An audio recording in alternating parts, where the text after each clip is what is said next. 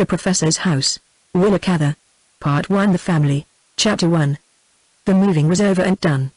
Professor St. Peter was alone in the dismantled house where he had lived ever since his marriage, where he had worked out his career and brought up his 2 daughters. It was almost as ugly as it is possible for a house to be, square, 3 stories in height, painted the color of ashes, their front porch just too narrow for comfort, with a slanting floor and sagging steps. As he walked slowly about the empty, echoing rooms on that bright September morning, the professor regarded thoughtfully the needless inconveniences he had put up with for so long, the stairs that were too steep, the halls that were too cramped, the awkward oak mantels with thick round posts crowned by bumptious wooden balls, over green tile fireplaces. Certain wobbly stair treads, certain creaky boards in the upstairs hall, had made him wince many times a day for 20 years, and they still creaked and wobbled. He had a deft hand with tools. He could easily have fixed them, but there were always so many things to fix, and there was not time enough to go round.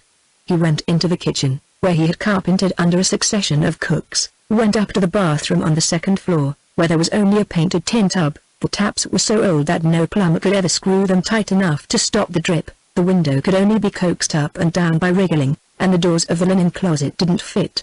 He had sympathized with his daughter's dissatisfaction, though he could never quite agree with them that the bath should be the most attractive room in the house.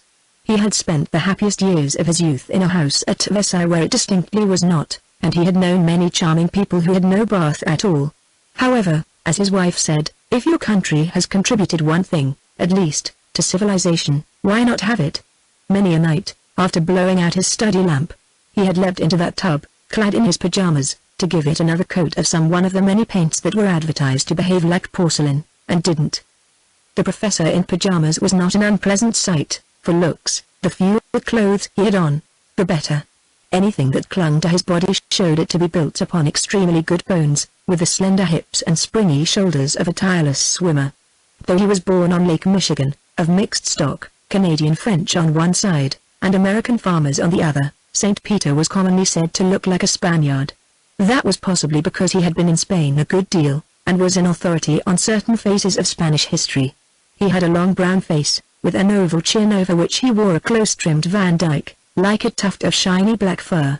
With this silky, very black hair, he had a tawny skin with gold lights in it, a hawk nose, and hawk-like eyes brown and gold and green. They were set in ample cavities, with plenty of room to move about, under thick, curly, black eyebrows that turned up sharply at the outer ends, like military mustaches.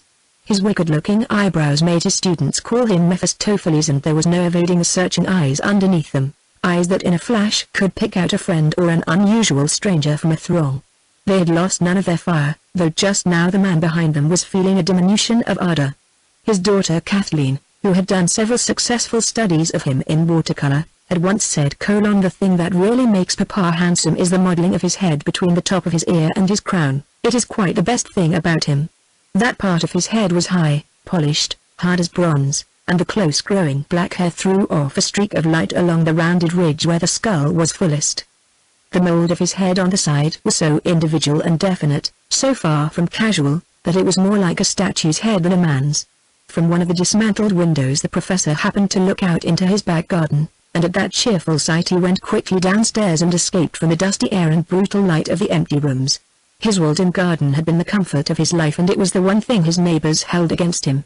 He started to make it soon after the birth of his first daughter, when his wife began to be unreasonable about his spending so much time at the lake and on the tennis court. In this undertaking he got help and encouragement from his landlord, a retired German farmer, good-natured and lenient about everything but spending money. If the professor happened to have a new baby at home, or a faculty dinner, or an illness in the family, or any unusual expense, Applehoff cheerfully waited for the rent, but pay for repairs he would not. When it was a question of the garden, however, the old man sometimes stretched a point. He helped his tenant with seeds and slips and sound advice, and with his twisted old back. He even spent a little money to bear half the expense of the stucco wall. The professor had succeeded in making a French garden in Hamilton. There was not a blade of grass, it was a tidy half-acre of glistening gravel and glistening shrubs and bright flowers. There were trees, of course, a spreading horse-chestnut, a row of slender Lombardy poplars at the back, along the white wall, and in the middle 2 symmetrical, round-topped linden trees. Masses of green briar grew in the corners, the prickly stems interwoven and clipped until they were like great bushes. There was a bed for salad herbs. Salmon-pink geraniums dripped over the wall. The French marigolds and dahlias were just now at their best, such dahlias as no one else in Hamilton could grow. St. Peter had tended this bit of ground for over 20 years, and had got the upper hand of it. In the spring, when homesickness for other lands and the fret of things unaccomplished awoke, he worked off his discontent here.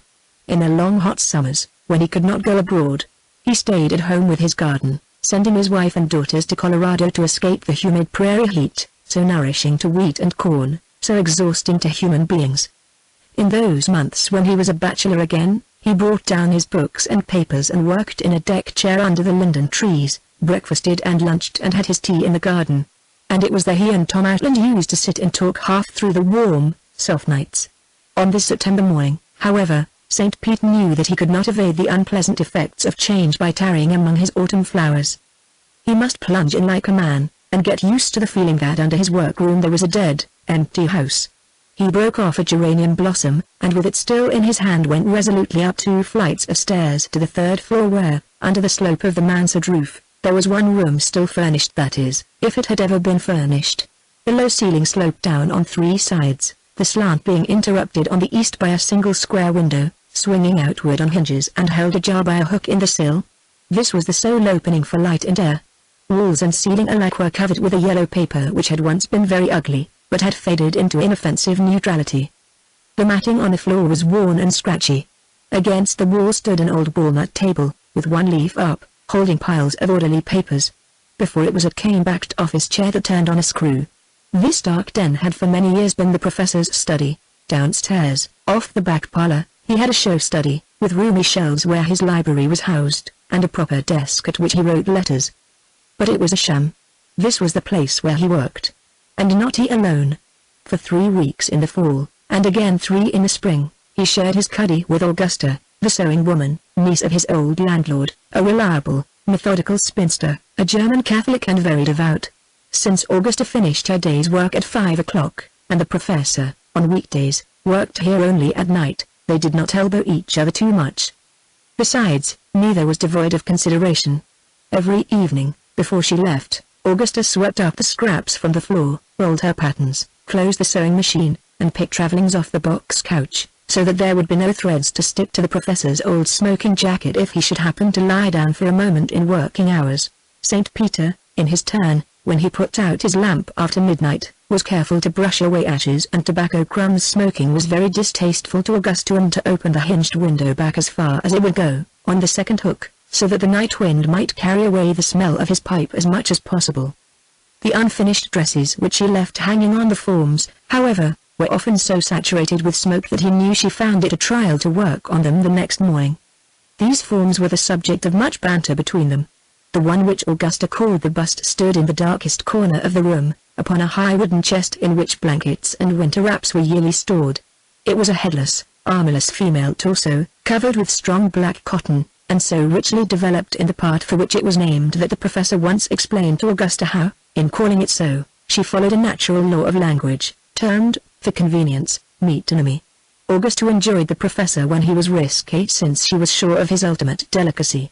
Though this figure looked so ample and billowy, as if you might lay your head upon its deep-breathing softness and rest safe forever, if you touched it you suffered a severe shock, no matter how many times you had touched it before. It presented the most unsympathetic surface imaginable. Its hardness was not that of wood, which responds to concussion with living vibration and is stimulating to the hand, nor that of felt, which drinks something from the fingers. It was a dead, opaque, lumpy solidity, like chunks of putty, or tightly packed sawdust, very disappointing to the tactile sense, yet somehow always fooling you again. For no matter how often you had bumped up against that torso, you could never believe that contact with it would be as bad as it was. The second form was more self-revelatory, a full-length female figure in a smart wire skirt with a trim metal waistline. It had no legs, as one could see all too well, no viscera behind its glistening ribs, and its bosom resembled a strong wire birdcage. But St. Peter contended that it had a nervous system. When Augusta left it clad from the night in a new party dress for Rosamond or Kathleen, it often took on a sprightly, tricky air, as if it were going out for the evening to make a great show of being harum-scarum, giddy, full. It seemed just on the point of tripping downstairs, or on tiptoe, waiting for the waltz to begin. At times the Wire Lady was most convincing in her pose as a woman of light behavior, but she never fooled St. Peter. He had his blind spots, but he had never been taken in by one of her kind. Augusta had somehow got it into her head that these forms were unsuitable companions for one engaged in scholarly pursuits, and she periodically apologized for their presence when she came to install herself and fulfill her time at the house. Not at all, Augusta, the professor had often said. If they were good enough for Monsieur Bergeret, they are certainly good enough for me. This morning, as St. Peter was sitting in his desk chair, looking musingly at the pile of papers before him, the door opened and there stood Augusta herself. How astonishing that he had not heard her heavy, deliberate tread on the now uncarpeted stair. "Why, Professor St. Peter. I never thought of finding you here, or I'd have knocked. I guess we will have to do our moving together." St. Peter had risen. Augusta loved his manners, but he offered her the sewing machine chair and resumed his seat. "Sit down, Augusta, and we'll talk it over. I'm not moving just yet. Don't want to disturb all my papers. I'm staying on until I finish a piece of writing. I've seen your uncle about it. I'll work here, and board at the new house. But this is confidential. If it were noised about, people might begin to say that Mrs. Street, Peter and I had, how do they put it, parted, separated." Augusta dropped her eyes in an indulgent smile. "I think people in your station would say separated." "Exactly, a good scientific term, too. Well, we haven't, you know. But I'm going to write on here for a while." "Very well, sir. And I won't always be getting in your way now. In the new house you have a beautiful study downstairs. And I have a light, airy room on the 3rd floor, where you won't smell smoke, eh?" "Oh, Professor, I never really minded." Augusta spoke with feeling. She rose and took up the black bust in her long arms. The professor also rose, very quickly. "What are you doing?" She laughed. "Oh, I'm not going to carry them through the street, Professor. The grocery boy is downstairs with his cart, to wheel them over." "Wheel them over?" "Why, yes, to the new house, Professor. I've come a week before my regular time, to make curtains and hem linen for Mrs. St. Peter. I'll take everything over this morning except the sewing machine that's too heavy for the cart, so the boy will come back for it with the delivery wagon. Would you just open the door for me, please?" "No, I won't. Not at all. You don't need her to make curtains. I can't have this room changed if I'm going to work here. He can take the sewing machine, yes. But put her back on the chest where she belongs, please. She does very well there." Street. Peter had got to the door, and stood with his back against it. Augusta rested her burden on the edge of the chest. "But next week I'll be working on Mrs. St. Peter's clothes, and I'll need the forms. As the boy is here, he'll just wheel them over," she said soothingly. "I'm damned if he will. They shan't be wheeled. They stay right there in their own place. You shan't take away my ladies." "I never heard of such a thing." Augusta was vexed with him now, and a little ashamed of him. "But, Professor, I can't work without my forms. They've been in your way all these years, and you've always complained of them, so don't be contrary." "Sir, I never complained, Augusta.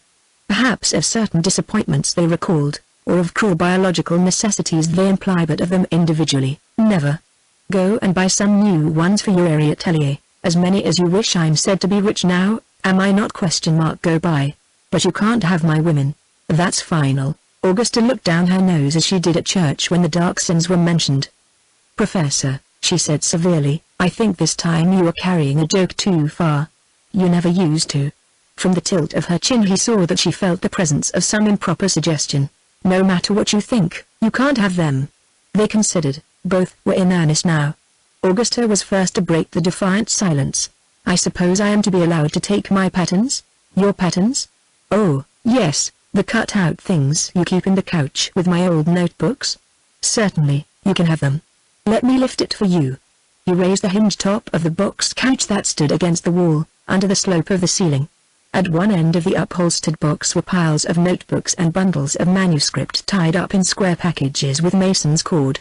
At the other end were many little rolls of patterns, cut out of newspapers and tied with bits of ribbon, gingham, silk, georgette, notched charts which followed the changing stature and figures of a Mrs. St. Peter from early childhood to womanhood. In the middle of the box, patterns and manuscripts interpenetrated. "I see we shall have some difficulty in separating our live work, Augusta. We've kept our papers together a long while now." "Yes, Professor. When I first came to sew for Mrs. St. Peter, I never thought I should grow grey in her service. he started. What other future could Augusta possibly have expected? This disclosure amazed him. Well, we mustn't think mournfully of it, Augusta. Life doesn't turn out for any of us as we plan. He stood and watched her large slow hands travel about among the little packets, as she put them into his wastebasket to carry them down to the cart. He had often wondered how she managed to sew with hands that folded and unfolded as rigidly as umbrellas. No light French touch about Augusta. When she sewed on a bow, it stayed there. She herself was tall, large-boned, flat and stiff, with a plain, solid face, and brown eyes not destitute of fun. As she knelt by the couch, sorting her patterns, he stood beside her, his hand on the lid, though it would have stayed up unsupported. Her last remark had troubled him. What a fine lot of hair you have, Augusta. You know, I think it's rather nice, that grey wave on each side. Gives it character. You'll never need any of this false hair that's in all the shop windows. There's altogether too much of that, Professor.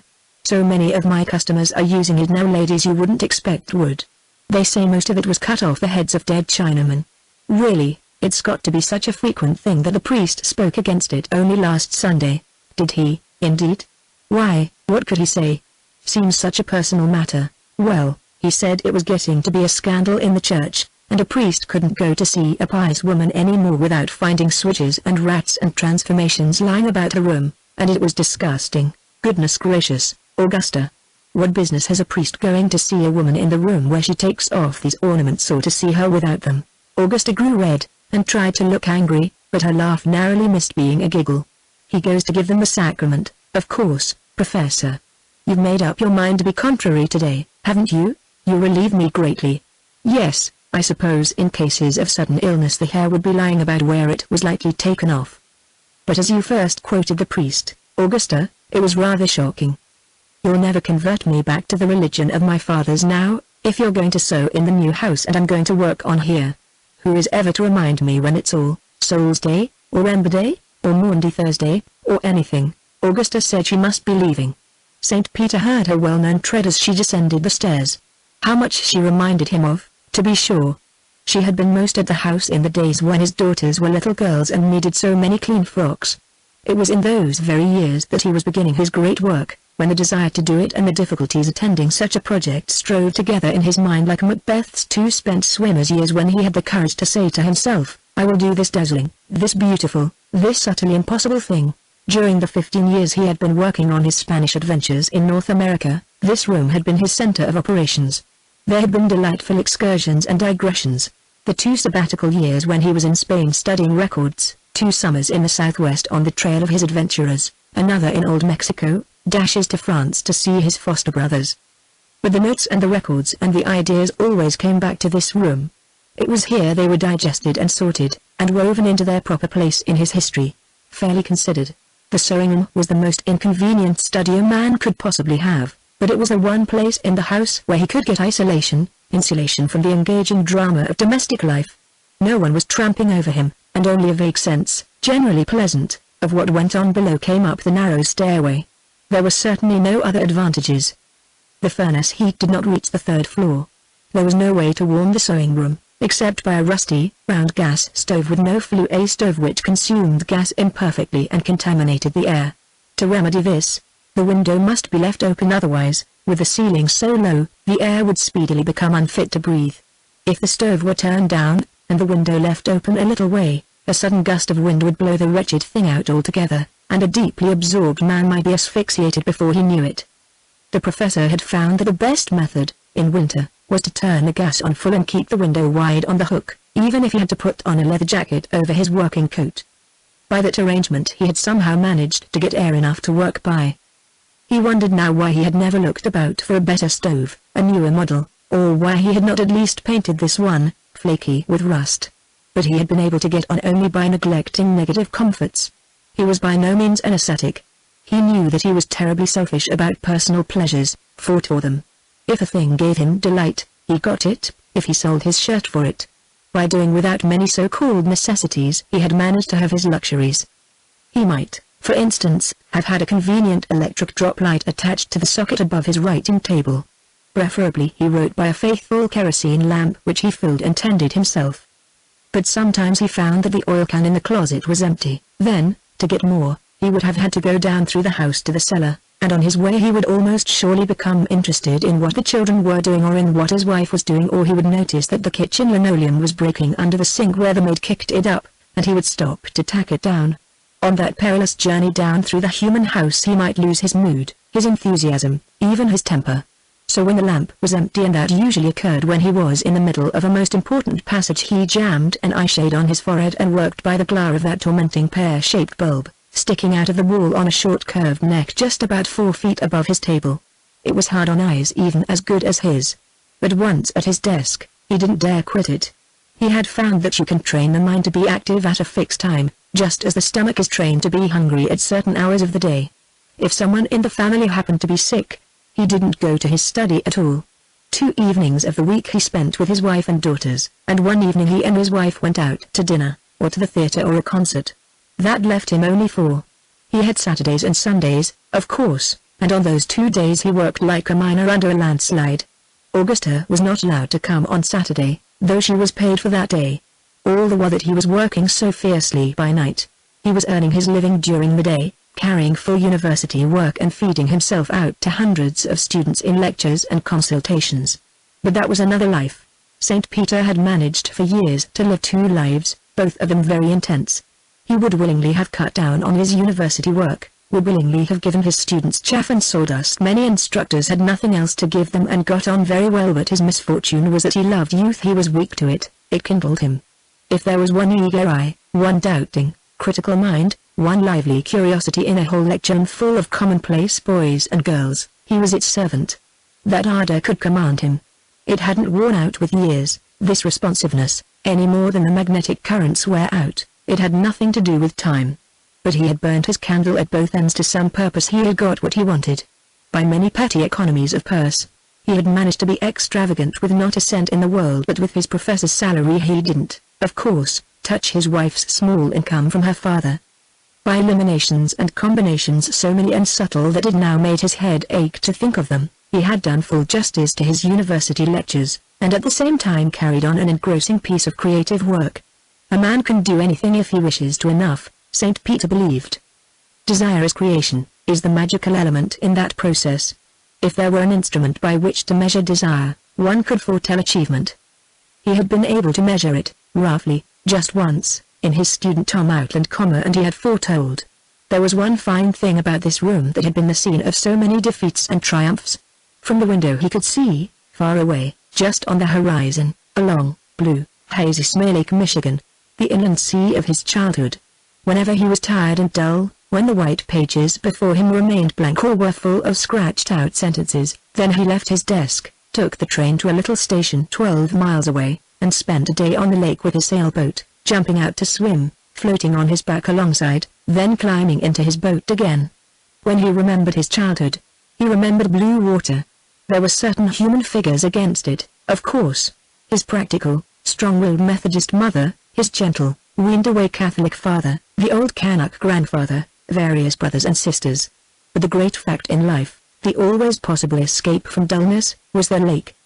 The sun rose out of it, the day began there, it was like an open door that nobody could shut. The land and all its dreariness could never close in on you. You had only to look at the lake, and you knew you would soon be free. It was the first thing one saw in the morning, across the rugged cow pasture studded with shaggy pines, and it ran through the days like the weather, not a thing thought about, but a part of consciousness itself. When the ice chunks came in of a winter morning, crumbly and white, throwing off gold and rose-colored reflections from a copper-colored sun behind the grey clouds, he didn't observe the detail or know what it was that made him happy, but now, 40 years later, he could recall all its aspects perfectly. They had made pictures in him when he was unwilling and unconscious, when his eyes were merely open wide. When he was 8 years old, his parents sold the lakeside farm and dragged him and his brothers and sisters out to the wheatlands of central Kansas. St. Peter nearly died of it. Never could he forget the few moments on the train when that sudden, innocent blue across the sand dunes was dying forever from his sight. It was like sinking for the 3rd time. No later anguish, and he had had his share, went so deep or seemed so final. Even in his long, happy student years with the Thirault family in France, that stretch of blue water was the one thing he was homesick for. In the summer he used to go with the Thirault boys to Brittany or to the Languedoc coast, but his lake was itself, as the Channel and the Mediterranean were themselves. No, he used to tell the boys, who were always asking him about the Michigan, it is altogether different. It is a sea, and yet it is not salt. It is blue, but quite another blue. Yes, there are clouds and mists and seagulls, but I don't know, il est tout heures plus neuf. Afterward, when St. Peter was looking for a professorship, because he was very much in love and must marry at once, out of the several positions offered him he took the one at Hamilton, not because it was the best, but because it seemed to him that any place near the lake was a place where one could live. The sight of it from his study window these many years had been of more assistance than all the convenient things he had done without would have been. Just in that corner, under Augusta's archaic forms, he had always meant to put the filing cabinets he had never spared the time or money to buy. They would have held all his notes and pamphlets, and the spasmodic rough drafts of passages far ahead. But he never got them, and now he really didn't need them. It would be like locking a stable after the horse is stolen. For the horse was gone. That was the thing he was feeling most just now. In spite of all he'd neglected, he had completed his Spanish adventurers in 8 volumes without filing cabinets or money or a decent study or a decent stove, and without encouragement, heaven knew. For all the interest the first 3 volumes awoke in the world, he might as well have dropped them into Lake Michigan. They had been timidly reviewed by other professors of history, in technical and educational journals. Nobody saw that he was trying to do something quite different. They merely thought he was trying to do the usual thing, and had not succeeded very well. They recommended to him the more even and genial style of John Fiske. St. Peter hadn't, he could honestly say, cared a whoop not in those golden days. When the whole plan of his narrative was coming clearer and clearer all the time, when he could feel his hand growing easier with his material, when all the foolish conventions about that kind of writing were falling away and his relation with his work was becoming every day more simple, natural, and happy, he cared as little as the Spanish adventurers themselves what Professor So-and-so thought about them. With the 4th volume he began to be aware that a few young men, scattered about the United States and England, were intensely interested in his experiment. With the 5th and 6th, they began to express their interest in lectures and in print.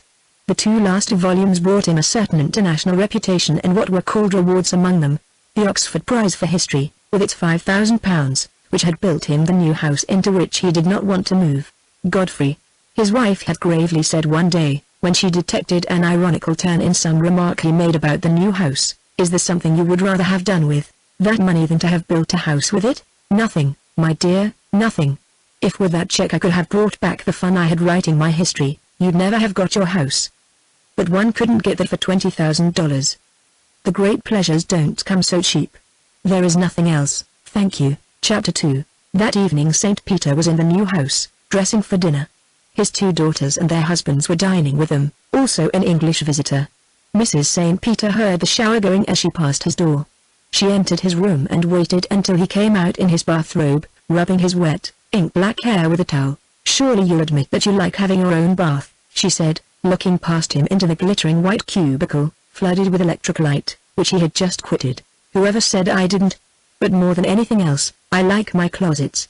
I like having room for all my clothes, without hanging one coat on top of another, and not having to get down on my marrow bones and fumble in dark corners to find my shoes. Of course you do. And it's much more dignified, at your age, to have a room of your own. It's convenient, certainly, though I hope I'm not so old as to be personally repulsive. He glanced into the mirror and straightened his shoulders as if he were trying on a coat. Mrs. St. Peter laughed, a pleasant, easy laugh with genuine amusement in it.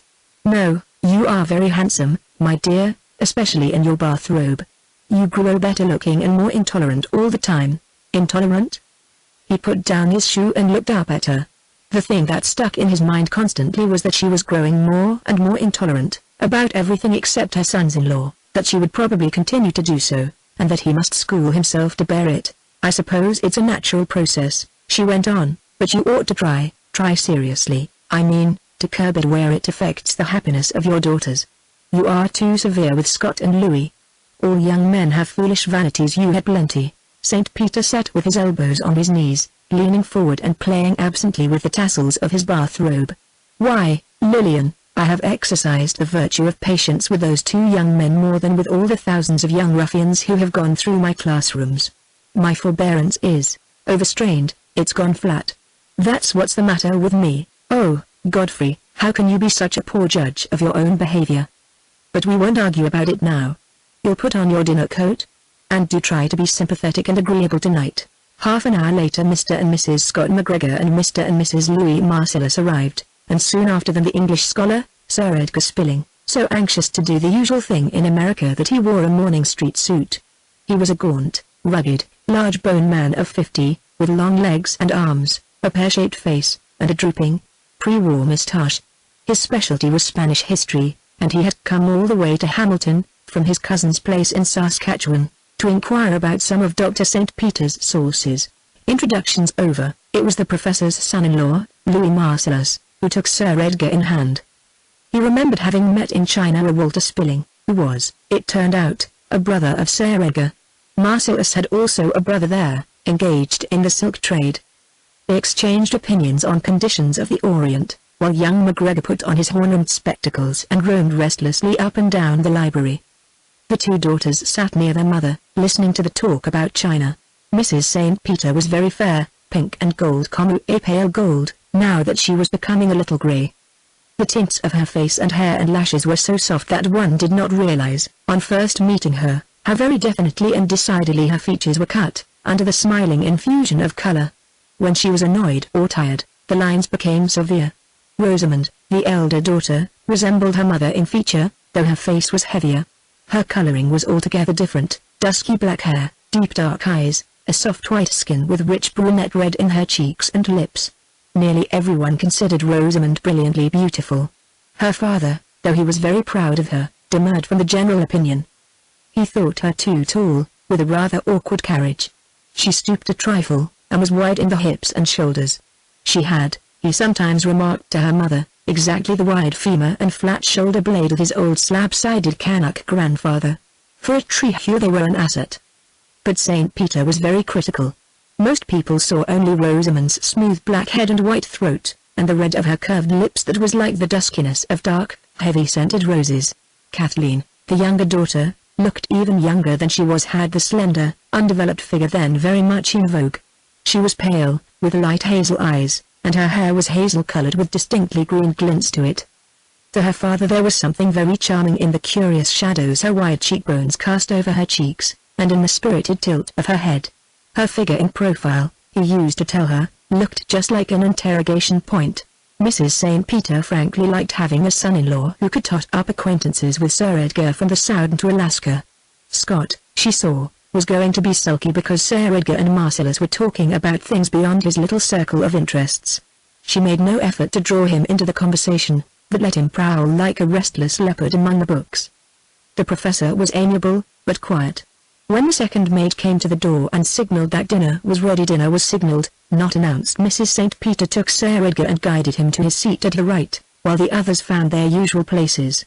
After they had finished the soup, she had some difficulty in summoning the little maid to take away the plates, and explained to her guests that the electric bell, under the table, wasn't connected as yet. They had been in the new house less than a week, and the trials of building were not over. "Oh? Then if I had happened along a fortnight ago I shouldn't have found you here? But it must be very interesting, building your own house and arranging it as you like," he responded. Marcellus, silenced during the soup, came in with a warm smile and a slight shrug of the shoulders. "Building is the word with us, Sir Edgar, isn't it? My wife and I are in the throes of it. We are building a country house, rather an ambitious affair, out on the wooded shores of Lake Michigan. Perhaps you would like to run out in my car and see it? What are your engagements for tomorrow? I can take you out in half an hour, and we can lunch at the country club. We have a magnificent site, primeval forest behind us and the lake in front, with our own beach. My father-in-law, you must know, is a formidable swimmer. We've been singularly fortunate in architect, a young Norwegian, trained in Paris. He's doing us a Norwegian manor house, very harmonious with its setting, just the right thing for rugged pine woods and high headlands." Sir Edgar seemed most willing to make this excursion, and allowed Marcellus to fix an hour, greatly to the surprise of McGregor, whose look at his wife implied that he entertained serious doubts whether this baronet with walrus moustaches amounted to much after all. The engagement made, Louis turned to Mrs. St. Peter. "And won't you come too, dearest? You haven't been out since we got our wonderful wrought iron door fittings from Chicago. We found just the right sort of hinge and latch, Sir Edgar, and had all the others copied from it. None of your colonial glass knobs for us," Mrs. St. Peter sighed. Scott and Kathleen had just glass-knobbed their new bungalow throughout, yet she knew Louis didn't mean to hurt their feelings. It was his heedless enthusiasm that made him often say untactful things. "We've been extremely fortunate in getting all the little things right," Louis was gladly confiding to Sir Edgar. "There's really not a flaw in the conception. I can say that, because I'm a mere onlooker. The whole thing's been done by the Norwegian and my wife and Mrs. St. Peter. And," he put his hand down affectionately upon Mrs. St. Peter's bare arm, "and we've named our place. I've already ordered the house stationery. No, Rosamond, I won't keep our little secret any longer. It will please your father, as well as your mother. We call our place Outland, Sir Edgar." He dropped the announcement and drew back. His mother-in-law rose to it. Spilling could scarcely be expected to understand. "How splendid, Louis. A real inspiration." "Yes, isn't it? I knew that would go to your hearts." The professor had expressed his emotion only by lifting his heavy, sharply up-twisted eyebrow. "Let me explain, Sir Edgar," Marcellus went on eagerly. "We have named our place for Tom Outland, a brilliant young American scientist and inventor, who was killed in Flanders, fighting with the Foreign Legion, the second year of the war, when he was barely 30 years of age. Before he dashed off to the front, this youngster had discovered the principle of the Outland vacuum, worked out the construction of the bulkheaded vacuum that is revolutionizing aviation. He had not only invented it, but, curiously enough for such a hot-headed fellow, had taken pains to protect it. He had no time to communicate his discovery or to commercialize it. Simply bolted to the front and left the most important discovery of his time to take care of itself." Sir Edgar, fork arrested, looked a trifle dazed. "Am I to understand that you are referring to the inventor of the Outland vacuum?" Louis was delighted. "Exactly that. Of course you would know all about it. My wife was young Outland's fiancée, is virtually his widow. Before he went to France he made a will in her favor. He had no living relatives, indeed. Toward the close of the war we began to sense the importance of what Outland had been doing in his laboratory. I am an electrical engineer by profession. We called in the assistance of experts and got the idea over from the laboratory to the trade. The monetary returns have been and are, of course, large." While Louis paused long enough to have some intercourse with the roast before it was taken away, Sir Edgar remarked that he himself had been in the air service during the war, in the construction department, and that it was most extraordinary to come thus by chance upon the genesis of the Outland vacuum. "You see," Louis told him, "Outland got nothing out of it but death and glory. Naturally, we feel terribly indebted. We feel it's our first duty in life to use that money as he would have wished. We've endowed scholarships in his own university here, and that sort of thing. But our house we want to have as a sort of memorial to him. We are going to transfer his laboratory there, if the university will permit, all the apparatus he worked with. We have a room for his library and pictures. When his brother scientists come to Hamilton to look him up, to get information about him, as they are doing now already, at Outland they will find his books and instruments, all the sources of his inspiration." "Even Rosamond," murmured McGregor, his eyes upon his cool green salad. He was struggling with a desire to shout to the Britisher that Marcellus had never so much as seen Tom Outland, while he, McGregor, had been his classmate and friend. Sir Edgar was as much interested as he was mystified. He had come here to talk about manuscripts shut up in certain mouldering monasteries in Spain, but he had almost forgotten them in the turn the conversation had taken. He was genuinely interested in aviation and all its problems. He asked few questions, and his comments were almost entirely limited to the single exclamation, "Oh!" But this, from his lips, could mean a great many things: indifference, sharp interrogation, sympathetic interest, the nervousness of a modest man on hearing disclosures of a delicately personal nature. McGregor, before the others had finished dessert, drew a big cigar from his pocket and lit it at one of the table candles, as the horridest thing he could think of to do. When they left the dining room, St. Peter, who had scarcely spoken during dinner, took Sir Edgar's arm and said to his wife, "If you will excuse us, my dear, we have some technical matters to discuss." Leading his guest into the library, he shut the door. Marcellus looked distinctly disappointed. He stood gazing wistfully after them, like a little boy told to go to bed. Louis's eyes were vividly blue, like hot sapphires, but the rest of his face had little color. He was a rather mackerel-tinted man. Only his eyes, and his quick, impetuous movements, gave out the zest for life with which he was always bubbling. There was nothing Semitic about his countenance except his nose that took the lead. It was not at all an unpleasing feature, but it grew out of his face with masterful strength, well-rooted, like a vigorous oak tree growing out of a hillside. Mrs. St. Peter, always concerned for Louis, asked him to come and look at the new rug in her bedroom. This revived him. He took her arm, and they went upstairs together. McGregor was left with the two sisters. Outlandish, he muttered, while he fumbled about for an ashtray. Rosamond pretended not to hear him, but the dusky red on her cheeks crept a little farther toward her ears. "Remember, we are leaving early, Scott," said Kathleen. "You have to finish your editorial tonight. Surely you don't make him work at night, too?" Rosamond asked. "Doesn't he have to rest his brain sometimes? Humor is always better if it's spontaneous." "Oh, that's the trouble with me," Scott assured her. "Unless I keep my nose to the grindstone, I'm too damned spontaneous and tell the truth, and the public won't stand for it. It's not an editorial I have to finish, it's the daily prose poem I do for the syndicate, for which I get 25 beans. This is the motif. When your pocket is undermoneyed and your fancy is overgirled, you'll have to admit while you're cursing it, it's a mighty darned good old world." Bang, bang. He threw his cigar end savagely into the fireplace. He knew that Rosamond detested his editorials and his jingles. She had fastidious taste in literature, like her mother, though he didn't think she had half the general intelligence of his wife. She also, now that she was Tom Outland's heir, detested to hear sums of money mentioned, especially small sums. After the good nights were said, and they were outside the front door, McGregor seized his wife's elbow and rushed her down the walk to the gate where his Ford was parked, breaking out in her ear as they ran. "Now what the hell is a virtual widow? Does he mean a virtuous widow, or the reverse? Bang, bang." Chapter 3. St. Peter awoke the next morning with a wish that he could be transported on his mattress from the new house to the old. But it was Sunday, and on that day his wife always breakfasted with him. There was no way out. They would meet at Compt. When he reached the dining room, Lillian was already at the table, behind the percolator. "Good morning, Godfrey. I hope you had a good night." Her tone just faintly implied that he hadn't deserved one. "Excellent. And you?" "I had a good conscience." She smiled ruefully at him. "How can you let yourself be ungracious in your own house?" "Oh, dear.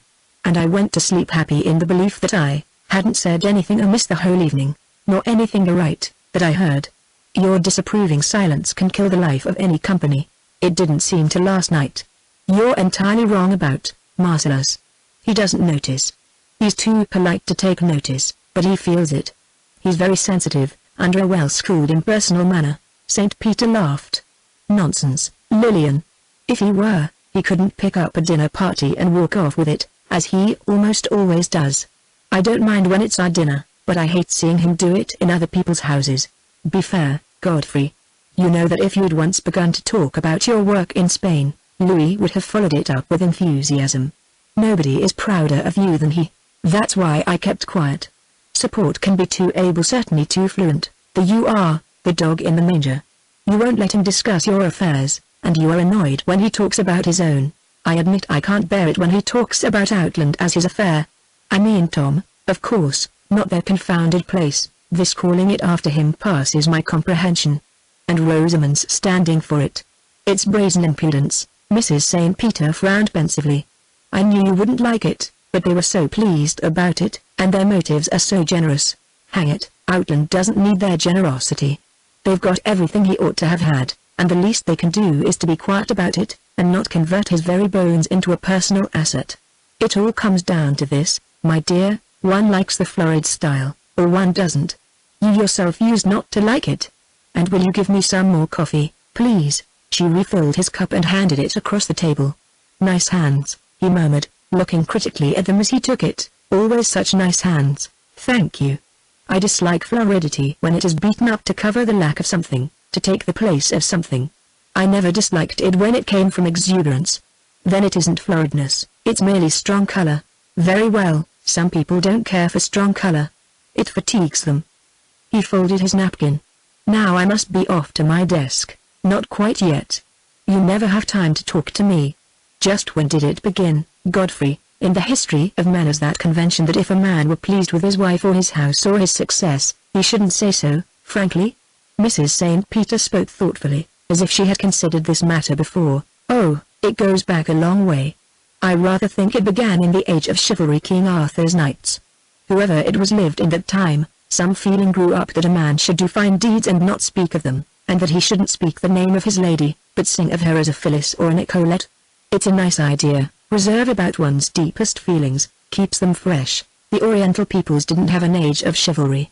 They didn't need one, Lillian observed. And this reserve comes in itself ostentatious, a vainglorious vanity. Oh, my dear, all is vanity. I don't dispute that. Now I must really go, and I wish I could play the game as well as you do. I have no enthusiasm for being a father-in-law. It's you who keep the ball rolling. I fully appreciate that, perhaps, mused his wife, as he rose, it's because you didn't get the son-in-law you wanted. And yet he was highly colored, too. The professor made no reply to this. Lillian had been fiercely jealous of Tom Outland. As he left the house, he was reflecting that people who are intensely in love when they marry, and who go on being in love, always meet with something which suddenly or gradually makes a difference. Sometimes it is the children, or the grubbiness of being poor, sometimes a second infatuation. In their own case it had been, curiously enough, his pupil, Tom Outland. St. Peter had met his wife in Paris, when he was but 24, and studying for his doctorate. She too was studying there. French people thought her an English girl because of her gold hair and fair complexion. With her really radiant charm, she had a very interesting mind, but it was quite wrong to call it mind, the connotation was false. What she had was a richly endowed nature that responded strongly to life and art, and very vehement likes and dislikes which were often quite out of all proportion to the trivial object or person that aroused them. Before his marriage, and for years afterward, Lillian's prejudices, her divinations about people and art, always instinctive and unexplained, but nearly always right, were the most interesting things in St. Peter's life. When he accepted almost the first position offered him, in order to marry at once, and came to take the chair of European history at Hamilton, he was thrown upon his wife for mental companionship. Most of his colleagues were much older than he, but they were not his equals either in scholarship or in experience of the world. The only other man in the faculty who was carrying on important research work was Dr. Crane, the professor of physics. St. Peter saw a good deal of him. Though outside his specialty he was uninteresting, a narrow-minded man, and painfully unattractive. Years ago Crane had begun to suffer from a malady which in time proved incurable, and which now sent him up for an operation periodically. St. Peter had had no friend in Hamilton of whom Lillian could possibly be jealous until Tom Outland came along, so well fitted by nature and early environment to help him with his work on the Spanish adventurers. When he had almost reached his old house and his study, the professor remembered that he really must have an understanding with his landlord, or the place would be rented over his head. He turned and went down into another part of the city, by the car shops, where only workmen lived, and found his landlord's little toy house, set on a hillside, over a basement faced up with red brick and covered with hop vines. Old Applehoff was sitting on a bench before his door, making a broom. Raising broom corn was one of his economies. Beside him was his dachshund bitch, Minna. St. Peter explained that he wanted to stay on in the empty house, and would pay the full rent each month. So irregular a project annoyed Applehoff. I like fine to oblige you, Professor, but there is several parties looking at a house already, and I don't like to lose a year's rent for maybe a few months. Oh, that's all right, Fred. I'll take it for the year, to simplify matters. I want to finish my new book before I move. Fred still looked uneasy. I better see the insurance man, eh? It says for purposes of domestic dwelling. He won't object. Let's have a look at your garden. What a fine crop of apples and sickle pears you have. I don't like them trees what don't bear nothing, said the old man with sly humor, remembering the professor's glistening, barren shrubs and the good ground wasted behind his stucco wall. How about your linden trees? Oh, dem flowers is awful good for der headache. You don't look as if you were subject to it, Fred. Not me. But my woman always had. Pretty lonesome without her, Applehoff. I miss her, Professor, but I ain't just lonesome. The old man rubbed his bristly chin. My Minna here is most like a person. And then I got so many things to think about. Have you? Pleasant things, I hope? Well, all kinds. When I was young, in the old country, I had it hard to get my wife at all, and I never had time to think. When I come to this country I had to work so terrible hard on dat farm to make crops and pay debts, that I was like a horse. Now I have it easy, and I take time to think about all them things. St. Peter laughed. We all come to it, Applehoff. That's one thing I'm renting your house for, to have room to think. Good morning. Crossing the public park, on his way back to the old house, he espied his professional rival and enemy, Professor Horace Langtry, taking a Sunday morning stroll, very well got up in English clothes he had brought back from his customary summer in London, with a bowler hat of unusual block and a horn-handled walking stick. In 20 years the two men had scarcely had speech with each other beyond a stiff good morning. When Langtry first came to the university he looked hardly more than a boy, with curly brown hair and such a fresh complexion that the students called him Lily Langtry. His round pink cheeks and round eyes and round chin made him look rather like a baby grown big. All these years had made little difference, except that his curls were now quite grey, his rosy cheeks even rosier, and his mouth dropped a little at the corners, so that he looked like a baby suddenly grown old and rather cross about it. Seeing St. Peter, the younger man turned abruptly into a side alley, but the professor overtook him. "Good morning, Langtry. These elms are becoming real trees at last. They've changed a good deal since we first came here." Dr. Langtry moved his rosy chin sidewise over his high double collar. "Good morning, Dr. St. Peter. I really don't remember much about the trees. They seem to be doing well now." St. Peter stepped abreast of him. "There have been many changes, Langtry, and not all of them are good. Don't you notice a great difference in the student body as a whole, in the new crop that comes along every year now, how different they are from the ones of our early years here?" The smooth chin turned again, and the other professor of European history blinked. "In just what respect?" "Oh, in the all-embracing respective quality. We have hosts of students, but they're a common sort, perhaps. I can't say I've noticed it." The air between the two colleagues was not thawing out any. A church bell rang. Langtry started hopefully. "You must excuse me, Dr. St. Peter, I am on my way to service." The professor gave it up with a shrug. All right, Langtry, as you will." "Quell folly." Langtry half turned back, hesitated on the ball of his suddenly speeding foot, and said with faultless politeness, "I beg your pardon?" St. Peter waved his hand with a gesture of negation, and detained the churchgoer no longer. He sauntered along slackly through the hot September sunshine, wondering why Langtry didn't see the absurdity of their long grudge. They had always been directly opposed in matters of university policy, until it had almost become a part of their professional duties to outwit and cramp each other. When young Langtry first came there, his specialty was supposed to be American history. His uncle was president of the Board of Regents, and very influential in state politics. The institution had to look to him, indeed, to get its financial appropriations passed by the legislature. Langtry was a Tory in his point of view, and was considered very English in his tone and manner. His lectures were dull, and the students didn't like him. Every inducement was offered to make his courses popular. Liberal credits were given for collateral reading. A student could read almost anything that had ever been written in the United States and get credit for it in American history. He could charge up the time spent in perusing the Scarlet Letter to colonial history, and Tom Sawyer to the Missouri Compromise, it was said. St. Peter openly criticized these lax methods, both to the faculty and to the regents. Naturally, Madame Langtry paid him out. During the professor's second sabbatical year in Spain, Horace and his uncle together very nearly got his department away from him. They worked so quietly that it was only at the 11th hour that St. Peter's old students throughout the state got wind of what was going on, dropped their various businesses and professions for a few days, and came up to the capital in dozens and saved his place for him. The opposition had been so formidable that when it came time for his third year away, the professor had not dared ask for it, but had taken an extension of his summer vacation instead. The fact that he was carrying on another line of work than his lectures, and was publishing books that weren't strictly textbooks, had been used against him by Langtry's uncle. As Langtry felt that the unpopularity of his course was due to his subject, a new chair was created for him. There couldn't be two heads in European history, so the Board of Regents made for him a chair of Renaissance history, or, as St. Peter said, a Renaissance chair of history. Of late years, for reasons that had not much to do with his lectures, Langtry had prospered better.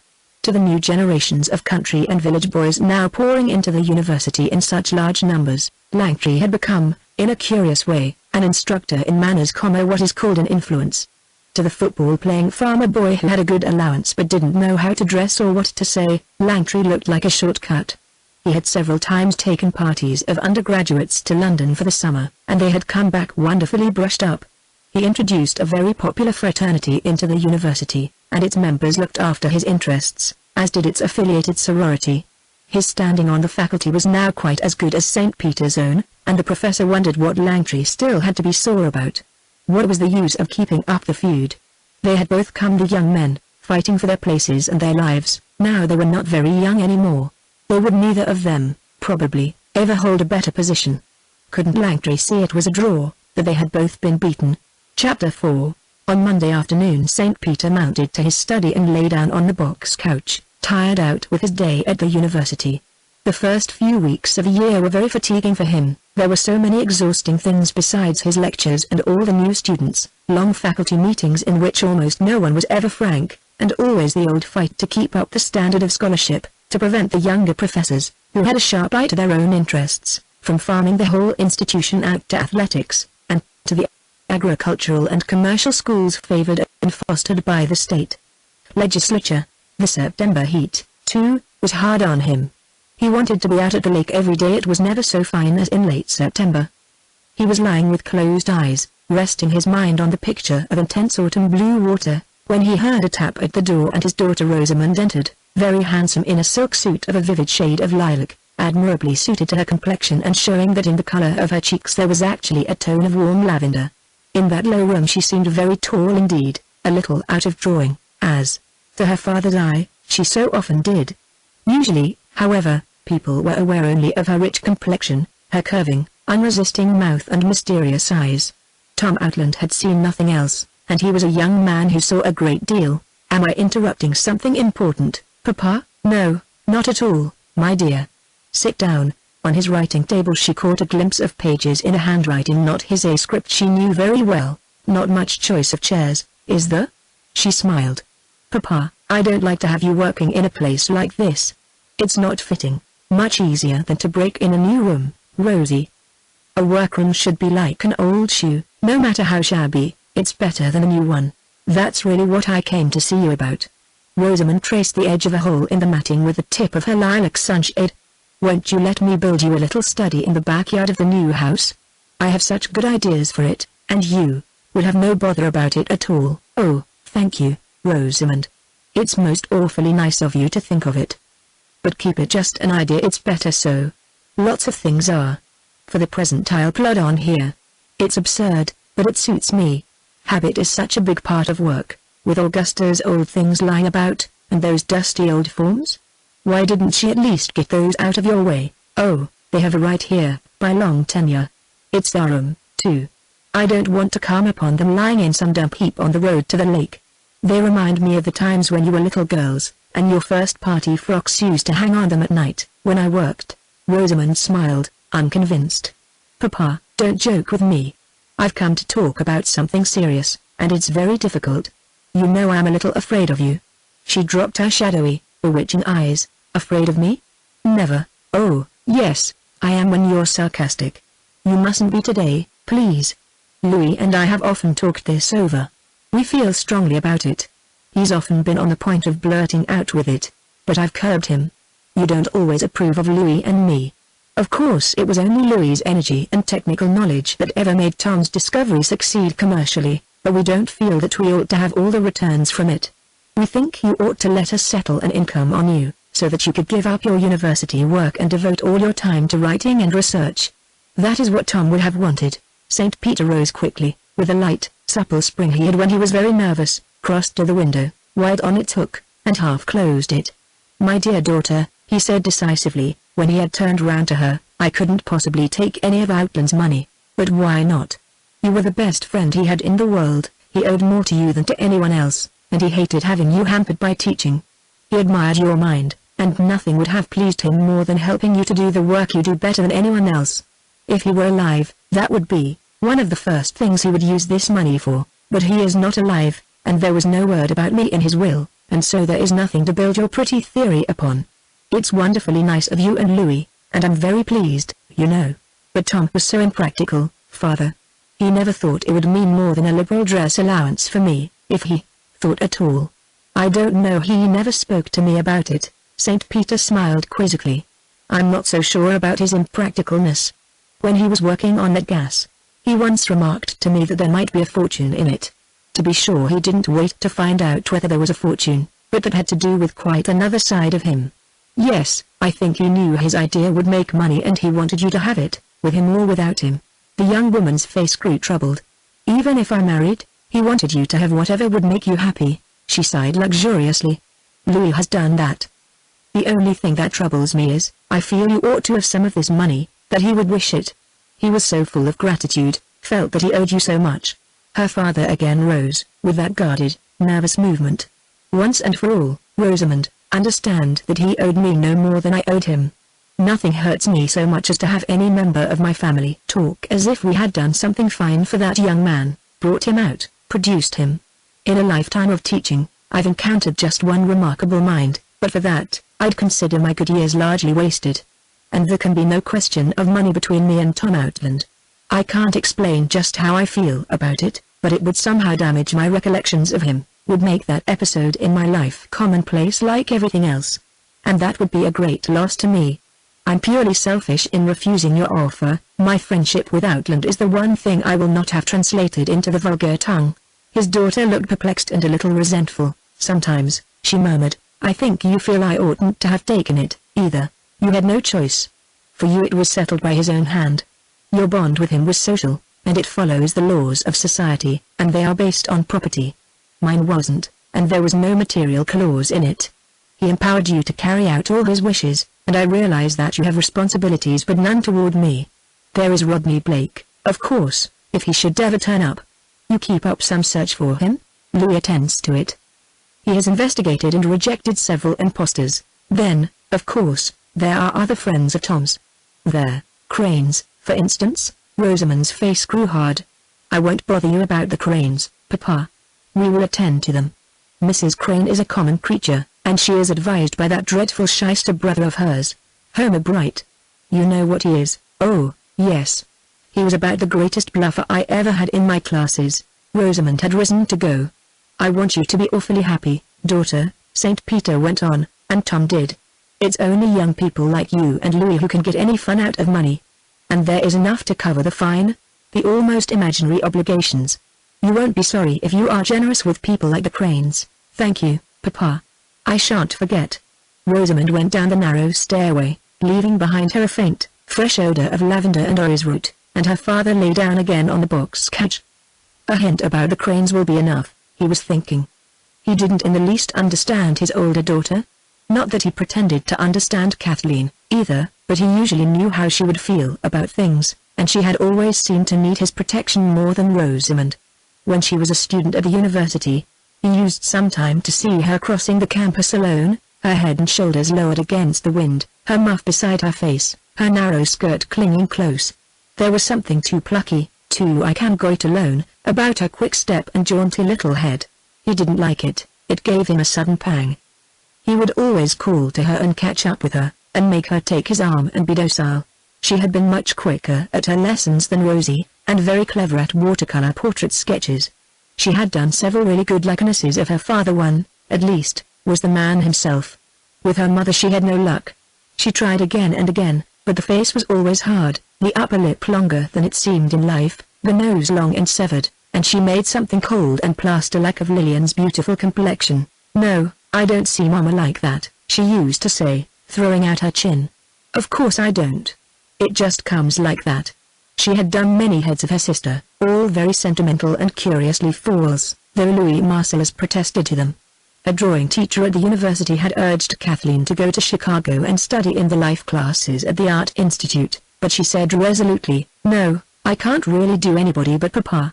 And I can't make a living painting him. The only unusual thing about Kitty, her father used to tell his friends, is that she doesn't think herself a bit unusual. Nowadays the girls in my classes who have a spark of aptitude for anything seem to think themselves remarkable.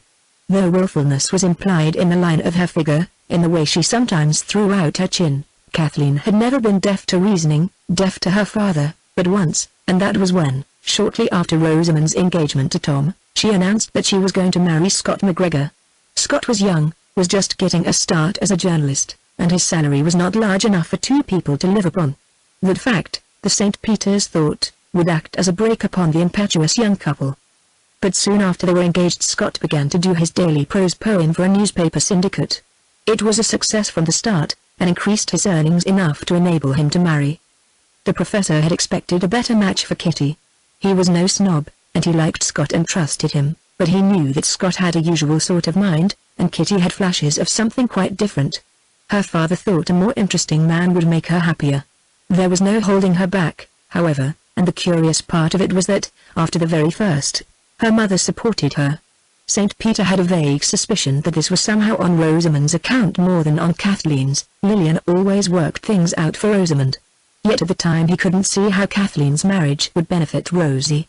"Rosie is like your second self," he once declared to his wife, "but you never pampered yourself at her age as you do her." Chapter 5. It was an intense September noon, warm, windy, golden, with the smell of ripe grapes and drying vines in the air, and the lake rolling blue on the horizon.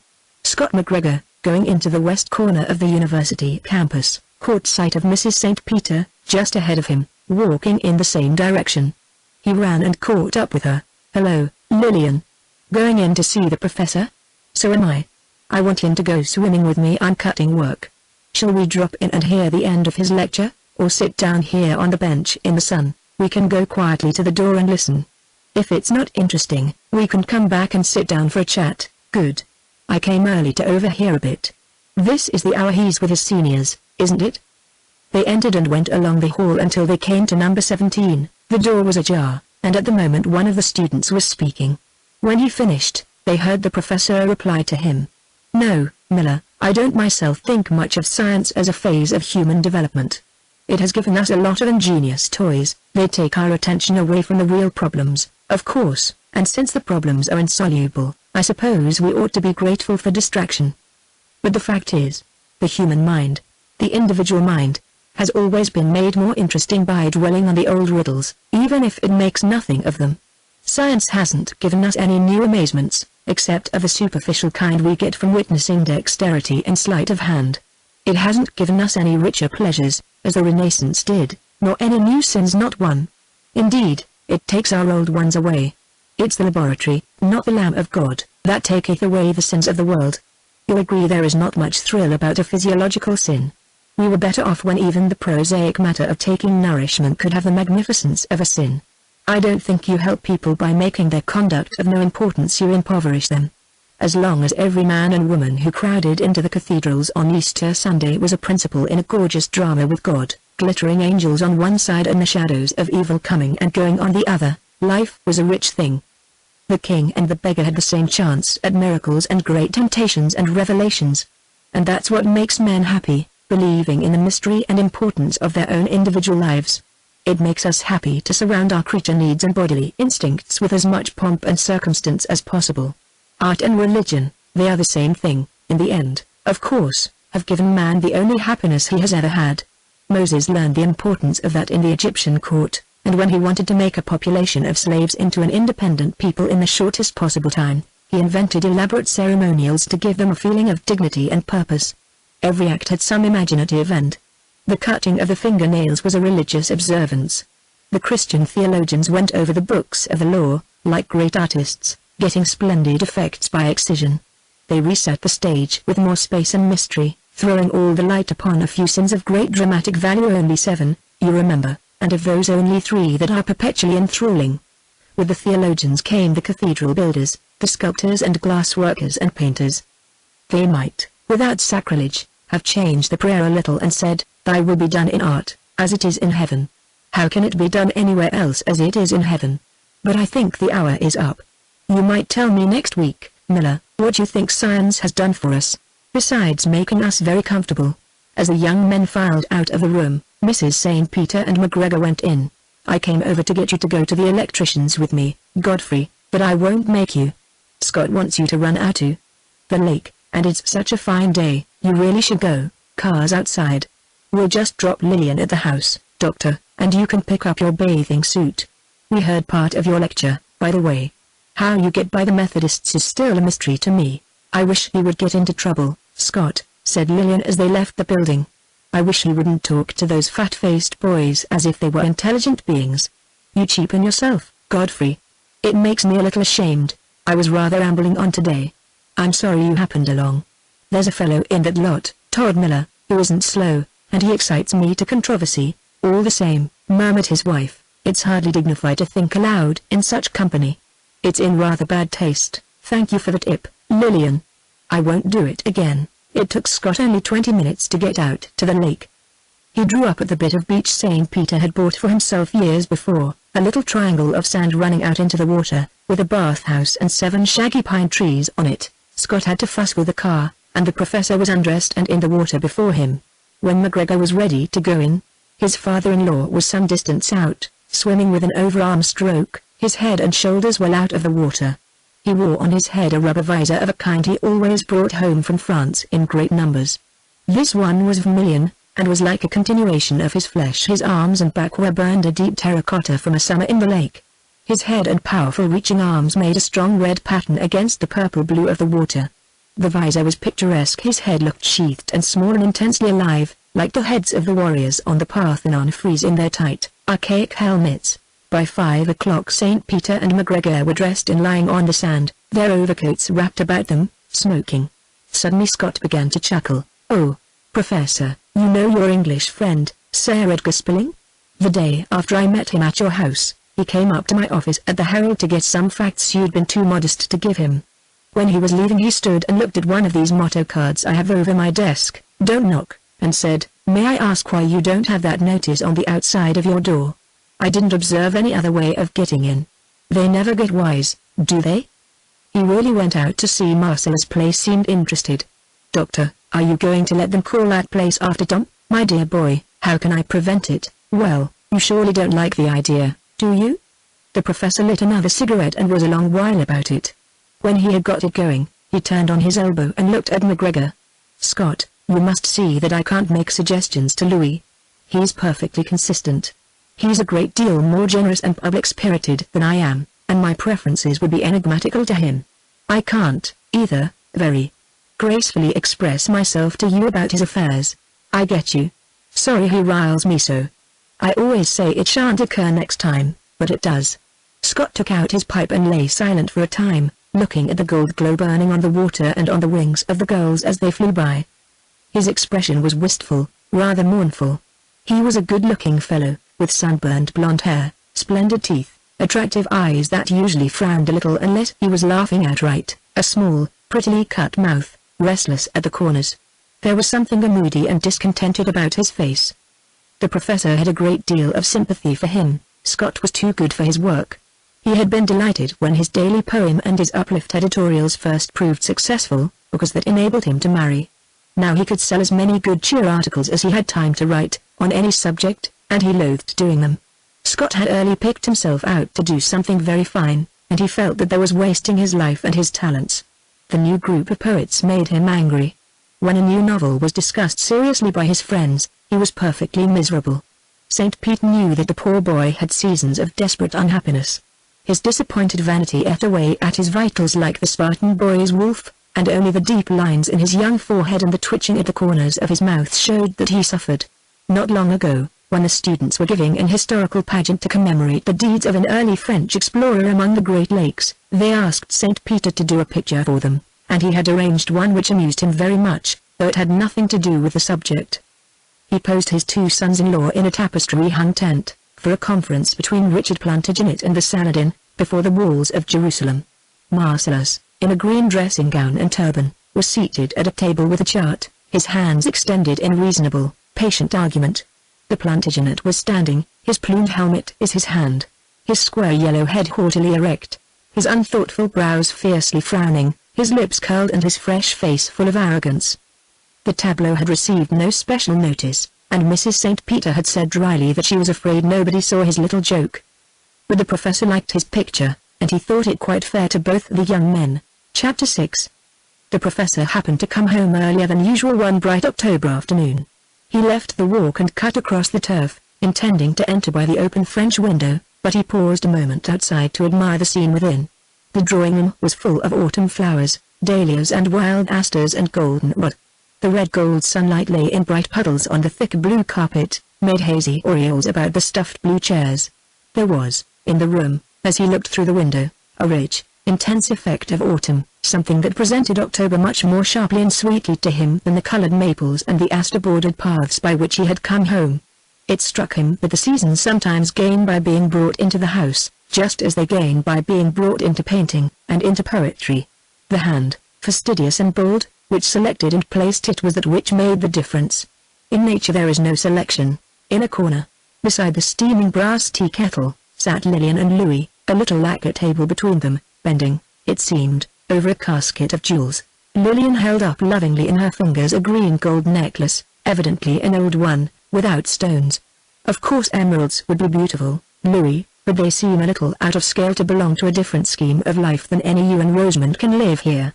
You aren't, after all, outrageously rich. When would she wear them? At home, dearest, with me, at our own dinner table at Outland. I like the idea of their being out of scale. I've never given her any jewels. I've waited all this time to give her these. To me, her name spells emeralds. Mrs. St. Peter smiled, easily persuaded. You'll never be able to keep them. You'll show them to her. Oh, no, I won't.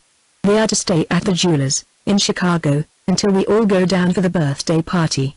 That's another secret we have to keep. We have such lots of them. He bent over her hand and kissed it with warmth. St. Peter swung in over the window rail. That is always the cue for the husband to enter, isn't it? What's this about Chicago, Louis? He sat down, and Marcellus brought him some tea, lingering beside his chair. It must be a secret from Rosie. But you see, it happens that the date of your lecture engagement at the University of Chicago is coincident with her birthday, so I have planned that we shall all go down together.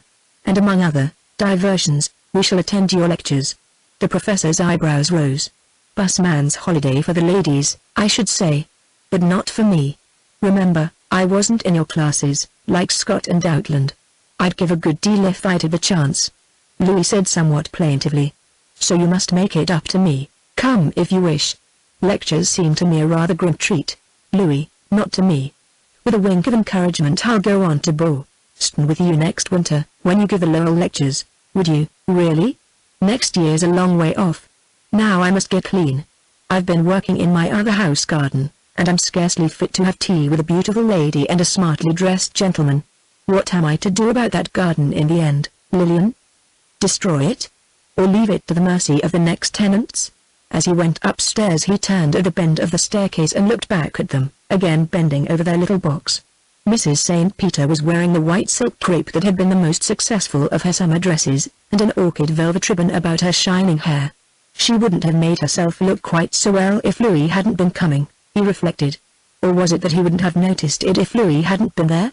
A man long accustomed to admire his wife in general, seldom pauses to admire her in a particular gown or attitude, unless his attention is directed to her by the appreciative gaze of another man. Lillian's coquetry with her sons-in-law amused him. He hadn't foreseen it, and he found it rather the most piquant and interesting thing about having married daughters. It had begun with Scott. The younger sister was married before the elder. St. Peter had thought that Scott McGregor was the sort of fellow Lillian always found tiresome.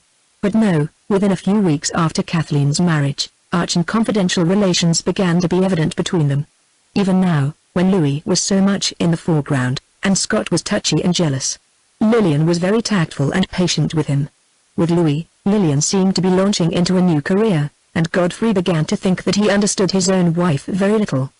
He would have said that she would feel about Louis just as he did, would have cultivated him as a stranger in the town, because he was so unusual and exotic, but without in the least wishing to adopt anyone so foreign into the family circle. She had always been fastidious to an unreasonable degree about small niceties of deportment. She could never forgive poor Tom Outland for the angle at which he sometimes held a cigar in his mouth, or for the fact that he never learned to eat salad with ease.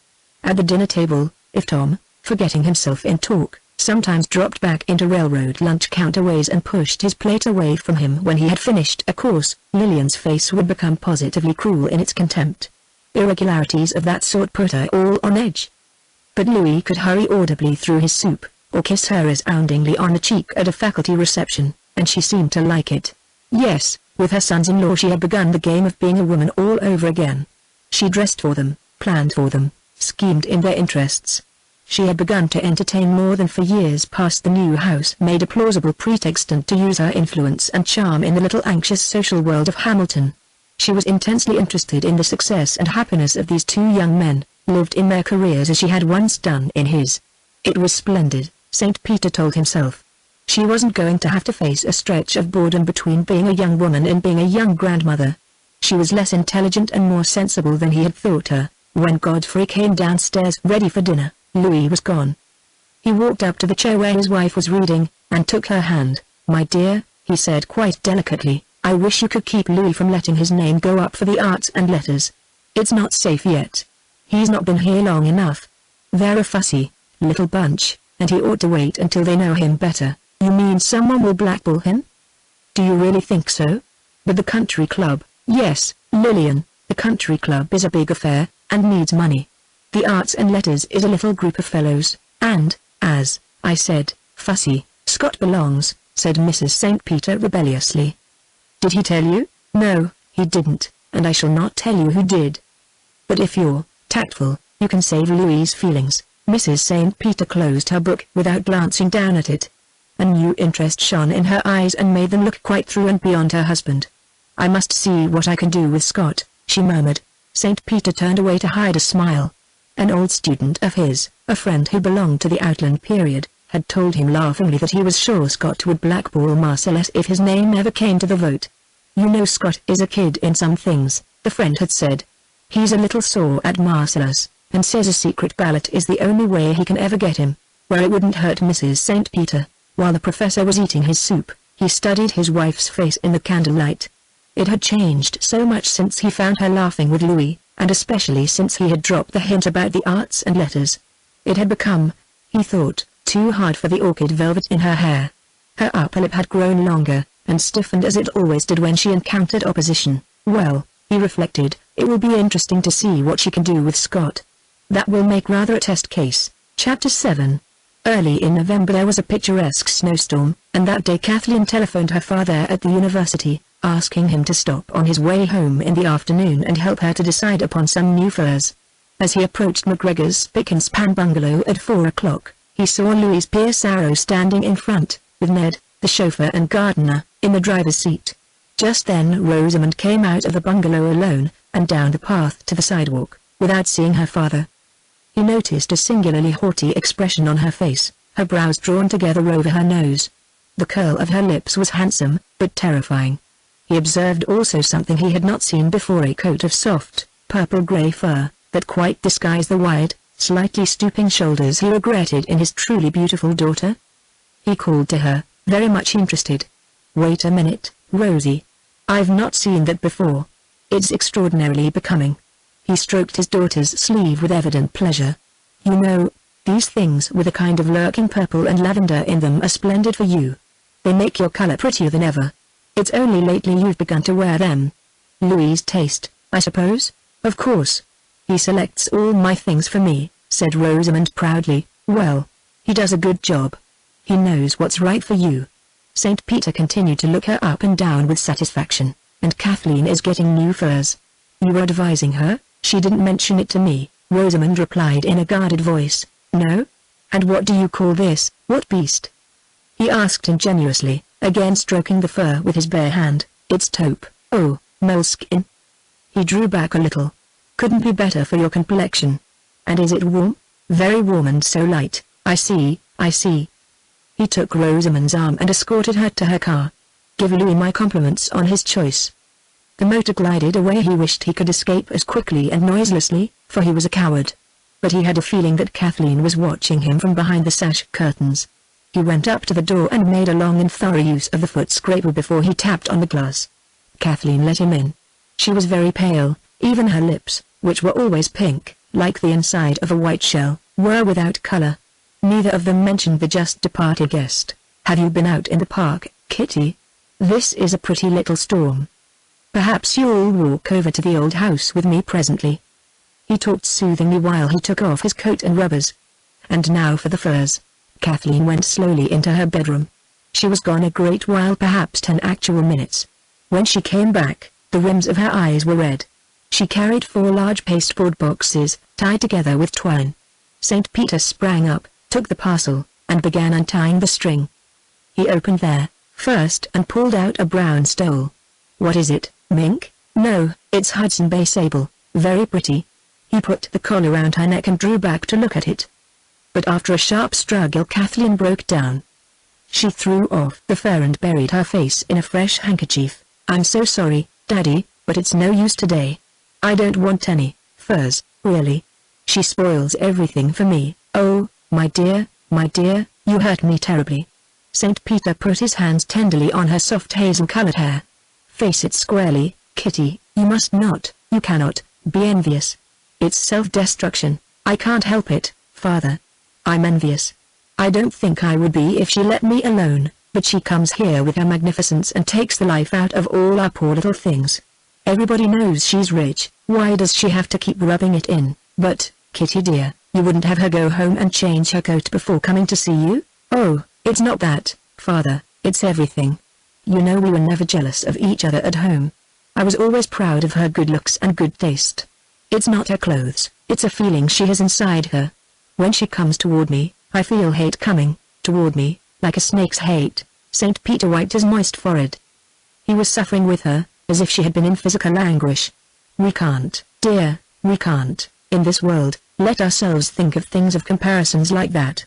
We are all too susceptible to ugly suggestions. If Rosamond has a grievance, it's because you've been untactful about Louis. Even if I have, why should she be so revengeful? Does she think nobody else calls him a Jew? Does she think it's a secret? I don't mind being called a Gentile, it's all in the way it's done, you know, Kitty. And you've shown that you were a little bored with all their new things, now haven't you? I've shown that I don't like the way she overdresses, I suppose. I would never have believed that Rosie could do anything in such bad taste. While she's here among her old friends, she ought to dress like the rest of us, but doesn't she? It seems to me her things look about like yours. Oh, Father, you're so simple. And Mother is very careful not to enlighten you. We go to the guild to sew for the mission fund, and Rosie comes in a handmade French frock that cost more than all our dresses put together, but if hers are no prettier, what does it matter how much they cost? He was watching Kathleen fearfully. Her pale skin had taken on a greenish tint, there was no doubt about it. He had never happened to see that change occur in a face before, and he had never realized to what an ugly, painful transformation the common phrase green with envy referred. Oh, foolish, they are prettier, though you may not see it. It's not just the clothes. She looked at him intently, and her eyes, in their reddened rims, expanded and cleared. It's everything. When we were at home, Rosamond was a kind of ideal to me. What she thought about anything decided it for me. But she's entirely changed. She's become Louis. Indeed, she's worse than Louis. He and all this money have ruined her. Oh, Daddy, why didn't you and Professor Crane get to work and stop all this before it began? You were to blame. You knew that Tom had left something that was worth a lot, both of you. Why didn't you do something? You let it lie there in Crane's laboratory for this Marcellus to come along and exploit, until he almost thinks it's his own idea. Things might have turned out the same, anyway, her father protested. Whatever the process earned was Rosamond's. I wasn't in a mood to struggle with manufacturers, I know nothing of such things. And Crane needs every ounce of his strength for his own experiments. He doesn't care anything but the extent of space. He'd better have taken a few days off and saved his friend's reputation. Tom trusted him with everything. It's too foolish, that poor man being cut to pieces by surgeons all the time, and picking up the little that's left of himself and bothering about the limitations of space. Much good they'll do him. St. Peter rose, took both of his daughter's hands and stood laughing at her. Come now. You have more brains than that, Kitty. It happens you do understand that whatever poor Crane can find out about space is more good to him than all the money the Marcesses will ever have. But are you implying that if Crane and I had developed Tom's discovery, we might have kept Rosie and her money in the family, for ourselves? Kathleen threw up her head. Oh, I don't want her money, exactly, nor do I. And we mustn't behave as if we did want it. If you permit yourself to be envious of Rosie, you'll be very foolish, and very unhappy. The professor walked away across the snowy park with a tired step. He was heavy-hearted. For Kathleen he had a special kind of affection. Perhaps it was because he had had to take care of her for one whole summer when she was little. Just as Mrs. St. Peter was ready to start for Colorado with the children, the younger one developed whooping cough and had to be left at home with her father. He had opportunity to observe all her ways. She was only 6, but he found her a square-dealing, dependable little creature. They worked out a satisfactory plan of life together. She was to play in the garden all morning, and was not on any account to disturb him in his study. After lunch he would take her to the lake or the woods, or he would read to her at home. She took pride in keeping her part of the contract. One day when he came out of his study at noon, he found her sitting on the third-floor stairs, just outside his door, with the arnica bottle in one hand and the fingers of the other puffed up like wee pink sausages. A bee had stung her in the garden, and she had waited half the morning for sympathy. She was very independent, and would tug at her leggings or overshoes a great while before she asked for help. When they were little girls, Kathleen adored her older sister and liked to wait on her, was always more excited about Rosie's new dresses and winter coat than about her own. This attachment had lasted even after they were grown. St. Peter had never seen any change in it until Rosamond announced her engagement to Louis Marcellus. Then, all at once, Kathleen seemed to be done with her sister. Her father believed she couldn't forgive Rosie's forgetting Tom so quickly. It was dark when the professor got back to the old house and sat down at his writing table. He would have an hour on his notes, he told himself, in spite of families and fortunes. And he had it. But when he looked up from his writing as the Angelus was ringing, two faces at once rose in the shadows outside the yellow circle of his lamp. The handsome face of his older daughter, surrounded by violet-dappled fur, with a cruel upper lip and scornful half-closed eyes, as she had approached her car that afternoon before she saw him, and Kathleen, her square little chin set so fiercely, her white cheeks actually becoming green under her swollen eyes. He couldn't believe it. He rose quickly and went to his one windows, opened it wider, and stood looking at the dark clump of pine trees that told where the physics building stood. A sharp pain clutched his heart. Was it for this the light in Outland's laboratory used to burn so far into the night? Chapter 8. The following week St. Peter went to Chicago to give his lectures. He had engaged rooms for himself and Lillian at a quiet hotel near the university. The Marcelluses went down by the same train, and they all alighted at the station together, in a raging snowstorm. The St. Peters were to have tea with Louis at the Blackstone, before going to their own quarters. Tea was served in Louis's suite on the lake front, with a fine view of the falling snow from the windows. The professor was in a genial mood. He was glad to be in a big city again, in a luxurious hotel, and especially pleased to be able to sit in comfort and watch the storm over the water. "How snug you are here, Louis. This is really very nice," he said, turning back from the window when Rosamond called him. Louis came and put both hands on St. Peter's shoulders, exclaiming delightedly, "And do you like these rooms, sir?" "Well, I'm glad, for they're yours. Rosie and I are further down the corridor." "Not a word. It's all arranged. You are our guests for this engagement. We won't have our great scholar staying off in some grimy place on the south side. We want him where we can keep an eye on him." Louis was so warm with his plan that the professor could only express satisfaction. "And our luggage? It's on the way. I cancelled your reservations and did everything in order. Now have your tea, but not too much. You dine early, you have an engagement for tonight. You and dearest are going to the opera." "Oh, not with us. We have a fish to fry." "You are going off alone." "Very well, Louis. And what are they giving tonight?" "Mignon. It will remind you of your student days in Paris." "It will. I always had a bonnet at the Opera Comique, and Mignon came round frequently. It's one of my favorites." "I thought so." Louis kissed both the ladies, to express his satisfaction. The professor had forgotten his scruples about accepting lavish hospitalities. He was really very glad to have windows on the lake, and not to have to go away to another hotel. After the Marcelluses went to their own apartment, he remarked to his wife, while he unpacked his bag, that it was much more convenient to be on the same floor with Louis and Rosamond, much better than cabbing across Chicago to meet them all the time, isn't it? At 8 o'clock he and his wife were in their places in the auditorium. The overture brought a smile to his lips and a gracious mood to his heart. The music seemed extraordinarily fresh and genuine still. It might grow old-fashioned, he told himself, but never old, surely, while there was any youth left in men. It was an expression of youth, that, and no more, with the sweetness and foolishness, the lingering accent, the heavy stresses, the delicacy, too belonging to that time. After the entrance of the hero, Lillian leaned toward him and whispered, "Am I overcredulous? He looks to me exactly like the pictures of Goethe in his youth." "So he does to me. He is certainly as tall as Goethe. I didn't know tenors were ever so tall. The Mignon seems young, too." She was slender, at any rate, and very fragile beside the courtly Wilhelm.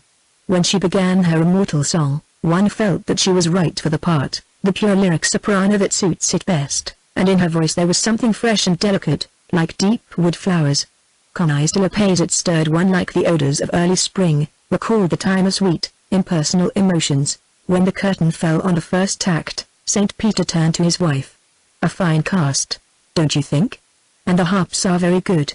Except for the woodwinds, I should say it was as good as any performance I ever heard at the Comique. How it does make one think of Paris, and of so many half-forgotten things. His wife murmured. It had been long since he had seen her face so relaxed and reflective and undetermined. Through the next act he often glanced at her. Curious, how a young mood could return and soften a face. More than once he saw a starry moisture shine in her eyes. If she only knew how much more lovely she was when she wasn't doing her duty. My dear, he sighed when the lights were turned on and they both looked older. It's been a mistake, our having a family and writing histories and getting middle-aged. We should have been picturesquely shipwrecked together when we were young. How often I've thought that. She replied with a faint, melancholy smile. You? But you're so occupied with the future, you adapt yourself so readily, he murmured in astonishment. One must go on living, Godfrey. But it wasn't the children who came between us. There was something lonely and forgiving in her voice, something that spoke of an old wound, healed and hardened and hopeless. You too? He breathed in amazement. He took up one of her gloves and began drawing it out through his fingers. She said nothing, but he saw her lip quiver, and she turned away and began looking at the house through the glasses. He likewise began to examine the audience. He wished he knew just how it seemed to her. He had been mistaken, he felt. The heart of another is a dark forest, always, no matter how close it has been to one's own. Presently the melting music of the tenor's last aria brought their eyes together in a smile not altogether sad. That night, after he was in bed, among unaccustomed surroundings and a little wakeful, St. Peter still played with his idea of a picturesque shipwreck, and he cast about for the particular occasion he would have chosen for such a finale. Before he went to sleep he found the very day, but his wife was not in it. Indeed, nobody was in it but himself, and a weather-dried little sea captain from the Hautes Pyrenees, half a dozen spry seamen, and a line of gleaming snow peaks, agonizingly high and sharp, along the southern coast of Spain. Louis arranged the birthday dinner in the public dining room of the hotel, and 3 of the professor's colleagues dined with them on that occasion. Louis had gone out to the university to hear St. Peter lecture, had met some of the faculty, and immediately invited them to dinner. They accepted. When was a professor known to refuse a good dinner? Rosamond was presented with her emeralds, and, as St. Peter afterward observed to his wife, practically all the guests in the dining room were participants in the happy event. Lillian was doubtless right when she told him that, all the same, his fellow professors went away from the Blackstone at night respecting Godfrey St. Peter more than they had ever done before, and if they had marriageable daughters, they were certainly envying him his luck. That, her husband replied, is my chief objection to public magnificence. It seems to show everybody up in the worst possible light. I'm not finding fault with anyone but myself, understand. When I consented to occupy an apartment I couldn't afford, I let myself in for whatever might follow. They got back to Hamilton in bitter weather. The lake winds were scourging the town, and Scott had laryngitis and was writing prose poems about the pleasures of tending your own furnace when the thermometer is 20 below. Godfrey, said Mrs. St. Peter when he set off for his classroom on the morning after their return, surely you're not going to the old house this afternoon. It will be like a refrigerating plant. There's no way of heating your study except by that miserable little stove. There never was, my dear. I got along a good many years. It was very different when the house below was heated. That stove isn't safe when you keep the window open. A gust of wind might blow it out at any moment, and if you were at work you'd never notice until you were half poisoned by gas. You'll get a fine headache one of these days. I've got headaches that way before, and survived them, he said stubbornly. How can you be so perverse? You know things are different now, and you ought to take more care of your health. Why so? It's not worth half so much as it was then. His wife disregarded this. And don't you think it's foolish extravagance to go on paying the rent of an entire house, in order to spend a few hours a day in one very uncomfortable room of it? The professor's dark skin reddened, and the ends of his formidable eyebrows ascended toward his black hair. It's almost my only extravagance, he muttered fiercely. How irritable and unreasonable he is becoming. His wife reflected, as she heard him putting on his overshoes in the hall. Chapter 9. For Christmas Day the weather turned mild again. There would be a family dinner in the evening, but St. Peter was going to have the whole day to himself, in the old house. He asked his wife to put him up some sandwiches, so that he needn't come back for lunch. He kept a few bottles of sherry in his study, in the old chest under the forms. Fortunately he had brought back a great deal of it from his last trip to Spain. It wasn't foresight. Prohibition was then unthinkable, but a lucky accident. He had gone with his innkeeper to an auction, and bought in dozens of a sherry that went very cheap.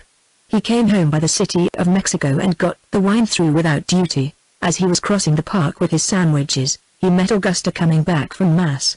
"Are you still going to the old house, Professor?"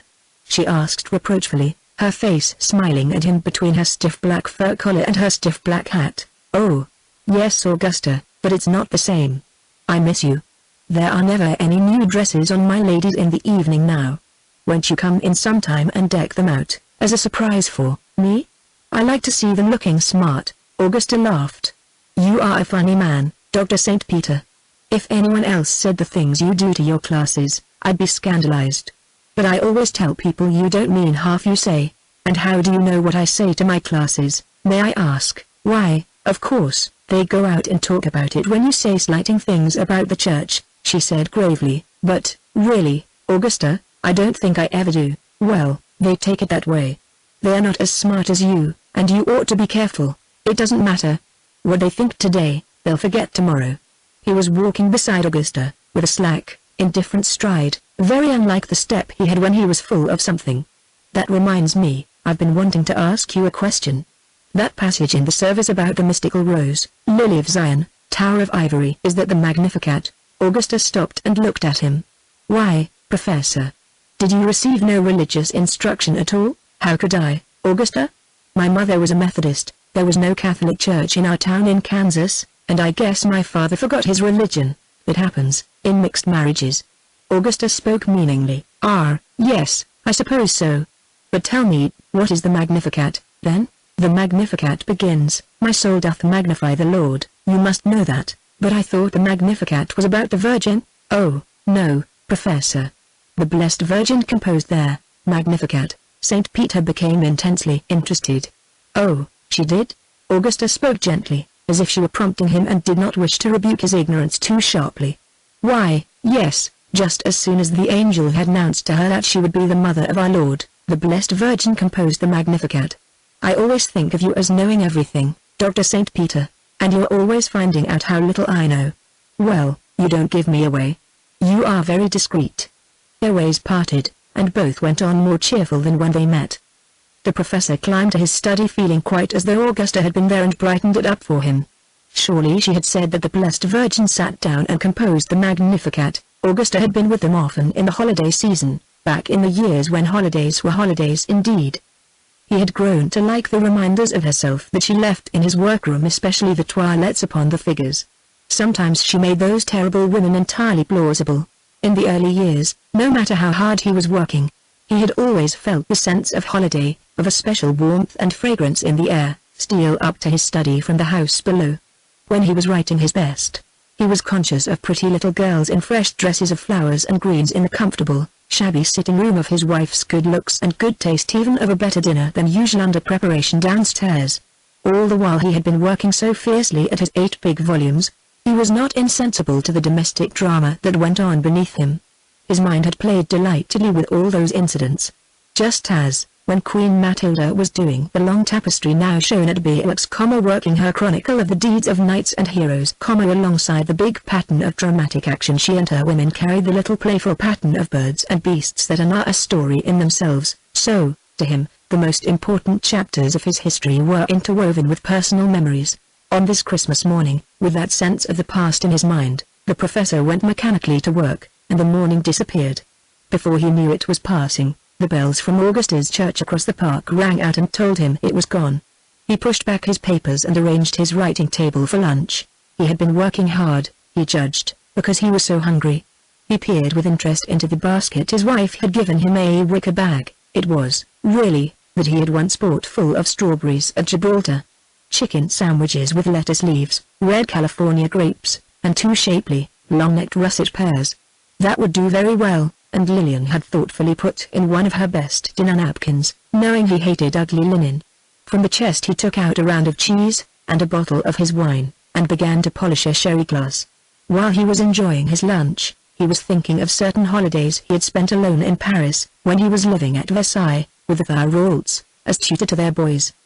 There was one All Souls Day when he had gone into Paris by an early train and had a magnificent breakfast on the Rue de Vaugirard, not at Foyot's. He hadn't money enough in those days to put his nose inside the place. After breakfast he went out to walk in the soft rainfall. The sky was of such an intense silvery grey that all the grey stone buildings along the Rue Street Jacques and the Rue Soufflet came out in that silver shine stronger than in sunlight. The shop windows were shut. On the bleak ascent to the Pantheon there was not a spot of colour, nothing but wet, shiny, quicksilvery grey, accented by black crevices, and weather-worn bosses white as wood ash. All at once, from somewhere behind the Pantheon itself, a man and woman, pushing a hand-cart, came into the empty street. The cart was full of pink dahlias, all exactly the same colour. The young man was fair and slight, with a pale face. The woman carried a baby. Both they and the heels of their barrow were splashed with mud. They must have come from a good way in the country, and were a weary, anxious-looking pair. They stopped at a corner before the Pantheon and fearfully scanned the bleak, silvery, deserted streets. The man went into a bakery, and his wife began to spread out the flowers, which were done up in large bouquets with fresh green chestnut leaves. Young St. Peter approached and asked the price. "2 francs 50, monsieur," she said with a kind of desperate courage. He took a bunch and handed her a 5-franc note. She had no change. Her husband, watching from the bakery, came running across with a loaf of bread under his arm. "2 francs 50, she called to him as he came up. He put his hand into his pocket and fumbled. "2 francs 50, she repeated with painful tension. The price agreed upon had probably been a franc or a franc 50. The man counted out the change to the student and looked at his wife with admiration. St. Peter was so pleased with his flowers that it hadn't occurred to him to get more, but all his life he had regretted that he didn't buy 2 bunches, and push their fortunes a little further. He had never again found dahlias of such a beautiful color, or so charmingly arranged with bright chestnut leaves. A moment later he was strolling down the hill, wondering to whom he could give his bouquet, when a pathetic procession filed past him through the rain. The girls of a charity school came walking 2 and 2, in hideous dark uniforms and round felt hats without ribbon or bow, marshalled by 4 black-bonneted nuns. They were all looking down, all but one, the pretty one, naturally, and she was looking sidewise, directly at the student and his flowers. Their eyes met, she smiled, and just as he put out his hand with the bouquet, one of the sisters flapped up like a black crow and shut the girl's pretty face from him. She would have to pay for that smile. He was afraid. Godfrey spent his day in the Luxembourg Gardens and walked back to the Gare Street Lazare at evening with nothing but his return ticket in his pocket, very glad to get home to Versailles in time for the family dinner. When he first went to live with the Thiraults, he had found Madame Thirault severe and exacting, stingy about his laundry and grudging about the cheese and fruit he ate for dinner. But in the end she was very kind to him. She never pampered him, but he could depend upon her. Her 3 sons had always been his dearest friends. Gaston, the one he loved best, was dead, killed in the Boxer uprising in China. But Pierre still lived at Versailles, and Charles had a business in Marseille. When he was in France their homes were his. They were much closer to him than his own brothers. It was one summer when he was in France, with Lillian and the 2 little girls, that the idea of writing a work upon the early Spanish explorers first occurred to him, and he had turned at once to the Thiraults. After giving his wife enough money to finish the summer and get home, he took the little that was left and went down to Marseille to talk over his project with Charles Thirault-Fils, whose mercantile house did a business with Spain in Cork. Clearly St. Peter would have to be in Spain as much as possible for the next few years, and he would have to live there very cheaply. The Thiraults were always glad of a chance to help him. Not with money, they were too French and too logical for that. But they would go to any amount of trouble and no inconsiderable expense to save him a few thousand francs. That summer Charles kept him for 3 weeks in his oleander-buried house in the Prado, until his little brig, L'Espoir, sailed out of the new port with a cargo for Algeciras. The captain was from the Hautes-Pyrenees, and his spare crew were all Provençals, seamen trained in that hard school of the Gulf of Lyons. On the voyage everything seemed to feed the plan of the work that was forming in St. Peter's mind: the skipper, the old Catalan second mate, the sea itself. One day stood out above the others. All day long they were skirting the south coast of Spain. From the rose of dawn to the gold of sunset the ranges of the Sierra Nevadas towered on their right, snow peak after snow peak, high beyond the flight of fancy, gleaming like crystal and topaz. St. Peter lay looking up at them from a little boat riding low in the purple water, and the design of his book unfolded in the air above him, just as definitely as the mountain ranges themselves. And the design was sound. He had accepted it as inevitable, had never meddled with it, and it had seen him through.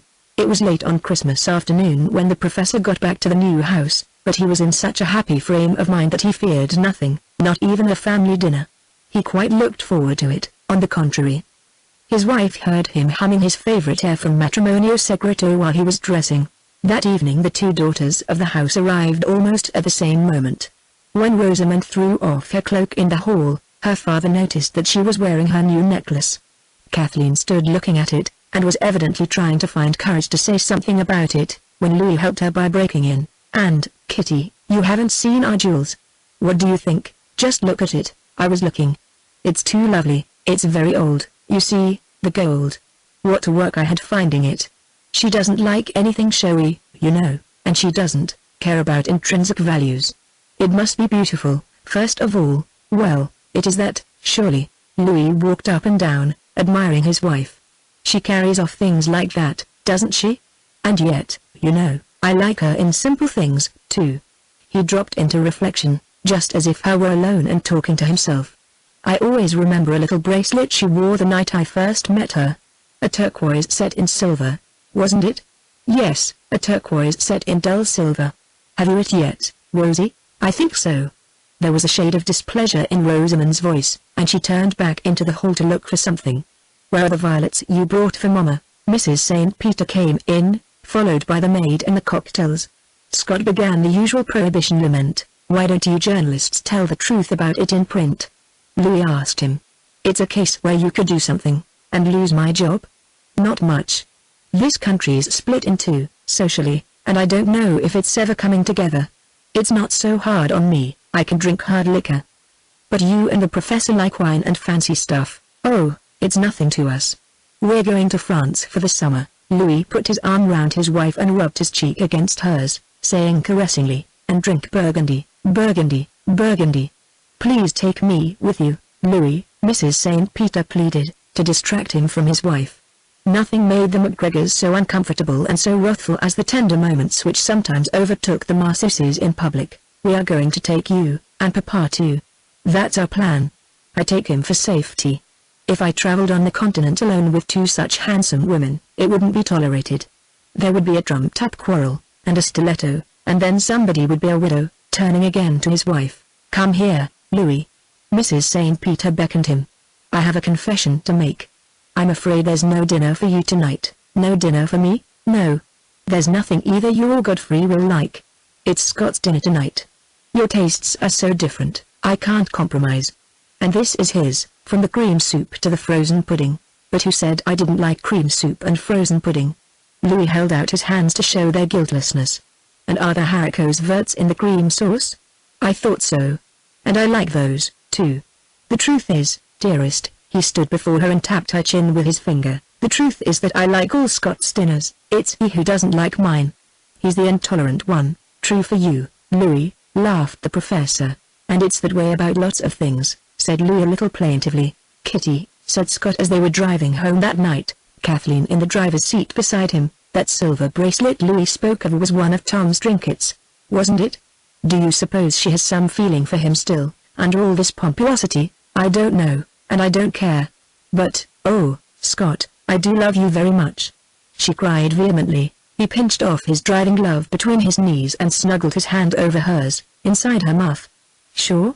he muttered. "Yes, I do," she said fiercely, squeezing his knuckles together with all her might. "Awful nice of you to have told me all about it at the start, Kitty. Most girls wouldn't have thought it necessary. I'm the only one who knows, ain't I? The only one who ever has known. And I'm just the one another girl wouldn't have told." "Why did you, Kit?" "I don't know. I suppose even then I must have had a feeling that you were the real one." Her head dropped on his shoulder. "You know you are the real one, don't you?" "I guess." Chapter 10. That winter there was a meeting of an association of electrical engineers in Hamilton. Louis Marcellus, who was a member, gave a luncheon for the visiting engineers at the country club, and then motored them to Outland. Scott McGregor was at the lunch, with the other newspaper men. On his return he stopped at the university and picked up his father-in-law. "I'll run you over home." "Which house?" "The old." "How did you get out of Louis's party?" "I had classes. It was some lunch." "Louis's a good host. First-rate cigars, and plenty of them." Scott tapped his breast pocket.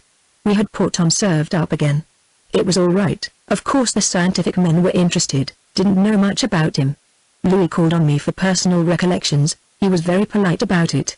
I didn't express myself very well.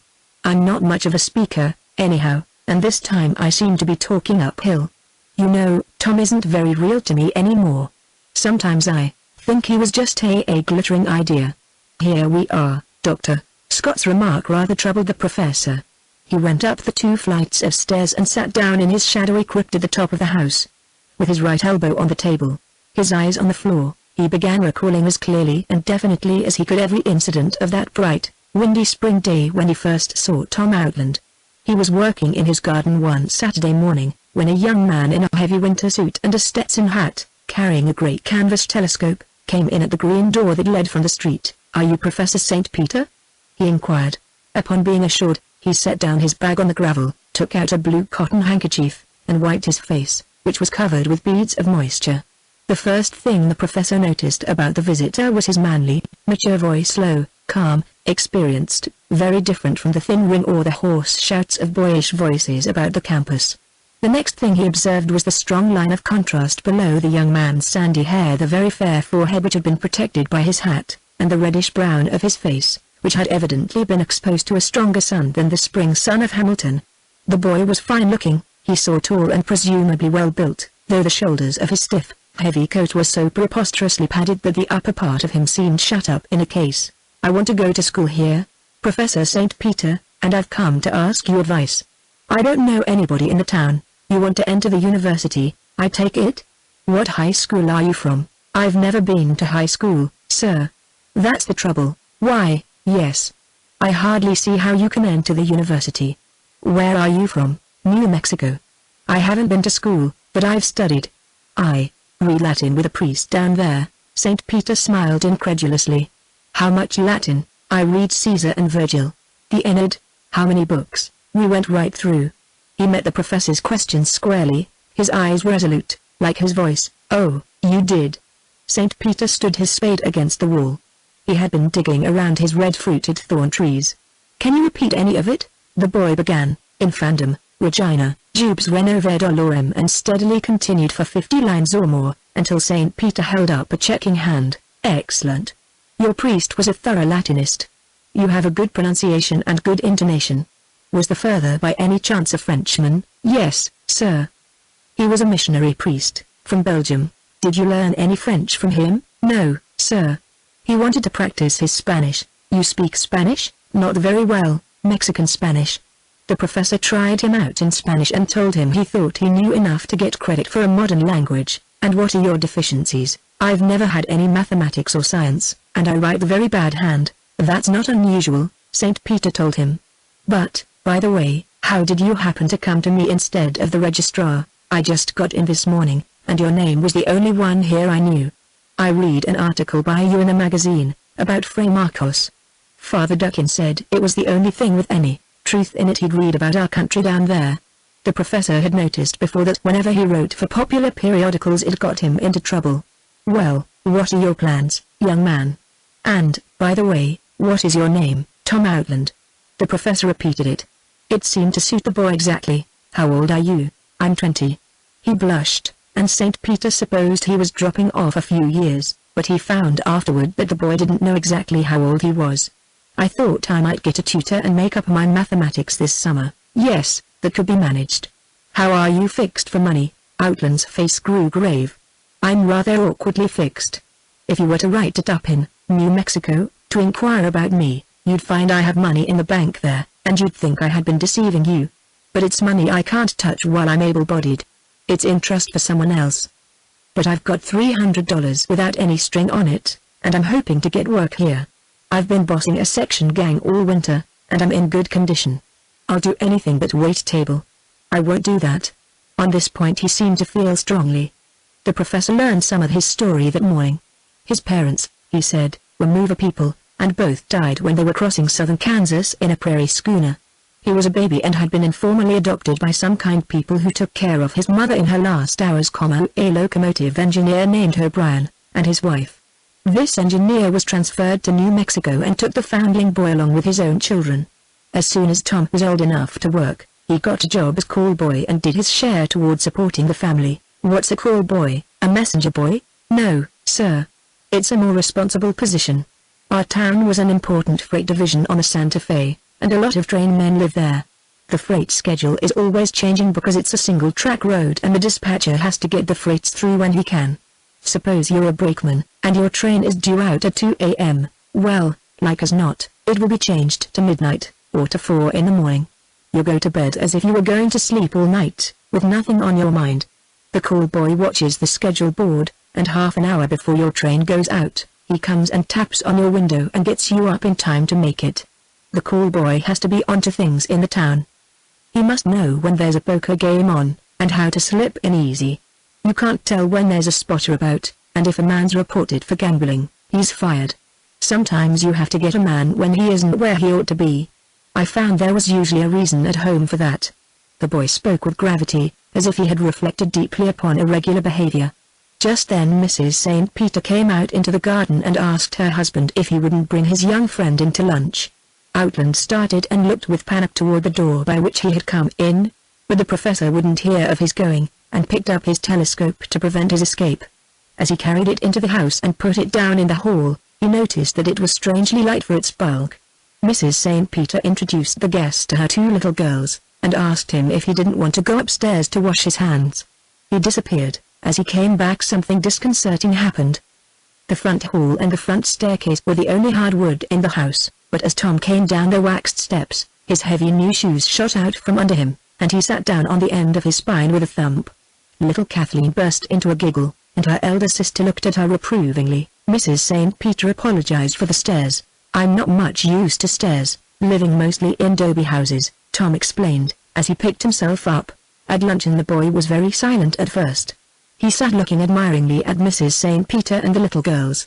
The day had grown warm, and the professor thought this was the hottest boy he had ever seen. His stiff white collar began to melt, and his handkerchief, as he kept wiping his face with it, became a rag. "I didn't know it would be so warm up here, or I'd have picked a lighter suit," he said, embarrassed by the activity of his skin. "We would like to hear more about your life in the Southwest," said his host. "How long were you a call boy?" 2 years. Then I had pneumonia, and the doctor said I ought to go on the range, so I went to work for a big cattle firm." Mrs. St. Peter began to question him about the Indian pueblos. He was reticent at first, but he presently warmed up in defense of Indian housewifery. He forgot his shyness so far, indeed, that having made a neat heap of mashed potato beside his chop, he conveyed it to his mouth on the blade of his knife, at which sight the little girls were not able to conceal their astonishment. Mrs. St. Peter went on quietly talking about Indian pottery and asking him where they made the best. "I think the very best is the old the cliff dweller pottery," he said. "Do you take an interest in pottery, Mom? Maybe you'd like to see some I have brought along." As they rose from the table he went to his telescope underneath the hat rack, knelt beside it, and undid the straps. When he lifted the cover, it seemed full of bulky objects wrapped in newspapers. After feeling among them, he unwrapped one and displayed an earthen water jar, shaped like those common in Greek sculpture, and ornamented with a geometrical pattern in black and white. "That's one of the real old ones." "I know, for I got it out myself. I don't know just how old, but there's pine on trees 300 years old by their rings, growing up in the stone trail that leads to the ruins where I got it." "Stone trail? Pinons?" she asked. "Yes, deep, narrow trails in white rock, worn by their moccasin feet coming and going for generations. And these old pine trees have come up in the trails since the race died off. You can tell something about how long ago it was by them." He showed her a coating of black on the underside of the jar. "That's not from the firing. See, I can scratch it off. It's soot, from when it was on the cook fire last, and that was before Columbus landed, I guess. Nothing makes those people seem so real to me as their old pots, with the fire black on them." As she gave it back to him, he shook his head. "That one's for you, Mom, if you like it." "Oh, I couldn't think of letting you give it to me. You must keep it for yourself, or put it in a museum." But that seemed to touch a sore spot. "Museums," he said bitterly, "they don't care about our things. They want something that came from Crete or Egypt. I'd break my jars sooner than they should get them. But I'd like this one to have a good home, among your nice things." He looked about appreciatively. "I've no place to keep them. They're in my way, especially that big one. My trunk is at the station, but I was afraid to leave the pottery. You don't get them out whole like that very often." "But get them out of what? From where? I want to know all about it." "Maybe someday, Mom, I can tell you," he said, wiping his sooty fingers on his handkerchief. His reply was courteous but final. He strapped his bag and picked up his hat, then hesitated and smiled. Taking a buckskin bag from his pocket, he walked over to the window seat where the children were, and held out his hand to them, saying, "These I would like to give to the little girls." In his palm lay 2 lumps of soft blue stone, the color of robin's eggs, or of the sea on halcyon days of summer. The children marveled. "Oh, what are they?" "Turquoises, just the way they come out of the mine, before the jewelers have tampered with them and made them look green. The Indians like them this way." Again Mrs. St. Peter demurred. She told him very kindly that she couldn't let him give his stones to the children. "They are worth a lot of money. I'd never sell them. They were given to me by a friend. I have a lot, and they're no use to me, but they'll make pretty playthings for little girls." His voice was so wistful and winning that there was nothing to do. "Hold them still a moment," said the professor, looking down, not at the turquoises, but at the hand that held them. The muscular, many-lined palm, the long, strong fingers with soft ends, the straight little finger, the flexible, beautifully shaped thumb that curved back from the rest of the hand as if it were its own master. What a hand! He could see it yet, with the blue stones lying in it. In a moment the stranger was gone, and the St. Peter family sat down and looked at one another. He remembered just what his wife had said on that occasion. "Well, this is something new in students, Godfrey. We ask a poor perspiring tramp boy to lunch, to save his pennies, and he departs leaving princely gifts." Yes, the professor reflected, after all these years, that was still true. Fellows like Outland don't carry much luggage, yet one of the things you know them by is their sumptuous generosity, and when they are gone, all you can say of them is that they departed leaving princely gifts. With a good tutor, young Outland had no difficulty in making up 3 years' mathematics in 4 months. Latin, he owned, had been hard for him. But in mathematics, he didn't have to work. He had merely to give his attention. His tutor had never known anything like it. But St. Peter held the boy at arm's length. As a young teacher full of zeal, he had been fooled more than once. He knew that the wonderful seldom holds water, that brilliancy has no staying power, and the unusual becomes commonplace by a natural law. In those first months Mrs. St. Peter saw more of their protégé than her husband did. She found him a good boarding place, took care that he had proper summer clothes and that he no longer addressed her as Mom. He came often to the house that summer, to play with the little girls. He would spend hours with them in the garden, making Hopi villages with sand and pebbles, drawing maps of the painted desert and the Rio Grande country in the gravel, telling them stories, when there was no one by to listen, about the adventures he had had with his friend Roddy. "Mother," Kathleen broke out one evening at dinner, "what do you think? Tom hasn't any birthday. How is that?" When his mother died in the mover wagon, and Tom was a baby, she forgot to tell the O'Briens when his birthday was. She even forgot to tell them how old he was. They thought he must be a year and a half, because he was so big, but Mrs. O'Brien always said he didn't have enough teeth for that. St. Peter asked her whether Tom had ever said how it happened that his mother died in a wagon. "Well, you see, she was very sick, and they were going west for her health. And one day, when they were camped beside a river, Tom's father went in to swim, and had a cramp or something, and was drowned. Tom's mother saw it, and it made her worse. She was there all alone, till some people found her and drove her on to the next town to a doctor. But when they got her there, she was too sick to leave the wagon. They drove her into the O'Brien's yard, because that was nearest the doctor's, and Mrs. O'Brien was a kind woman. And she died in a few hours." "Does Tom know anything about his father?" "Nothing except that he was a schoolteacher in Missouri. His mother told the O'Briens that much. But the O'Briens were just lovely to him." St. Peter had noticed that in the stories Tom told the children there were no shadows. Kathleen and Rosamond regarded his freelance childhood as a gay adventure they would gladly have shared. They loved to play at being Tom and Roddy. Roddy was the remarkable friend, 10 years older than Tom, who knew everything about snakes and panthers and deserts and Indians.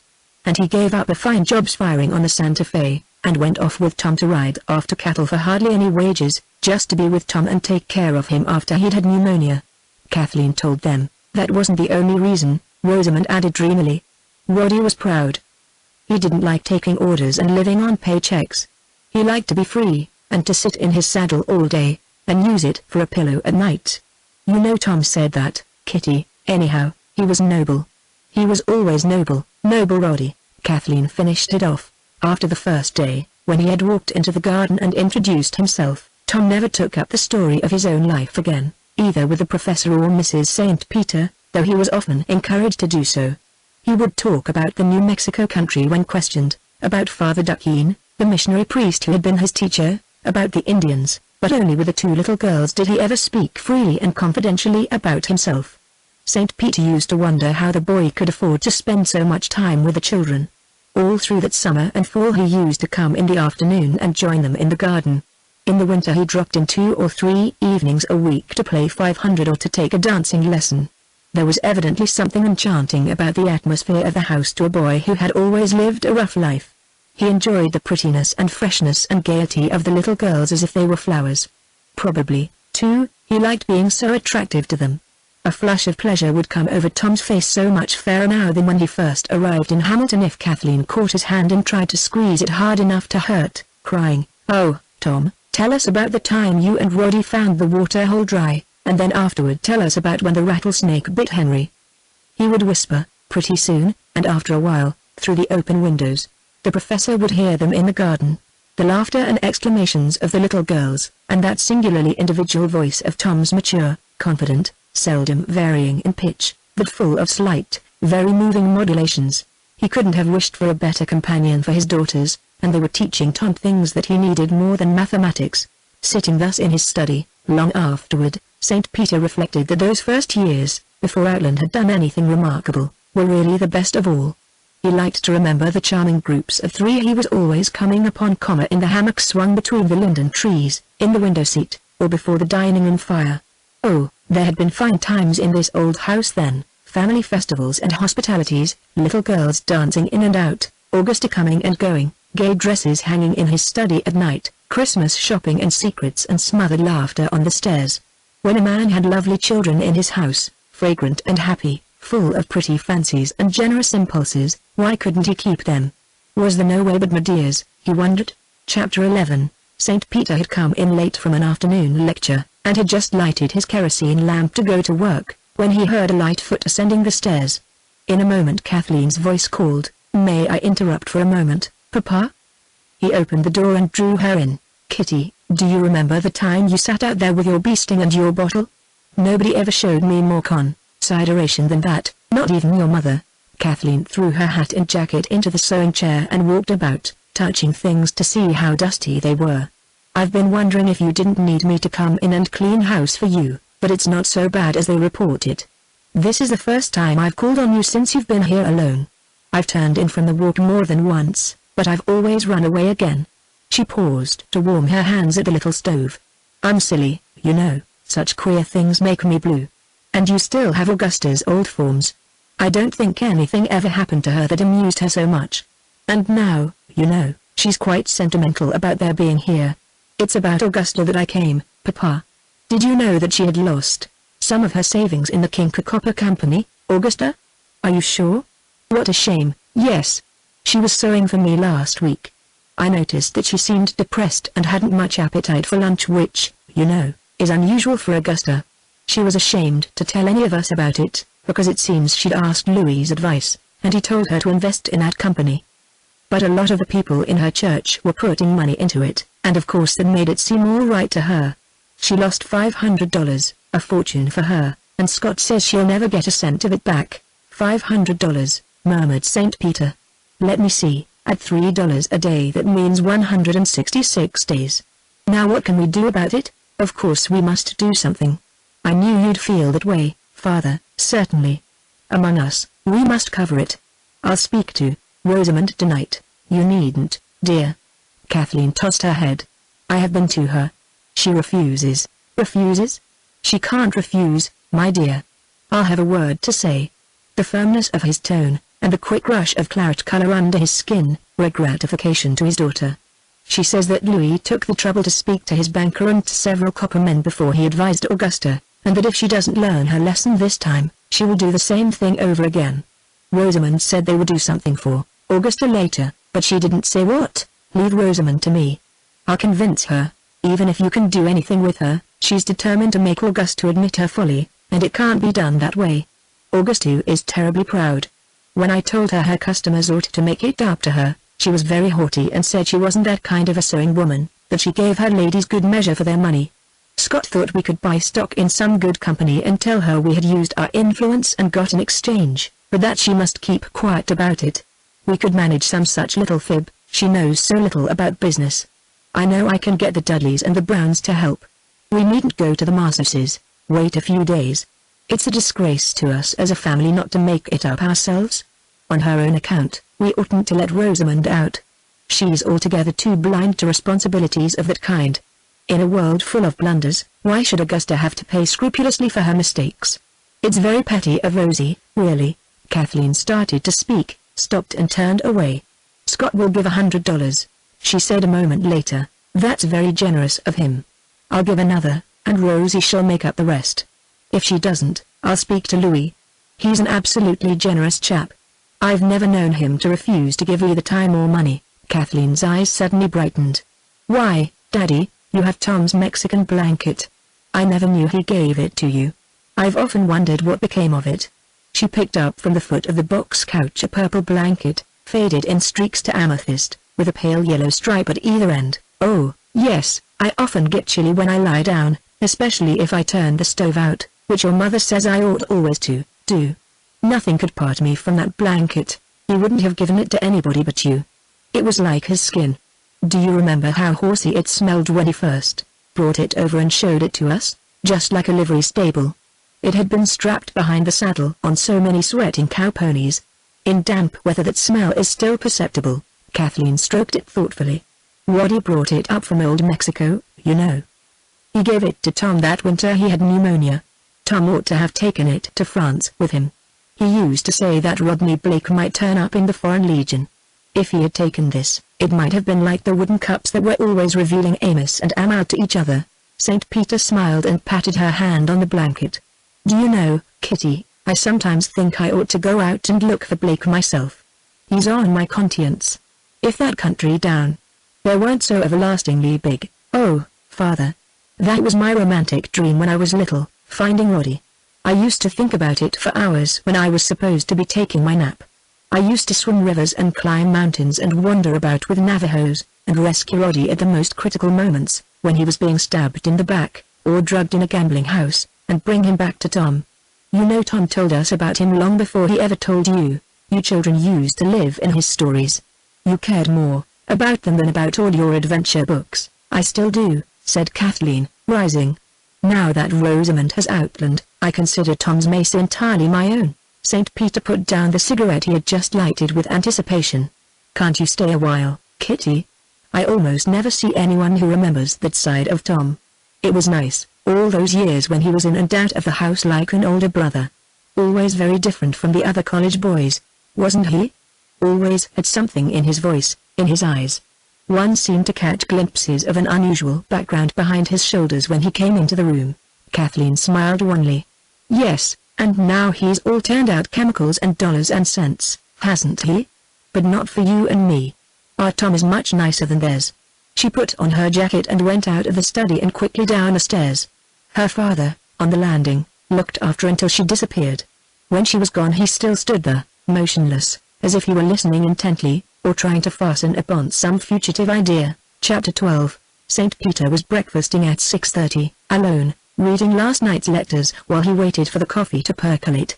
It had been long since he had had an 8 o'clock class, but this year the schedule committee had slyly put him down for one. He can afford to take a taxi over now, the dean remarked. After breakfast he went upstairs and into his wife's room. I have a rendezvous with a lady, he said, tossing an envelope upon her counterpane. She read a note from Mrs. Crane, the least attractive of the faculty ladies, requesting an interview with the professor at his earliest convenience, as she wished to see him quite alone. Might she come to his study in the old house, where she understood he still worked? Poor Godfrey, murmured his wife. One ought not to joke about it. St. Peter went into his room to get a handkerchief and came back, taking up his suspended sentence. I'm afraid it means poor Crane is coming up for another operation. Or, worse still, that the surgeons tell her another would be useless. It's like the pit and the pendulum. I feel as if the poor fellow were strapped down on a revolving disc that comes around under the knife just so often. Mrs. St. Peter looked judicially at the letter, then at her husband's back. She didn't believe that surgery would be the subject of discussion when they met.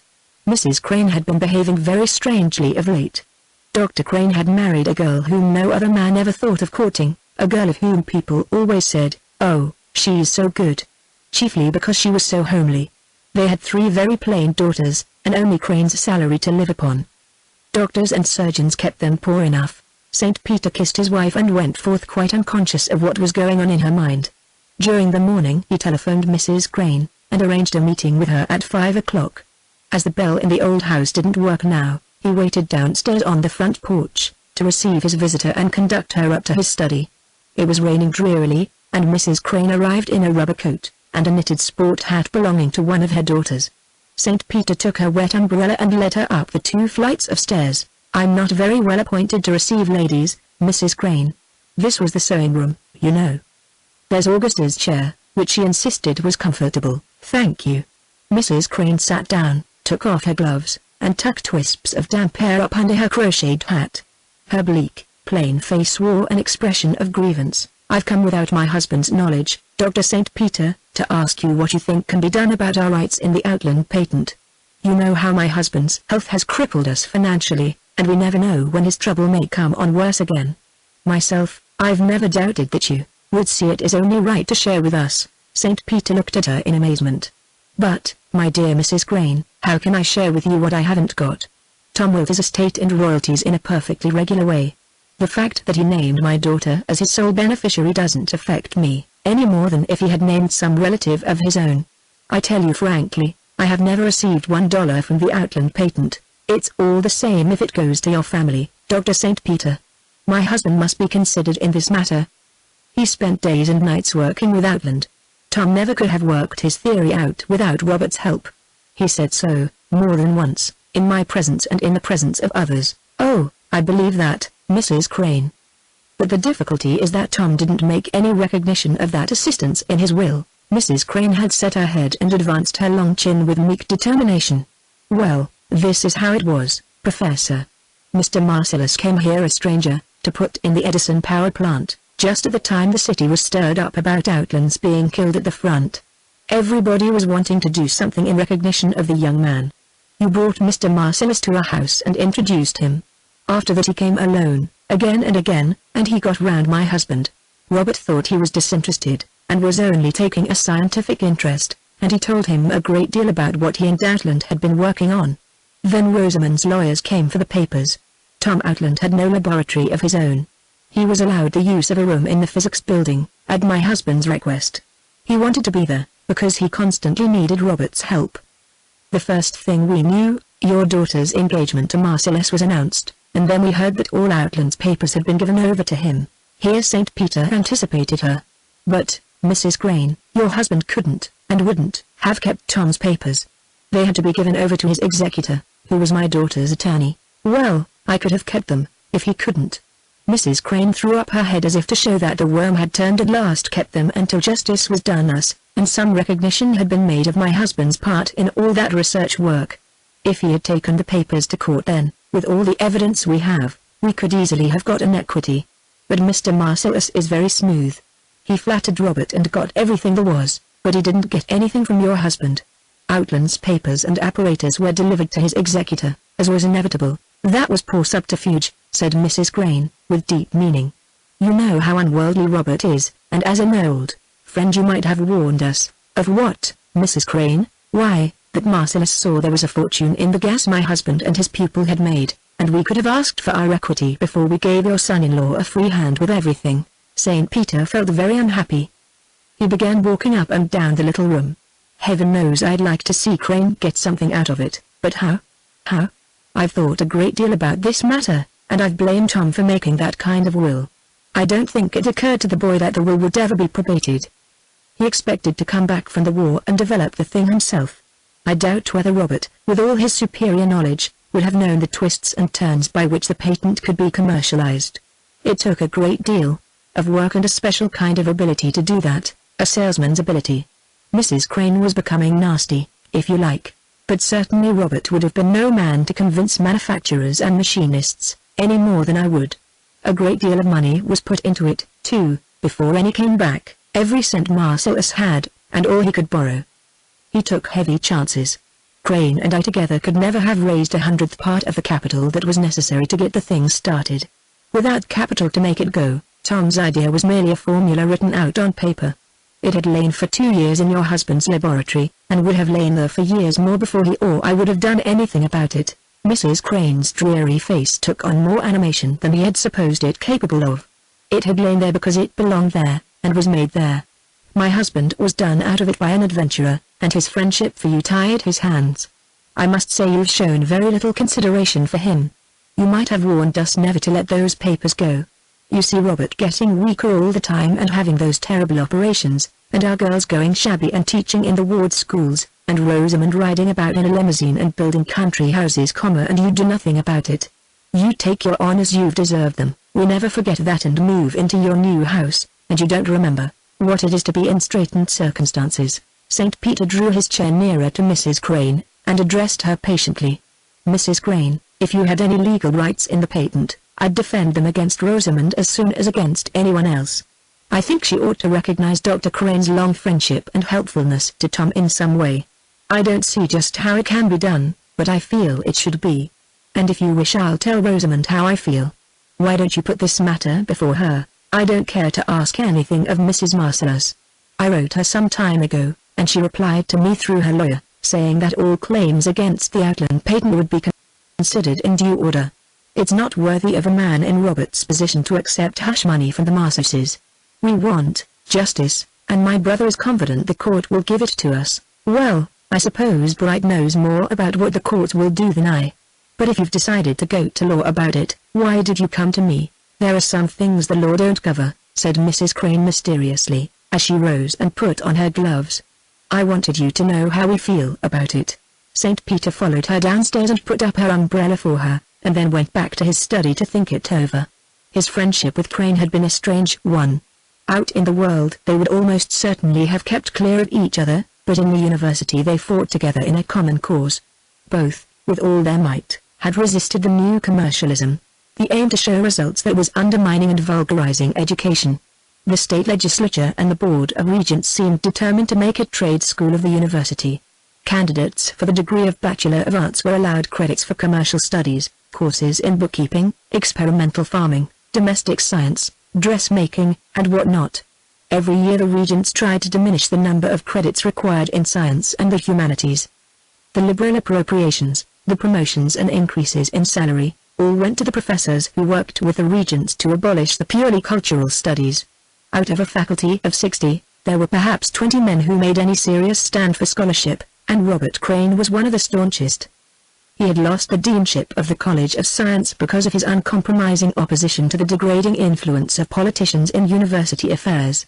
The honor went, instead, to a much younger man, head of the Department of Chemistry, who was willing to give the taxpayers what they wanted. The struggle to preserve the dignity of the university, and their own, had brought St. Peter and Dr. Crane much together. They were, moreover, the only 2 men on the faculty who were doing research work of an uncommercial nature, and they occasionally dropped in on one another to exchange ideas. But that was as far as it went. St. Peter couldn't ask Crane to dinner. The presence of a bottle of claret on the table would have made him uncomfortable. Dr. Crane had all the prejudices of the Baptist community in which he grew up. He carried them with him when he went to study at a German university, and brought them back.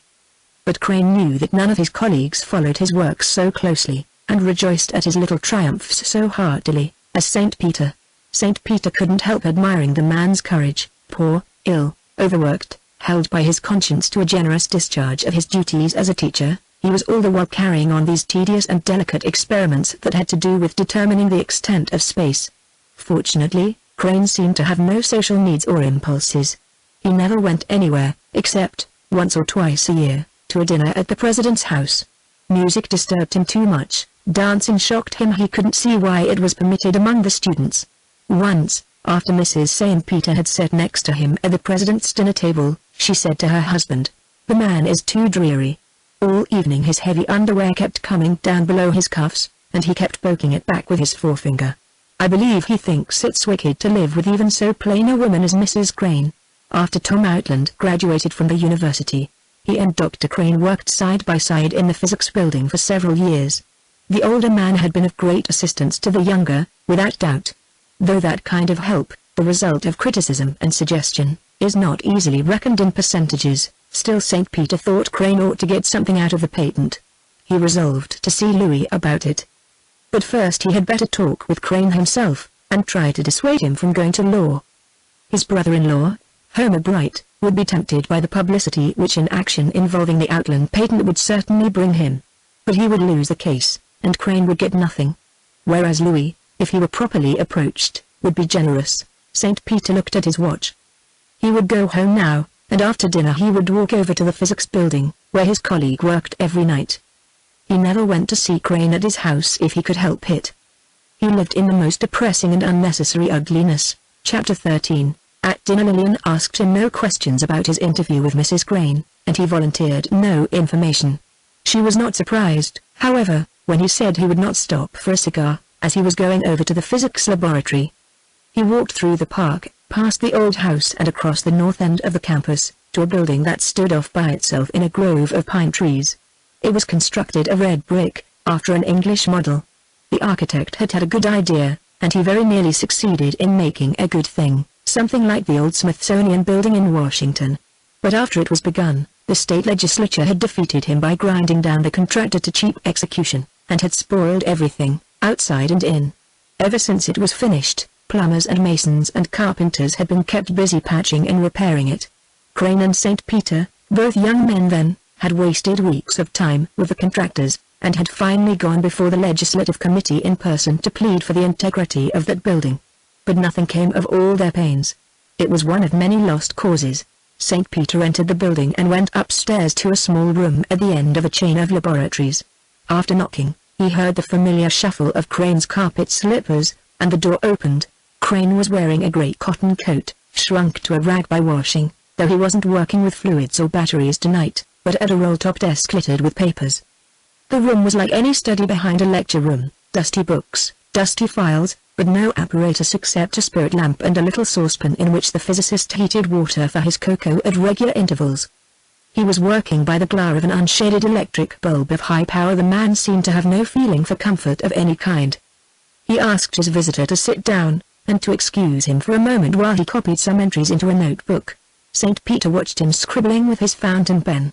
The hands that were so deft in delicate manipulations were white and soft-looking, the fingers long and loosely hung, stained with chemicals, and blunted at the tips like a violinist's.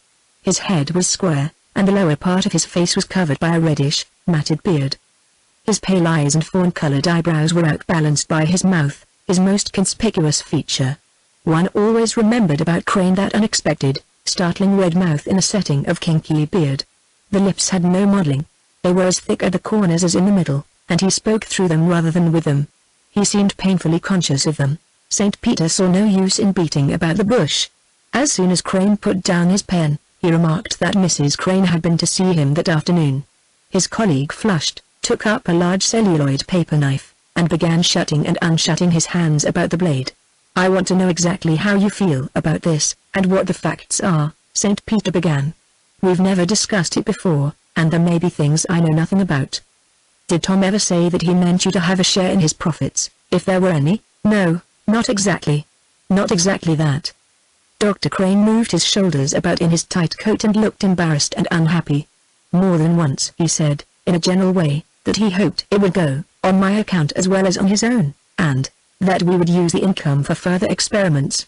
"Did he talk much about the possible commercial value of the gas while he was trying to make it?" "Not much. No, very seldom. Perhaps not more than half a dozen times in the 3 years he was working in my laboratory. But whenever he did, he spoke as if there would be something in it for both of us if our gas became remunerative." "Just how much was it our gas, Crane?" "Strictly speaking, of course, it wasn't. The idea was Outland's. He benefited by my criticism, and I often helped him with his experiments. He never acquired a nice laboratory technique.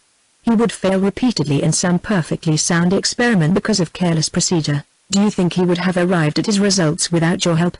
Dr. Crane was clenching the paper knife with both hands. "That I cannot say. He was impatient. He might have got discouraged and turned to something else. He would have been much slower in getting his results, at any rate.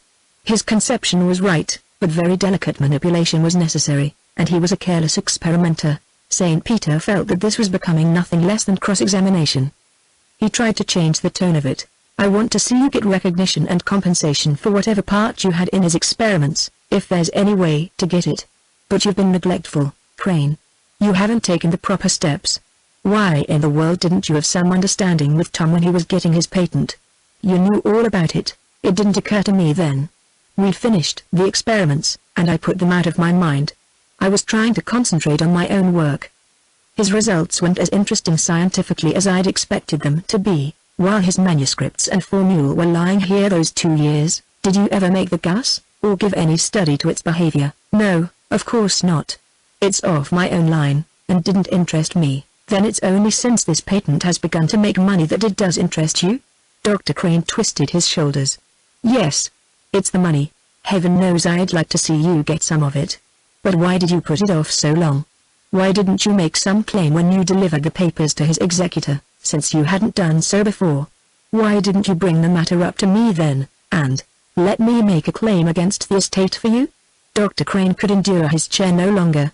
He began to walk softly about in his slippers, looking at nothing, but, as he talked, picking up objects here and there, drawing tools, his cocoa cup, a china cream pitcher, turning them round and carefully putting them down again, just as he often absently handled pieces of apparatus when he was lecturing. I know, he said, appearances are against me. But you must understand my negligence. You know how little opportunity a man has to carry on his own line of investigation here. You know how much time I give to any of my students who are doing honest work. Outland was, of course, the most brilliant pupil I ever had, and I gave him time and thought without stint. Gladly, of course. If he were reaping the rewards of his discovery himself, I'd have nothing to say, though I've not the least doubt he would compensate me liberally. But it does not seem right that a stranger should profit, and not those who helped him.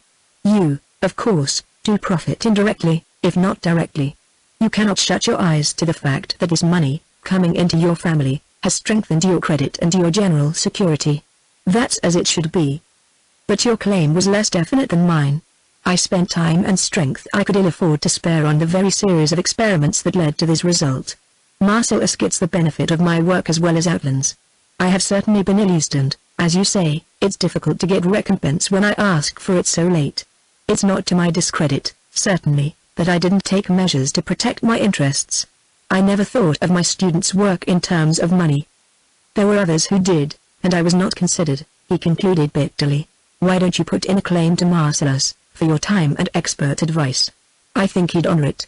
He is going to live here. He probably doesn't wish to be more unpopular than a suddenly prosperous man is bound to be, and you have many friends. I believe I can convince him that it would be poor policy to disregard any reasonable demand. I had thought of that. But my wife's brother advises a different course. Yes. Mrs. Crane said something of that sort. Well, Crane, if you're going to law about it, I hope you'll consult a sound lawyer, and you know as well as I that Homer Bright is not one. Dr. Crane colored and bridled. I'm sure you are disinterested, St. Peter, but, frankly, I think your judgment has been warped by events.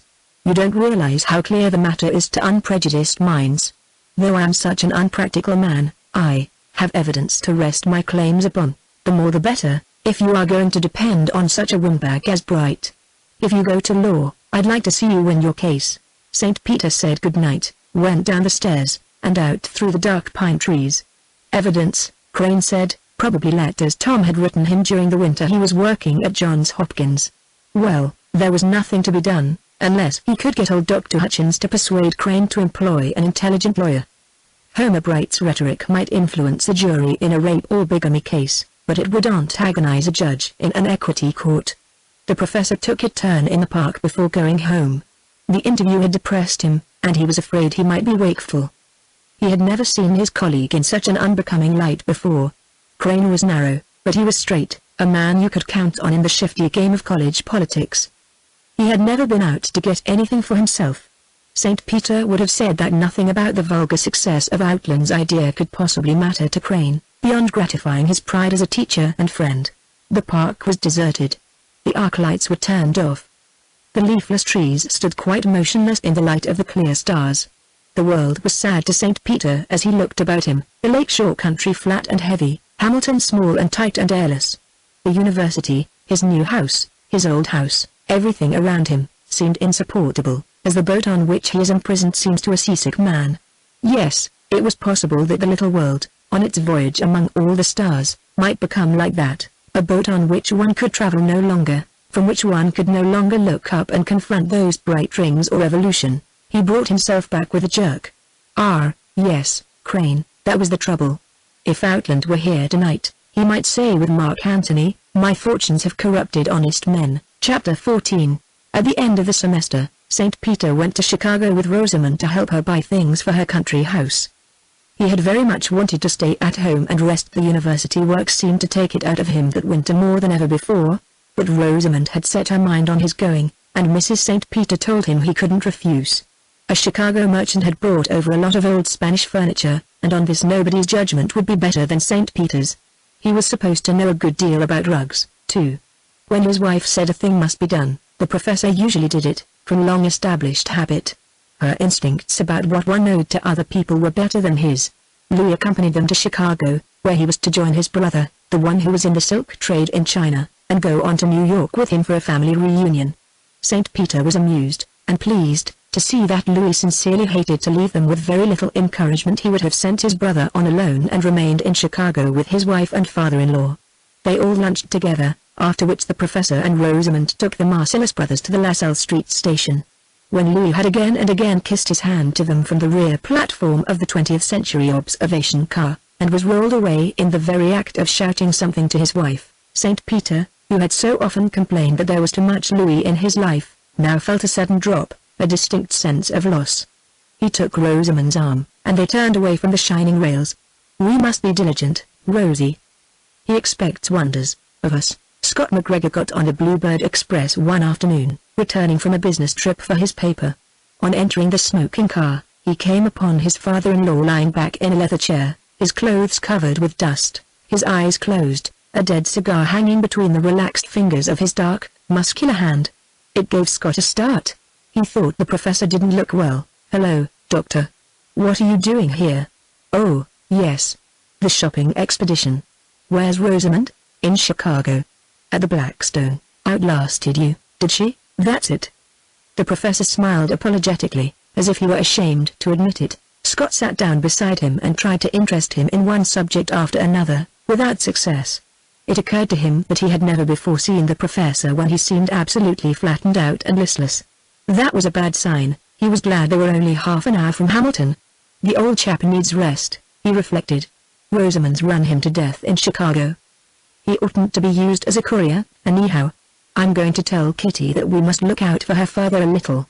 The Marcesses have no mercy, and Lillian has always taken it for granted that he was as strong as 3 men. That evening Mrs. St. Peter was standing by the French windows in the drawing room, watching somewhat anxiously for her husband. The Chicago train was usually punctual, and surely he would have taken a cab from the station, for it was a raw February night with a freezing wind blowing off the lake. St. Peter arrived on foot, however. As he came through the gate, she could see by his walk and the set of his shoulders that he was very tired. She hurried to open the front door, and asked him why he hadn't come up in a taxi. "Didn't think of it, really. I'm a creature of habit, and that's one of the things I never used to do, and in your lightest overcoat. I thought you only wore this one because you were going to buy a new fur coat in Chicago." "Well, I didn't," he said rather shortly. "Let's omit the verb to buy in all forms for a time. Keep dinner back a little, will you, Lillian? I want to take a warm bath and dress. I did get rather chilled coming up." Mrs. St. Peter went to the kitchen, and, after a discreet interval, followed her husband upstairs and into his room. "I know you're tired, but tell me one thing, did you find the painted Spanish bedroom set?" "Oh, dear, yes. Several of them, and were they pretty?" "Very. At least, I think I'd have found them so if I'd come upon them without so many other things. Too much is certainly worse than too little of anything." It turned out to be rather an orgy of acquisition. Rosamond lost her head. "Oh, no. Perfectly cool. I should say she had a faultless purchasing manner. Wonder where a girl who grew up in that old house of ours ever got it. She was like Napoleon looting there. Italian palaces, don't be harsh. You had a nice little vacation, at any rate, a very expensive one, for a poor professor. And not much rest." A look of sharp anxiety came into Mrs. St. Peter's face. "You mean," she breathed in a hushed voice, "that she let you he cut in sharply. I mean that I paid my way, as I hope always to be able to do. Any suggestion to the contrary might have been very graceful, but it would have been rejected. I am quite ready to permit myself a little extravagance to be of service to the women of my family. Any other arrangement is humiliating. Then that was why you didn't get your fur coat. That may have been one reason. I was not much in the humor for it. Mrs. St. Peter went swiftly downstairs to make him a cocktail. She sensed an unusual weariness in him, and felt, as it were, the bitter taste on his tongue. A man, she knew, could get from his daughter a peculiar kind of hurt, one of the cruelest that flesh is heir to. Her heart ached for Godfrey. When the professor had been warmed and comforted by a good dinner, he lit a cigar and sat down before the hearth to read. After a while his wife saw that the book had slid to his knee, and he was looking into the fire. Studying his dark profile, she noticed that the corners of his funny eyebrows rose, as if he were amused by something. "What are you thinking about, Godfrey?" she said presently. Just then you were smiling quite agreeably. "I was thinking," he answered absently, "about Euripides, how, when he was an old man, he went and lived in a cave by the sea, and it was thought queer, at the time. It seems that houses had become insupportable to him. I wonder whether it was because he had observed women so closely all his life." Chapter 15. The month of March was the dreariest and bleakest of the year in Hamilton, and Louis strove to brighten it by opening a discussion of plans for the summer. He had been hinting for some time that he had a very attractive project up his sleeve, and though he had not succeeded in keeping it from Mrs. St. Peter, he said nothing to the professor until one night when they were dining at the Marsoses. All through dinner Louis kept reminding them of the specialties of this and that Paris restaurant, so that St. Peter was not altogether unprepared. As they left the dining room, Louis burst out with it. He and Rosamond were to take Dr. and Mrs. St. Peter to France for the summer. Louis had decided upon the dates, the boat, the itinerary. He was intoxicated with the pleasure of planning. "Understand," he said, "it is to be our excursion, from Hamilton back to Hamilton. We'll travel in the most ample comfort, but not in magnificence. We'll go down to Biarritz for a little fashionable life, and stop at Marseille to see your foster brother, Charles Thierold. The rest of the summer we'll lead a scholarly life in Paris. I have my own reasons for wishing you to go along, Professor. The pleasure of your company would be quite enough, but I have also other reasons. I want to see the intellectual side of Paris, and to meet some of the servants and men of letters whom you know. What a shame Gaston Paris is not living. We could very nicely make up a little party at Les Perraults for him." "But there are others," Mrs. St. Peter developed the argument.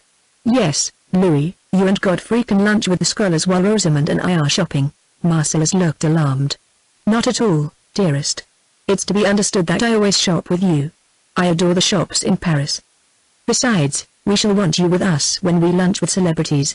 When was a servant, and a Frenchman, not eager for the company of two charming ladies at Dejuna? "And you may have too much of the society of your spousey. Very nice for you to have variety. You must keep a little engagement book. Lundy, Dejuna, M. Emile Forget. Mercredi, Dinah, M. Anatole France, and so on." St. Peter chuckled. "I'm afraid you exaggerate the circumference of my social circle, Louis. I haven't the pleasure of knowing Anatole France. No matter, we can have M. Paul Bagot for Wednesday. You can help us, too, about finding things for the house, Papa," said Rosamond. "We expect to pick up a good many things. The Thierold's are to no good shops down in there, south, where prices have not gone up. I'm afraid the antiquaries are centralized in Paris. I never saw anything very interesting in Lyon or the Midi. However, they may exist. Charles Thierold is still interested in a shipping line that runs to the City of Mexico for us. They would go in without duty, and Louis thinks he can get them across the border as household goods. That sounds practicable, Rosie. It might be managed." Marcellus laughed and patted his wife's hand. "Oh ho, cher papa, you haven't begun to find how practical we can be. Well, Louis, it's a tempting idea, and I'll think it over. I'll see whether I can arrange my work." St. Peter knew at that moment that he would never be one of this light-hearted expedition, and he hated himself for the ungracious drawing back that he felt in the region of his diaphragm. The family discussed their summer plans all evening. Louis wanted to write at once for rooms at the Murris, but Mrs. St. Peter ruled it out as too expensive. That night, after he was in bed, St. Peter tried in vain to justify himself in his inevitable refusal. He liked Paris, and he liked Louis. But one couldn't do one's own things in another person's way, selfish or not, that was the truth. Besides, he would not be needed. He could trust Louis to take every care of Lillian, and nobody could please her more than her son-in-law. Backfills, apparently, were meant by Providence to take the husband's place when husbands had ceased to be lovers. Marcellus never forgot one of the 100 foolish little attentions that Lillian loved. Best of all, he admired her extravagantly. A distinction was priceless to him. Many people admired her, but Louis more than most. That worldliness, that willingness to get the most out of occasions and people, which had developed so strongly in Lillian in the last few years, seemed to Louis as natural and proper as it seemed unnatural to Godfrey. It was an element that had always been in Lillian, and as long as it resulted in mere fastidiousness, was not a means to an end. St. Peter liked it, too. He knew it was due to this worldliness, even more than to the fact that his wife had a little money of her own, that she and his daughters had never been drab and a little pathetic, like some of the faculty women. They hadn't much, but they were never absurd. They never made shabby compromises. If they couldn't get the right thing, they went without. Usually they had the right thing, and it got paid for, somehow.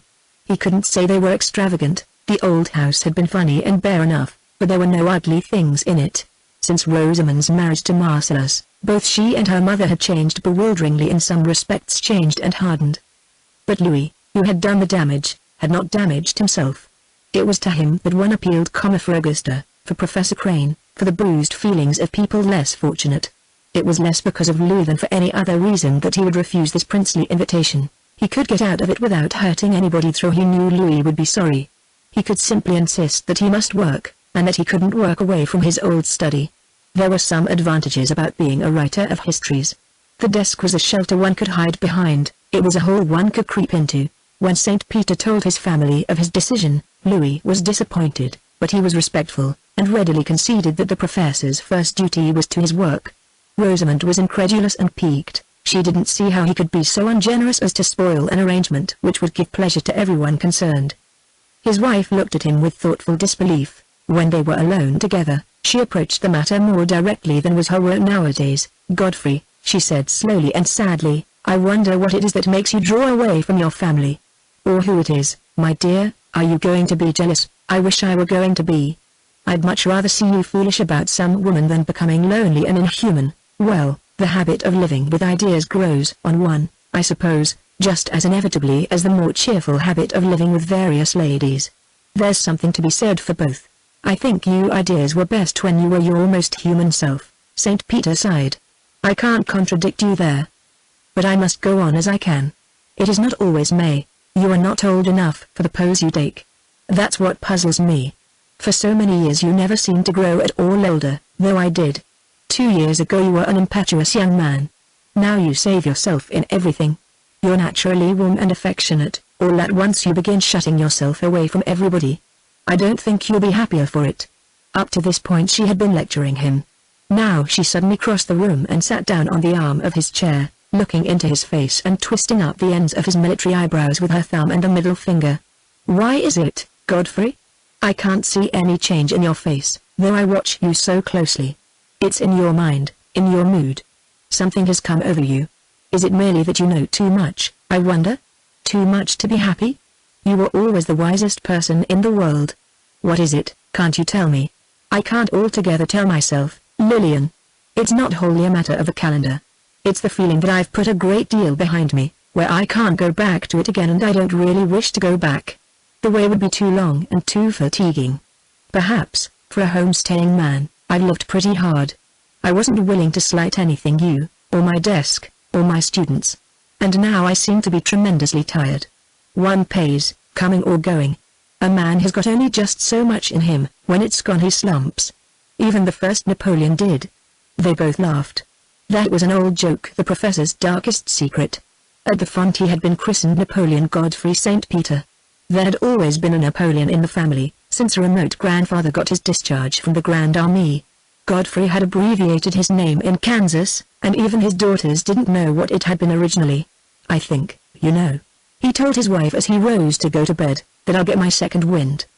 But for the present I don't want anything very stimulating. Paris is too beautiful, and too full of memories." Chapter 16. One Saturday morning in the spring, when the professor was at work in the old house, he heard energetic footsteps running up the uncarpeted stairway. Louis's voice called, "Cher papa, shall I disturb you too much?" St. Peter rose and opened to him. Louis was wearing his golf stockings, and a purple jacket with a fur collar. "No, I'm not going golfing. I changed my mind, but didn't have time to change my clothes. I want you to take a run out along the lake shore with us. Rosie is going to lunch with some friends at the country club. We'll have a drive with her, and then drop her there. It's a glorious day." Louis' keen, interested eye ran about the shabby little room. He chuckled. "The old bear, he just likes his old den, doesn't he? I can readily understand. Your children were born here. Not your daughters, your sons, your splendid Spanish adventurous sons. I'm proud to be related to them, even by marriage. And your blanket, surely that's a Spanish touch." Louis pounced upon the purple blanket, threw it across his chest, and, moving aside the wild lady, studied himself in Augusta's glass. And a very proper dressing gown it would make for Louis, wouldn't it? It was Outland's a precious possession. His lost chum brought it up from Mexico. Was it Outland's, indeed? Louis stroked it and regarded it in the glass with increased admiration. "I can never forgive destiny that I hadn't the chance to know that splendid fellow." The professor's eyebrows rose in puzzled interrogation. "It might have been awkward about Rosie, you know. I never think of him as a rival," said Louis, throwing back the blanket with a wide gesture. "I think of him as a brother, an adored and gifted brother." Half an hour later they were spinning along through the country, just coming green, Rosamond and her father on the back seat, Louis facing them. It struck the professor that Louis had something on his mind. His restless bright eyes watched his wife narrowly, as if to seize an opportune moment. "You know, Doctor," he said presently, "we've decided to give up our house before we go abroad, and cut off the rent. We'll move the books and pictures up to Outland, and our wedding presents, of course, and a silver we'll put in the bank. There won't be much of our present furniture that we'll need. I wonder if you could use any of it? And it has just occurred to me, Rosie," here he leaned forward and tapped her knee, "that we might ask Scott and Kathleen to come round and select anything they like. No use bothering to sell it, we'd get so little." Rosamond looked at him in astonishment. It was very evident they had not discussed anything of this sort before. "Don't be foolish, Louis," she said quietly. "They wouldn't want your things, but why not?" he persisted playfully. "They are very nice things. Not right for Outland, but perfectly right for a little house. We chose them with care, and we don't want them going into some dirty second-hand shop. They won't have to. We can store them in the attic at Outland, heaven knows it's big enough. You don't have to do anything with them just now. It seems a pity, when somebody might be getting the good of them. I know Scott could do very well with that chiffonier of mine. He admired it greatly, I remember, and said he'd never had one with proper drawers for his shirts." Rosamond's lip curled. "Don't look like that, Rosie. It's naughty. Stop it." Louis reached forward and shook her gently by the elbows. "And how can you be sure the McGregors wouldn't like our things, when you've never asked them? What positive ideas she does get into her head. They wouldn't want them because they are ours, yours and mine, if you will have it," she said coldly, drawing away from him. Louis sank back into his seat and gave it up. "Why do you think such naughty things? I don't believe it, you know. You are so touchy. Scott and Kitty may be a little standoffish, but it might very possibly make them feel better if you went at them nicely about this." He rallied and began to coax again. "She's got it into her head that the McGregors have a grudge, Doctor. There's nothing to it." Rosamond had grown quite pale. Her upper lip, that was so like her mother's when she was affable, so much harder when she was not, came down like a steel curtain. "I happen to know, Louis, that Scott blackballed you for the arts and letters. You can call that a grudge or not, as you please." Marcellus was visibly shaken. He looked sad. "Well, if he did, it wasn't very nice of him, certainly. But are you sure, Rosie? Rumors do go about, and people like to stir up family differences. It isn't people, and it's not rumor. I know it positively. Kathleen's best friend told me." Louis lay back and shook with laughter. "Oh, the ladies, the ladies. What they do to each other, Professor." St. Peter was very uncomfortable. "I don't think I'd accept such evidence, Rosamond. I don't believe it of Scott, and I think Louis has the right idea. People are like children, and Scott's poor and proud. I think Louis's chiffonier would go to his heart, if Louis offered it to him. I'm afraid you wouldn't do it very graciously. Professor, I'll go to McGregor's office and put it up to him. If he scorns it, so much the worse for him. He'll lose a very handy piece of furniture." Rosamond's paleness changed to red. Fortunately they were spinning over the gravel loops that led through shaven turf to the country club. "You can do as you like with your own things, Louis. But I don't want any of mine in the McGregor's bungalow. I know Scott's brand of humor too well, and there kind of jokes that would be made about them." The car stopped. Louis sprang out and gave his arm to his wife. He walked up the steps to the door with her, and his back expressed such patient, protecting kindness that the professor bit his lower lip with indignation. Louis came back looking quite grey and tired, and sank into the seat beside the professor with a sadder and wiser smile. "Louis," St. Peter spoke with deep feeling, "do you happen to have read a novel of Henry James, the American? There's rather a nice scene in it, in which a young Frenchman, hurt in a duel, apologizes for the behavior of his family. I'd like to do something of the sort. I apologize to you for Rosamond, and for Scott, if he has done such a mean thing." Louis's downcast face brightened at once. He squeezed the professor's arm warmly. "Oh, that's all right, sir. As for Scott, I can understand. He was the first son of the family, and he was the whole thing. Then I came along, a stranger, and carried off Rosie, and this patent began to pay so well it's enough to make any man jealous, and he is Scotchman. But I think Scott will come around in the end. People usually do, if you treat them well, and I mean to. I like the fellow. As for Rosamond, you mustn't give that a thought. I love her when she's naughty. She's a bit unreasonable sometimes, but I'm always hoping for a period of fantastic unreasonableness, which will be the beginning of a great happiness for us all." "Louis, you're magnanimous and magnificent," murmured his vanquished father-in-law. Chapter 17. Lillian and the Marsoses sailed for France early in May. The professor, left alone, had plenty of time to spray his rose vines, and his garden had never been so beautiful as it was that June. After his university duties were over, he smuggled his bed and clothing back to the old house and settled down to a leisurely bachelor life.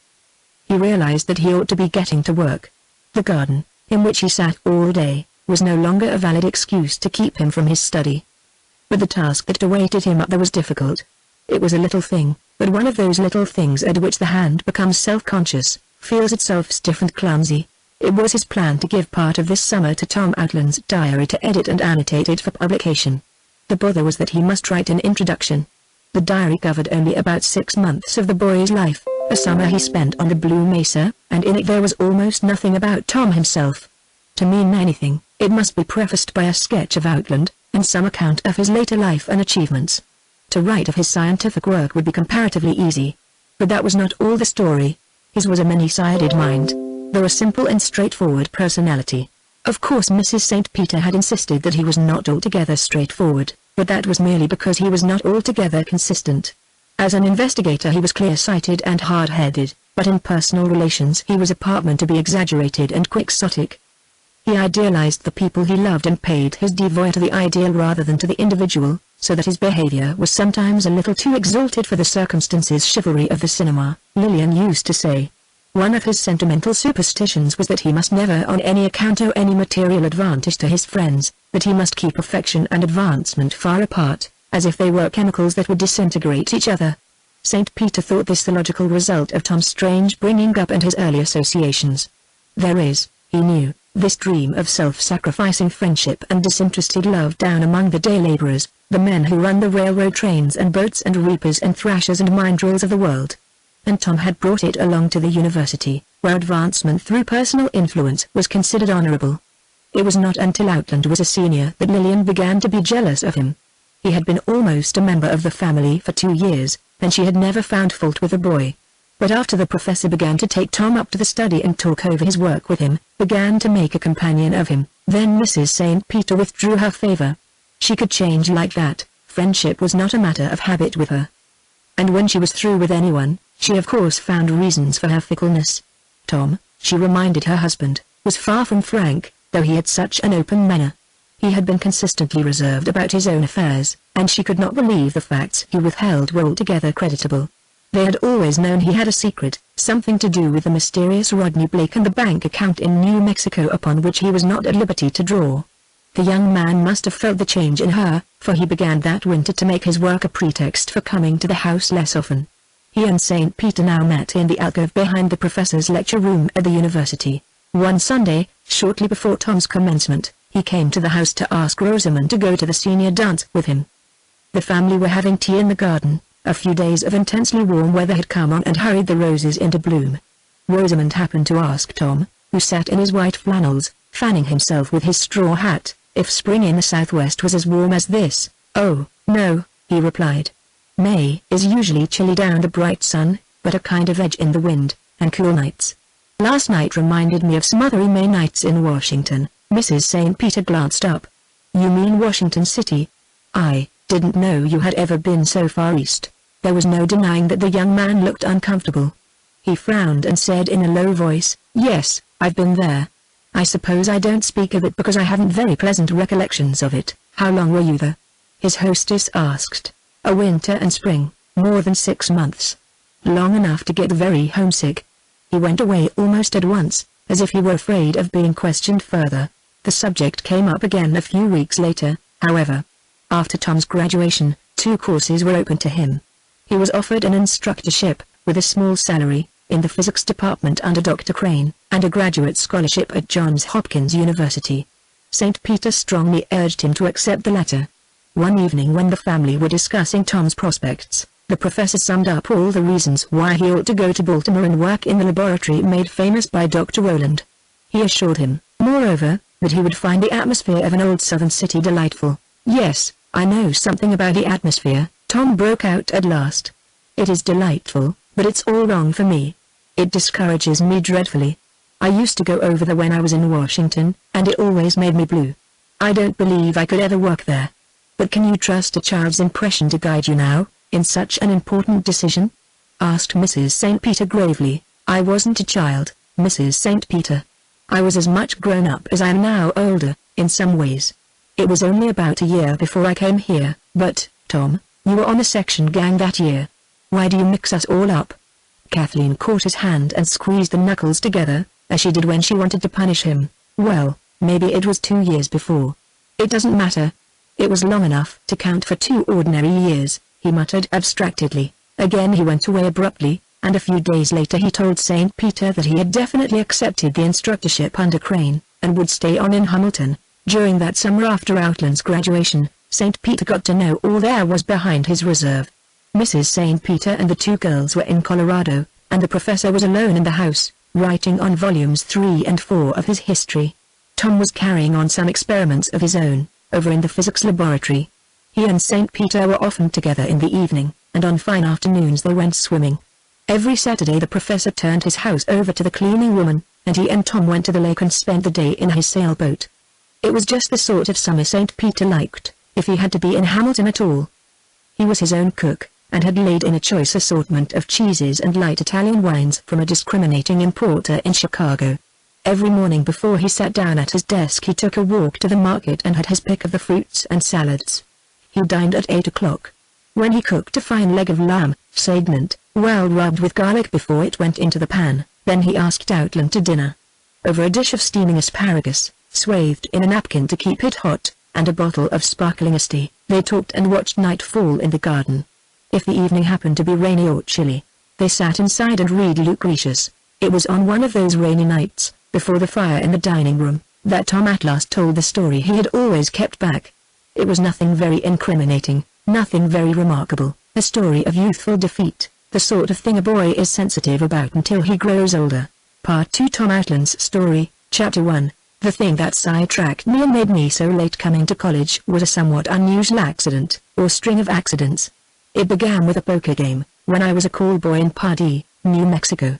One cold, clear night in the fall I started out to hunt up a freight crew that was to go out soon after midnight.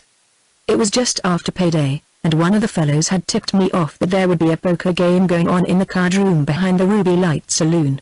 I knew most of my crew would be there, except Conductor Willis, who had a sick baby at home. The front windows were dark, of course. I went up the back alley, through a tumble-down ice house and a court, into a adobe room that didn't open into the saloon proper at all. It was crowded, and hot and stuffy enough. There were 6 or 7 in the game, and a crowd of fellows were standing about the walls, rubbing the whitewash off onto their coat shoulders. There was a birdcage hanging in one window, covered with an old flannel shirt, but the canary had wakened up and was singing away for dear life. He was a beautiful singer, an old Mexican had trained him, and he was one of the attractions of the place. I happened along when a jackpot was running. Two of the fellows I'd come for were in it, and they naturally wanted to finish the hand. I stood by the door with my watch, keeping time for them. Among the players I saw two sheepmen who always liked a lively game, and one of the bystanders told me you had to buy $100 worth of chips to get in that night. The crowd was fussing about one fellow, Rodney Blake, who had come in from his engine without cleaning up. That wasn't customary. The minute a man got in from his run, he took a bath, put on citizen's clothes, and went to the barber. This Blake was a new fireman on our division. He'd come uptown in his greasy overalls and sweaty blue shirt, with his face streaked up with smoke. He'd been drinking, he smelled of it, and his eyes were out of focus. All the other men were clean and freshly shaved, and they were sore at Blake said his hands were so greasy they marked the cards.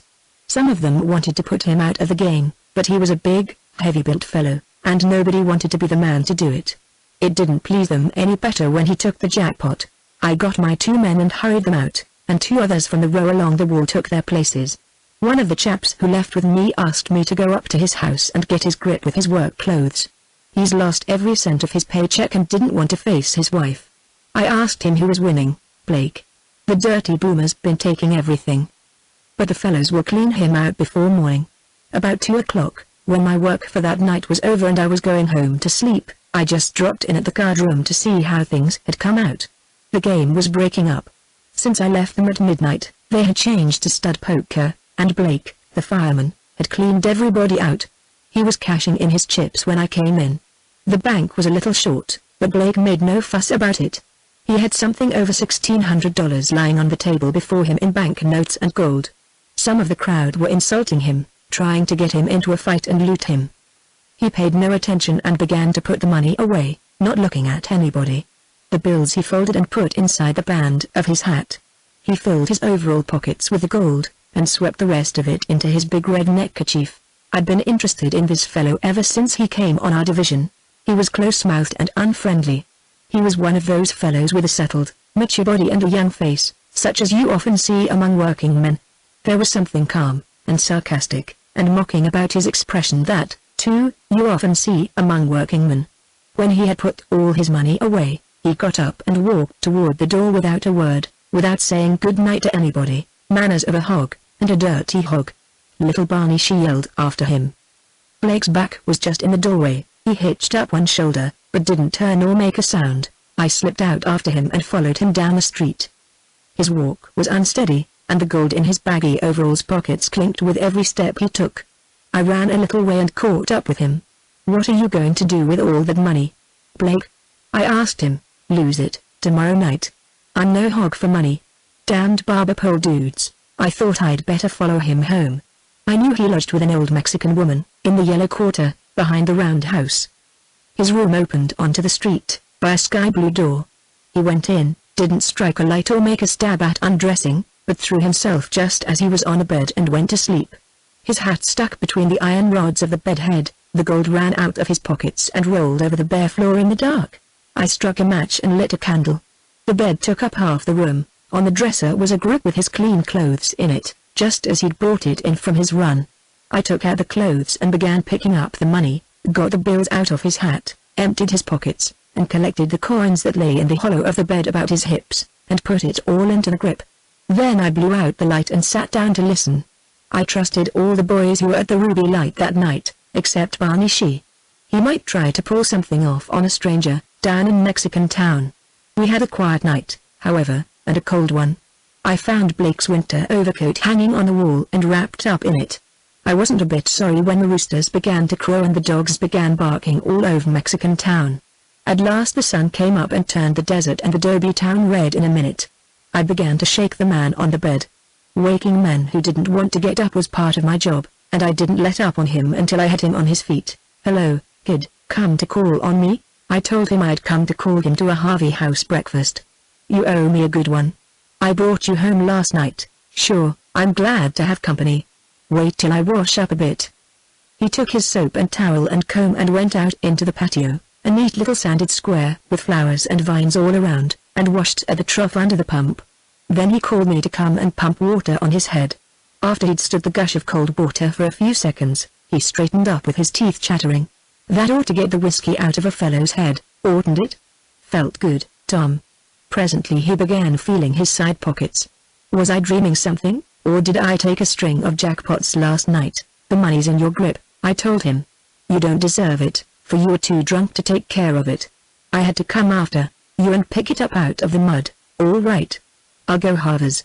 Easy come, easy go. I told him I didn't want anything off him but breakfast, and I wanted that pretty soon. Go easy, son. I've got to change my shirt. This one's wet. It's worse than wet. You oughtn't to go uptown without changing. You're a stranger here, and it makes a bad impression. He shrugged his shoulders and looked superior. He had a square-built, honest face and steady eyes that didn't carry a cynical expression very well.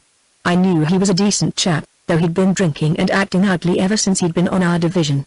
After breakfast we went out and sat in the sun at a place where the wooden sidewalk ran over a sand gully and made a sort of bridge. I had a long talk with him. I was carrying the grip with his winnings in it, and I finally persuaded him to go with me to the bank. We put every cent of it into a savings account that he couldn't touch for a year. From that night Blake and I were fast friends. He was the sort of fellow who can do anything for somebody else, and nothing for himself. There are lots like that among working men. They aren't trained by success to a sort of systematic selfishness. Rodney had been unlucky in personal relations. He'd run away from home when he was a kid because his mother married again a man who had been paying attention to her while his father was still alive. He got engaged to a girl down in the Southern Pacific, and she double-crossed him, as he said. He went to Old Mexico and let his friends put all his savings into an oil well, and they skinned him. What he needed was a pal, a straight fellow to give an account to. I was 10 years younger, and that was an advantage. He liked to be an older brother. I suppose the fact that I was a kind of stray and had no family, made it easier for him to unbend to me. He surely got to think a lot of me, and I did of him. It was that winter I had pneumonia. Mrs. O'Brien couldn't do much for me, she was overworked, poor woman, with a house full of children. Blake took me down to his room, and he and the old Mexican woman nursed me. He ought to have had boys of his own to look after. Nature's full of such substitutions, but they always seemed to me sad, even in botany. I wasn't able to be about until spring, and then the doctor and Father Duckin said I must give up night work and live in the open all summer. Before I knew anything about it, Blake had thrown up his job on the Santa Fe, and got a berth for him and me with the Sitwell Cattle Company. Jonas Sitwell was one of the biggest cattlemen in our part of New Mexico.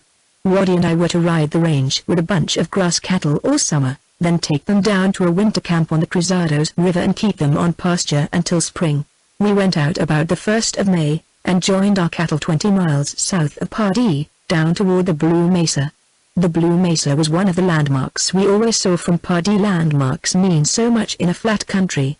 To the northwest, over toward Utah, we had the Mormon Buttes, 3 sharp blue peaks that always sat there.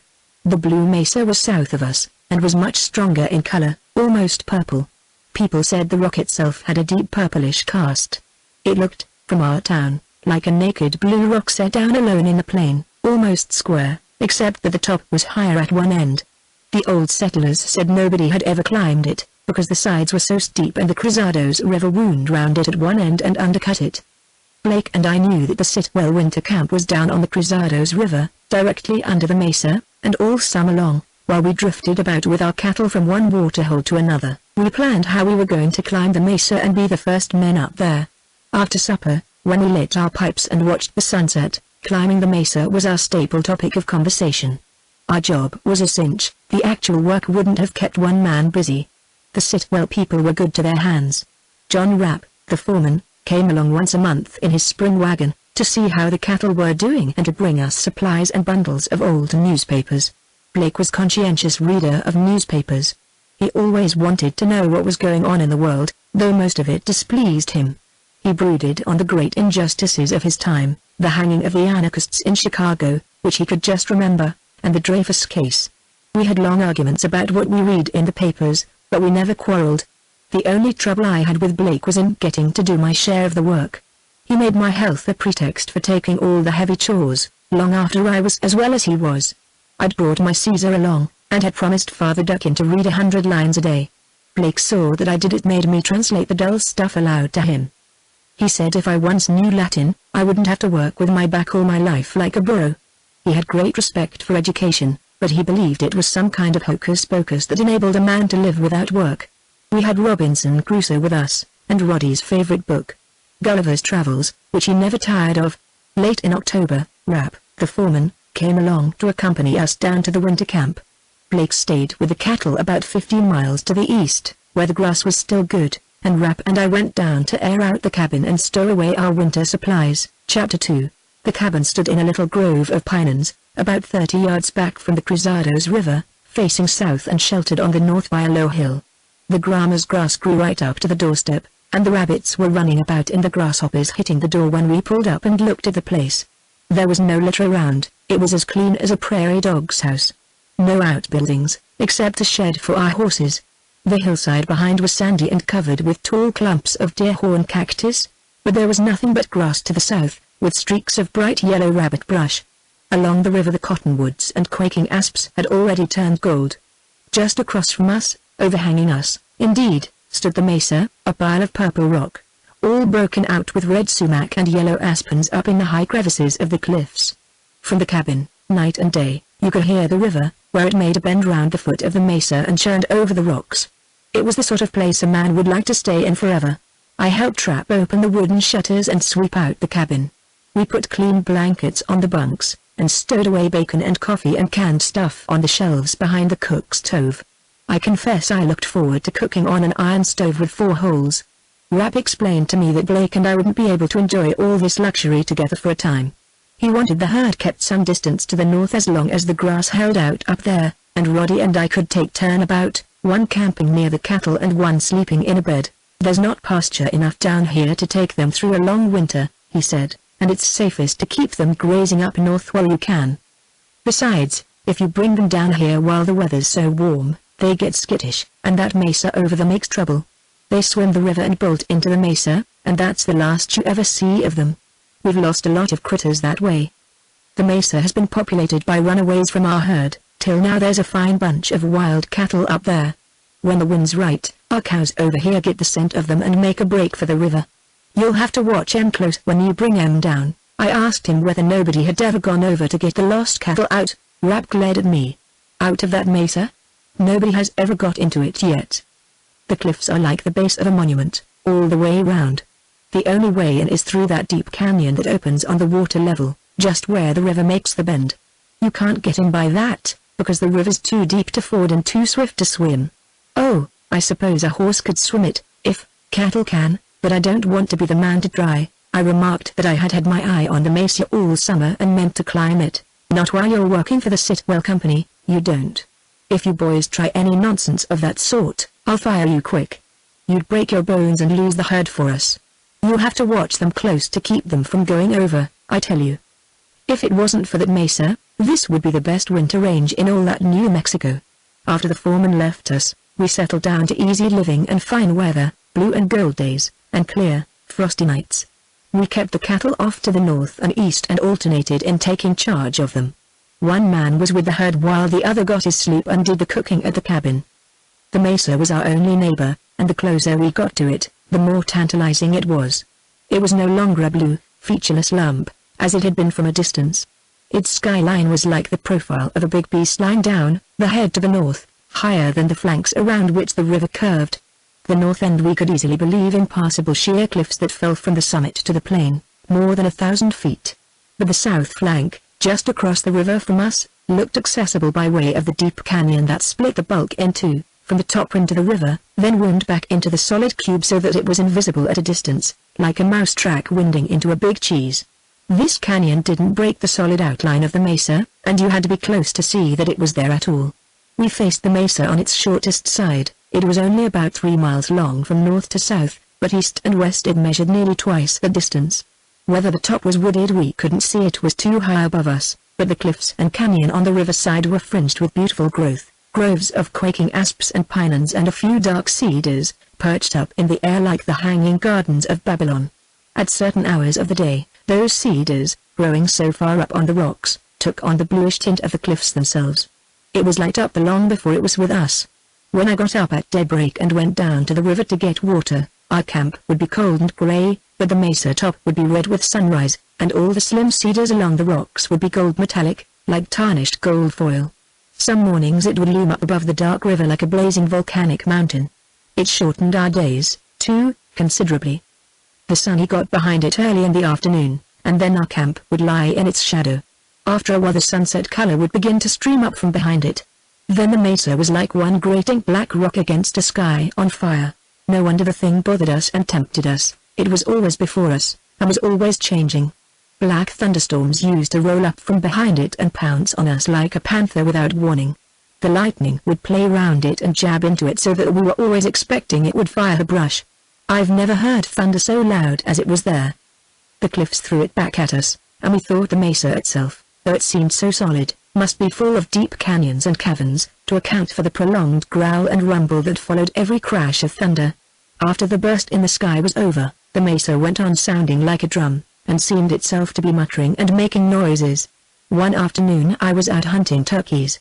Just as the sun was getting low, I came through a sea of rabbit brush, still yellow, and the horizontal rays of light, playing into it, brought out the contour of the ground with great distinctness. I noticed a number of straight mounds, like plough furrows, running from the river inland. It was too late to examine them. I cut a scrub willow and stuck a stake into one of the ridges, to mark it. The next day I took a spade down to the plantation of rabbit brush and dug around the sandy soil. I came upon an old irrigation main, unmistakable, lined with hard smooth cobbles and adobe cement, with sluices where the water had been let out into the trenches. Along these ditches I turned up some pieces of pottery, all of it broken, and arrowheads, and a very neat, well-finished stone pickaxe. That night I didn't go back to the cabin, but took my specimens out to Blake, who was still north with the cattle. Of course, we both knew there had been Indians all over this country, but we felt sure that Indians hadn't used stone tools for a long while back. There must have been a colony of Pueblo Indians here in ancient time, fixed residents, like the Tos Indians and the Hopis, not wanderers like the Navajos. To people off alone, as we were, there is something stirring about finding evidences of human labor and care in the soil of an empty country. It comes to you as a sort of message, makes you feel differently about the ground you walk over every day. I like the winter range better than any place I'd ever been in. I never came out of the cabin door in the morning to go after water that I didn't feel fresh delight in our snug quarters and the river and the old mesa up there, with its top burning like a bonfire.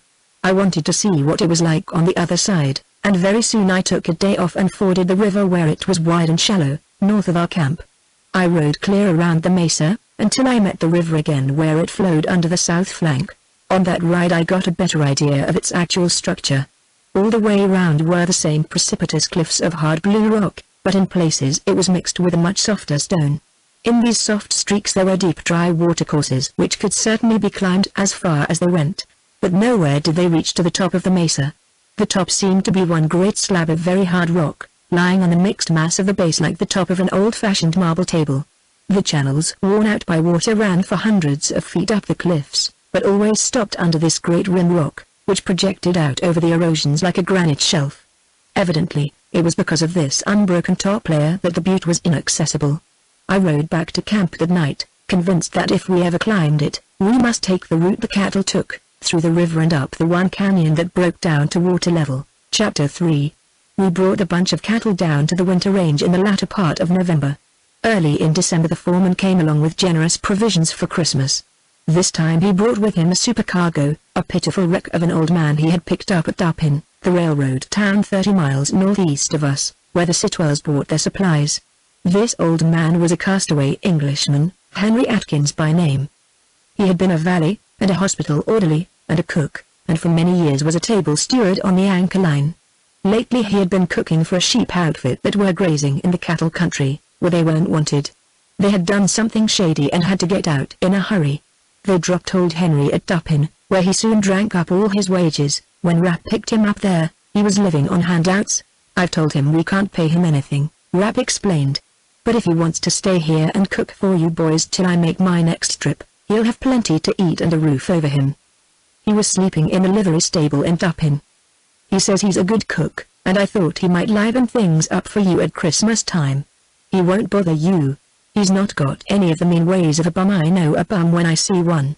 Next time I come down I'll bring him some old clothes from the ranch, and you can fire him if you want to. All his baggage is that newspaper bundle, and there's nothing in it but shoes, a pair of patent leathers and a pair of sneakers. The important thing is, never, on any account, go off skylarking, you two, and leave him with the cattle. Not for an hour, mind you. He ain't strong enough, and he's got no head. Life was a holiday for Blake and me after we got old Henry. He was a wonderful cook and a good housekeeper. He kept that cabin shining like a playhouse, used to dress it all out with pine-on boughs, and trimmed the kitchen shelves with newspapers cut in fancy patterns. He had learned to make up cots when he was a hospital orderly, and he made our bunks feel like a Harvey House bed. To this day that's the best I can say for any bed. And he was such a polite, mannerly old boy, simple and kind as a child. I used to wonder how anybody so innocent and defenseless had managed to get along at all, to keep alive for nearly 70 years in as hard a world as this. Anybody could take advantage of him. He held no grudge against any of the people who had misused him. He loved to tell about the celebrated people he'd been steward to, and the liberal tips they had given him. There with us, where he couldn't get at whiskey, he was a model of good behavior. "Drink is me weakness, you might say," he occasionally remarked apologetically. He shaved every morning and was as clean as a pin. We got to be downright fond of him, and the three of us made a happy family. Ever since we'd brought our herd down to the winter camp, the wild cattle on the mesa were more in evidence. They came down to the river to drink oftener, and loitered about, grazing in that low canyon so much that we began to call it Cow Canyon. They were fine-looking beasts, too. One could see they had good pasture up there. Henry had a theory that we ought to be able to entice them over to our side with salt. He wanted to kill one for beefsteaks. Soon after he joined us we lost 2 cows. Without warning they bolted into the mesa, as the foreman had said. After that we watched the herd closer, but a few days before Christmas, when Blake was off hunting and I was on duty, 4 fine young steers sneaked down to the water's edge through the brush, and before I knew it they were swimming. The river seemed to do it with no trouble at all. They frisked out on the other side, ambled up the canyon, and disappeared. I was furious to have them steal a march on me, and I swore to myself I'd follow them over and drive them back. The next morning we took the herd a few miles east, to keep them out of mischief. I made some excuse to Blake, cut back to the cabin, and asked Henry to put me up a lunch. I told him my plan, but warned him not to bear tales. If I wasn't home when Blake came in at night, then he could tell him where I'd gone. Henry went down to the river with me to watch me across. It had grown colder since morning, and looked like snow. The old man was afraid of a storm, said I might get snowed in. But I'd got my nerve up, and I didn't want to put off making a try at it. I strapped my blanket and my lunch on my shoulders, hung my boots around my neck to keep them dry, stuffed my socks inside my hat, and we waded in. My horse took the water without any fuss, though he shivered a good deal. He stepped out very carefully, and when it got too deep for him, he swam without panic. We were carried downstream a little by the current, but I didn't have to slide off his back. He found bottom after a while, and we easily made a landing. I waved goodbye to Henry on the other side and started up the canyon, running beside my horse to get warm. The canyon was wide at the water's edge, and though it corkscrewed back into the mesa by abrupt turns, it preserved this open, roomy character. It was, indeed, a very deep valley with gently sloping sides, rugged and rocky, but well grassed. There was a clear trail. Horses have no sense about making a trail, but you can trust cattle to find the easiest possible path and to take the lowest grades. The bluish rock and the sun-tanned grass, under the unusual purple-gray of the sky, gave the whole valley a very soft color, lavender and pale gold, so that the occasional cedars growing beside the boulders looked black that morning. It may have been the hint of snow in the air, but it seemed to me that I had never breathed in anything that tasted so pure as the air in that valley. It made my mouth and nostrils smart like charged water, seemed to go to my head a little and produce a kind of exultation. I kept telling myself that it was very different from the air on the other side of the river, though that was pure and uncontaminated enough. When I had gone up this canyon for a mile or so, I came upon another, opening out to the North Box Canyon, very different in character. No gentle slope there.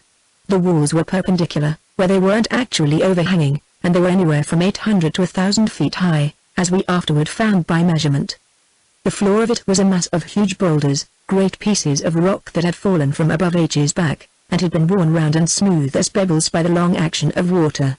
Many of them were as big as haystacks, yet they lay piled on one another like a load of gravel. There was no footing for my horse among those smooth stones, so I hobbled him and went on alone a little way, just to see what it was like.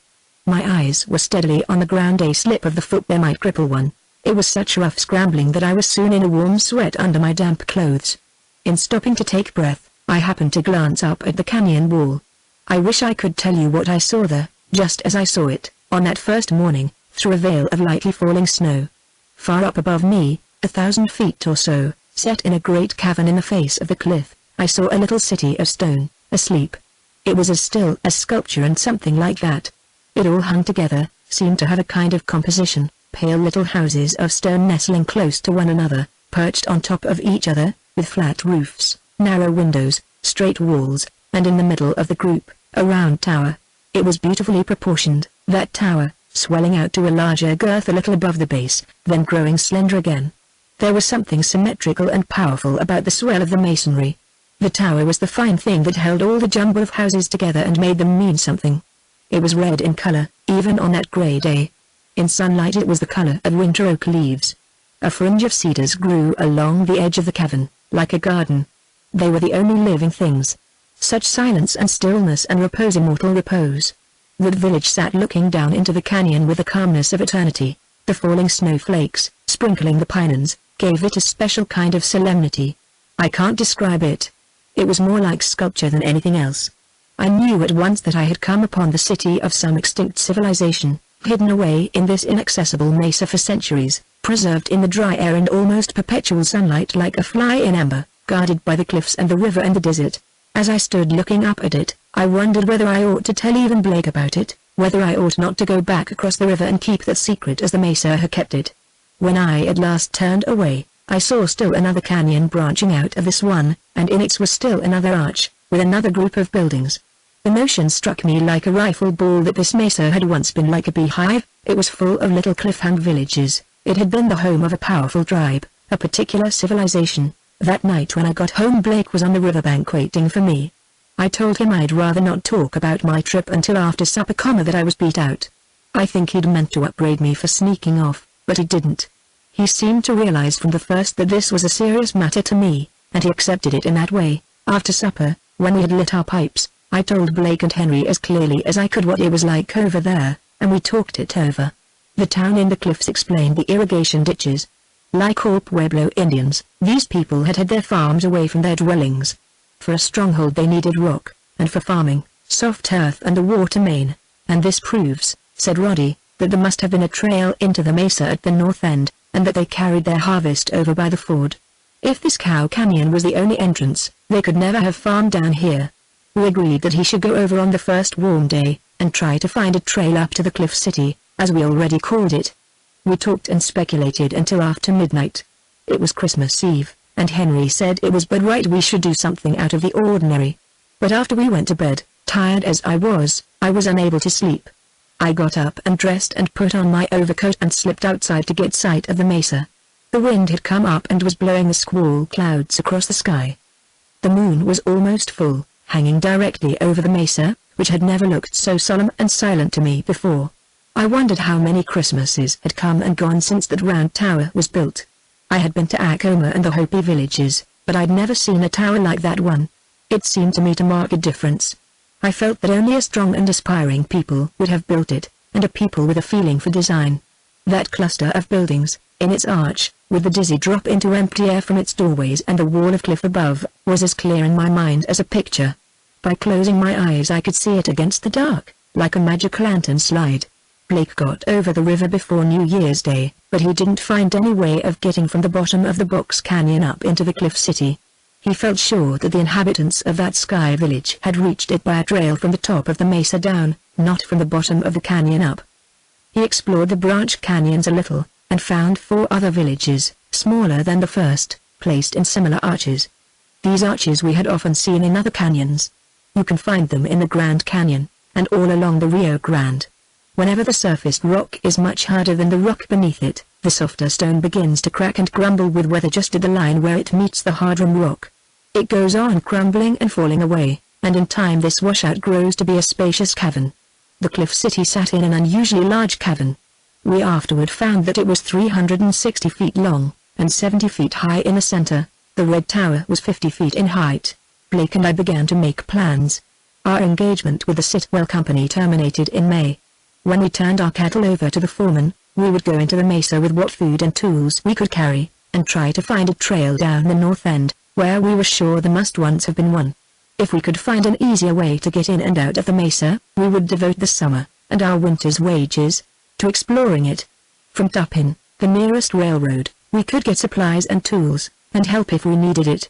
We thought we could manage to do the work ourselves if old Henry would stay with us. We didn't want to make our discovery any more public than necessary. We were reluctant to expose those silent and beautiful places to vulgar curiosity. Finally we outlined our plan to Henry, telling him we couldn't promise him regular wages. "We won't mention it," he said, waving his hand. "I'd ask nothing better than to share your fortunes. In my youth it was me ambition to go to Egypt and see the tombs of their pharaohs." "You may get a bad cold going over the river, Henry," Blake warned him. "It's a bad crossing, makes you dizzy when you take to swimming. You have to keep your head." "I was never seasick in me life," he declared, "and at that, I've helped in the cook's galley on the anchor line when she was fair standing on her head. You'll find me strong and active when I'm once broke into the work. I come of an enduring family, though, to be sure, I've abused me constitution somewhat." Henry liked to talk about his family, and the work they'd done, and the great age to which they lived, and the brandy puddings his mother made. 18 he was in all. When we sat down at table, he would often say with his thin, apologetic smile, "Mother and father, and 10 living, and 4 dead, and 2 stillborn." Waddy and I used to strain our imagination trying to visualize such a family dinner party. Everything worked out well for us.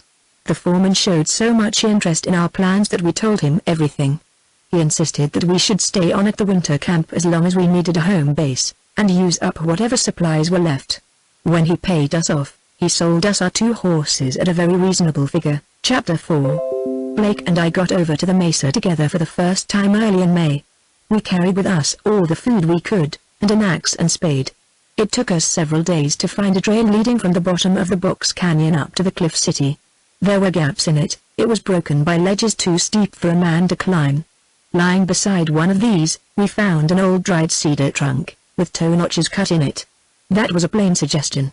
We felled some trees and threw them up over the gaps in the path. Toward the end of the week, when our provisions were getting low, we made the last lap in our climb, and stepped upon the ledge that was the floor of the Cliff City. In front of the cluster of buildings, there was an open space, like a courtyard.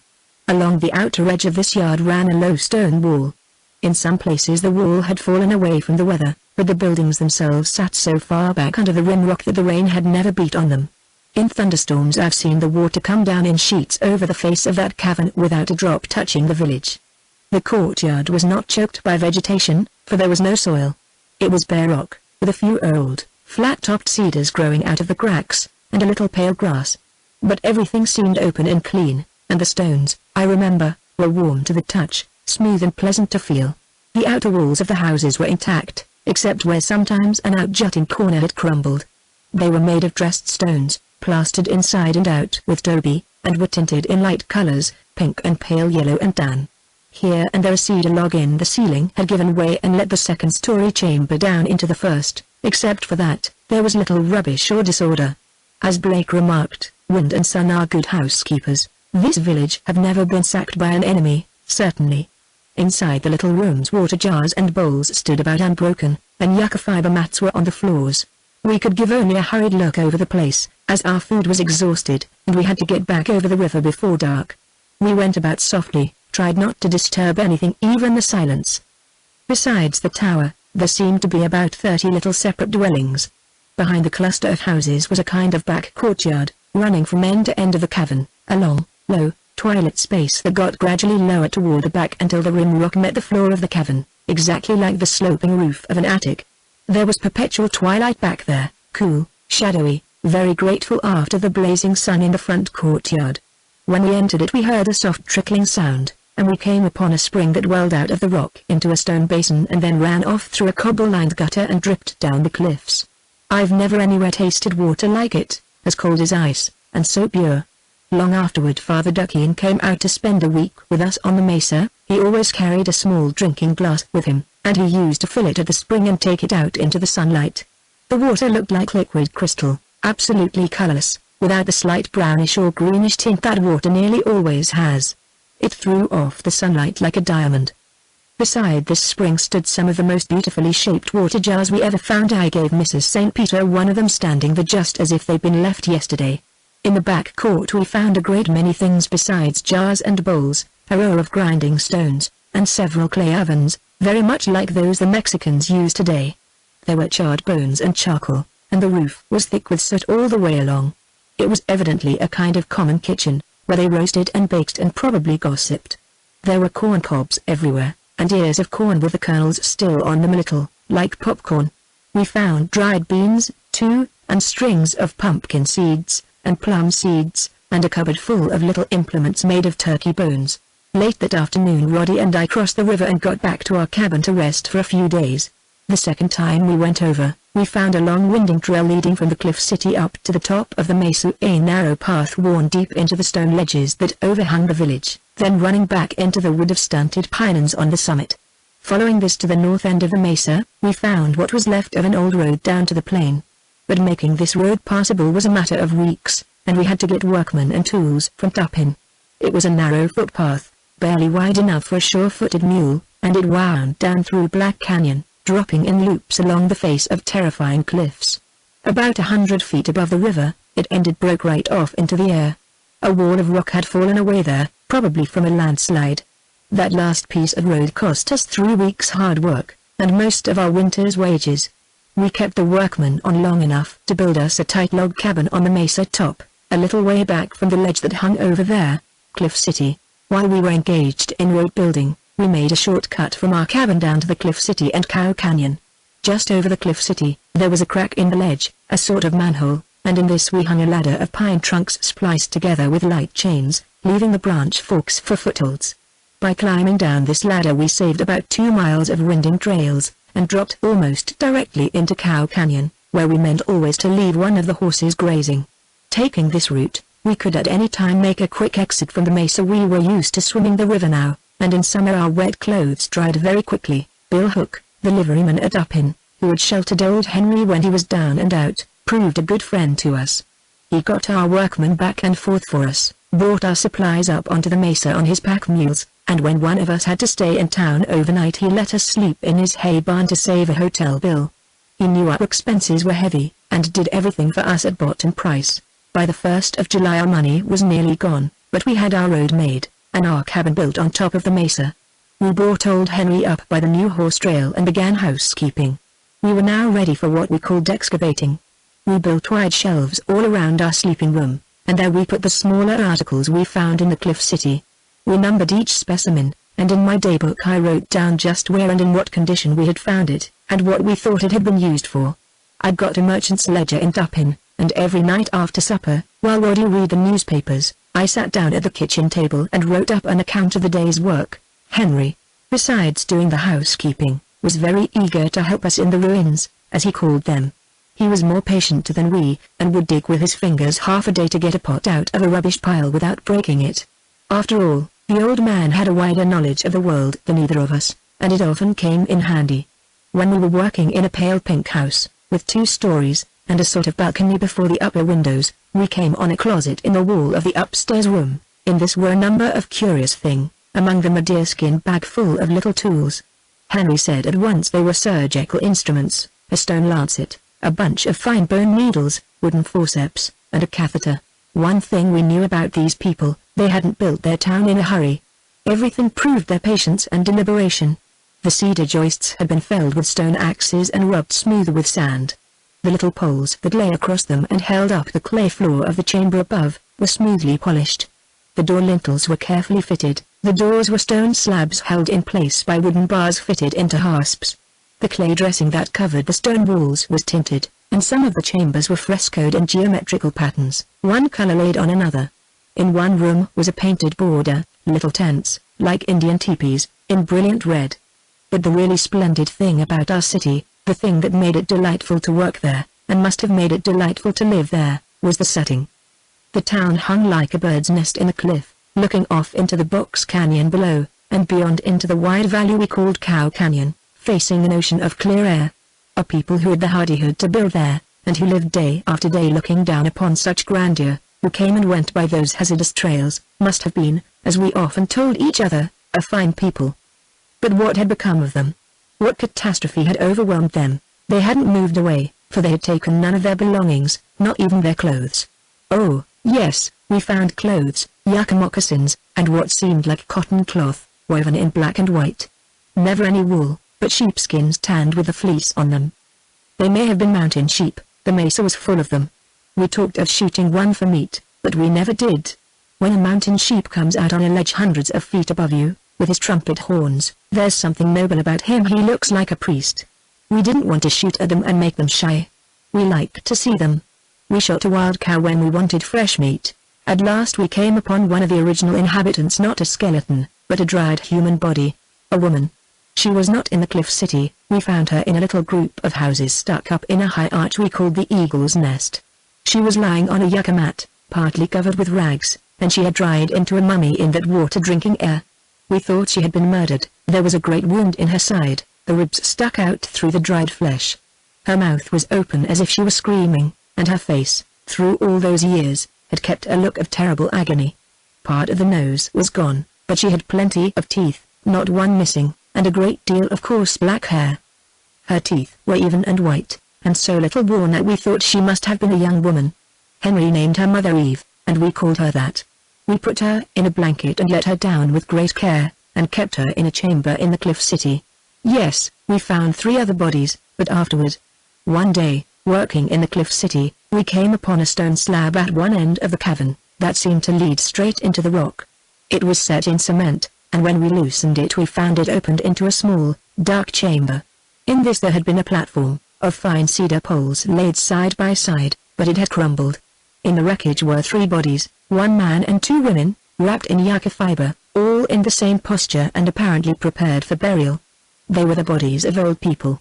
We believe they were among the aged who were left behind when the tribe went down to live on their farms in the summer season, that they had died in the absence of the villages, and were put into this mortuary chamber to await the return of the tribe, when they would have their funeral rites. Probably these people burned their dead. Of course an archaeologist could have told a great deal about that civilization from those bodies. But they never got to an archaeologist, at least, not on this side of the world. Chapter 5. The 1st of August came, and everything was going well with us. We hadn't met with any bad luck, and though we had very little money left, there was Blake's untouched savings account in the bank at Pardee, and we had plenty of credit in Dupin. The merchants that took an interest and were friendly. But the little new moon, that looked so innocent, brought us trouble. We lost old Henry, and in a terrible way. From the first we'd been a little bothered by rattlesnakes. You generally find them about old stone quarries and old masonry. We had got them pretty well cleared out of the cliff city, hadn't seen one there for weeks. But one Sunday we took Henry and went on an exploring expedition at the north end of the mesa, along Black Canyon. We caught sight of a little bunch of ruins we'd never noticed before, and made a foolhardy scramble to get up to them. We almost made it, and then there was a stretch of rock wall so smooth we couldn't climb it without a ladder. I was the tallest of the 3, and Henry was the lightest. He thought he could get up there if he stood on my shoulders. He was standing on my back, his head just above the floor of the cavern, groping for something to hoist himself by, when a snake struck him from the ledge, struck him square inches the forehead. It happened in a flash. He came down and brought the snake with him. By the time we picked him up and turned him over, his face had begun to swell. In 10 minutes it was purple, and he was so crazy it took the 2 of us to hold him and keep him from jumping down the chasm. He was struck so near the brain that there was nothing to do. It lasted nearly 2 hours. Then we carried him home. Waddy dropped down the ladder into Cow Canyon, caught his horse, and rode into Tarpon for the coroner. Father Duckin was preaching there at the mission church that Sunday, and came back with him. We buried Henry on the mesa.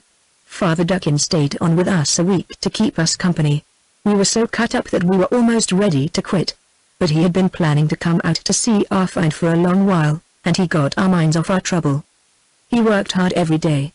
He went over everything we'd done, and examined everything minutely, the pottery, cloth, stone implements, and the remains of food. He measured the heads of the mummies and declared they had good skulls. He cut down one of the old cedars that grew exactly in the middle of the deep trail worn in the stone, and counted the rings under his pocket microscope. You couldn't count them with the unassisted eye, for growing out of a tiny crevice in the rock as that tree did, the increase of each year was so scant that the rings were invisible except with a glass. The tree he cut down registered 336 years' growth, and it could have begun to grow in that well-worn path only after human feet had ceased to come and go there. Why had they ceased? That question puzzled him, too. smallpox, any epidemic, would have left unburied bodies. Father Duckin suggested what Dr. Ripley, in Washington, afterwards surmised, that the tribe had been exterminated, not here in their stronghold, but in their summer camp, down among the farms across the river. Father Duckin had been among the Indians nearly 20 years then. He had 17 Indian pueblos in his parish, and he spoke several Indian dialects. He was able to explain the use of many of the implements we found, especially those used in religious ceremonies. The night before he left us, he summed up the results of his week's study, something like this. The 2 square towers on the mesa top, to which you have given little attention, were unquestionably granaries. Under the stones and earth fallen from the walls, there is a quantity of dried corn on the ear. Not a great harvest, for life must have come to an end here in the summer, when the new crop was not yet garnered and the last year's grain was getting low. The semicircular ridge on the mesa top, which you can see distinctly among the pinons when the sun is low and brings it into high relief, is the buried wall of an amphitheater, where probably religious exercises and games took place. I advise you not to dig into it. It is probably the most important thing here, and should be left for scholars to excavate. The tower you so much admire in the cliff village may have been a watchtower, as you think, but from the curious placing of those narrow slits, like windows, I believe it was used for astronomical observations. I am inclined to think that your tribe were a superior people. Perhaps they were not so when they first came upon this mesa, but in an orderly and secure life they developed considerably the arts of peace. There is evidence on every hand that they lived for something more than food and shelter. They had an appreciation of comfort, and went even further than that. Their life, compared to that of our roving Navajos, must have been quite complex. There is unquestionably a distinct feeling for design in what you call the Cliff City. Buildings are not grouped like that by pure accident, though convenience probably had much to do with it. Convenience often dictates very sound design. The workmanship on both the wood and stone of the dwellings is good. The shapes and decoration of the water jars and food bowls is better than in any of the existing pueblos I know, better even than the pottery made at Tacoma. I have seen a collection of early pottery from the island of Crete. Many of the geometrical decorations on these jars are not only similar, but, if my memory is trustworthy, identical. I see your tribe as a provident, rather thoughtful people, who made their livelihoods secure by raising crops and fowl. The great number of turkey bones and feathers are evidence that they had domesticated the wild turkey. With grain in their storerooms, and mountain sheep and deer for their quarry, they rose gradually from the condition of savagery. With the proper variation of meat and vegetable diet, they developed physically and improved in the primitive arts. They had looms and mills, and experimented with dyes.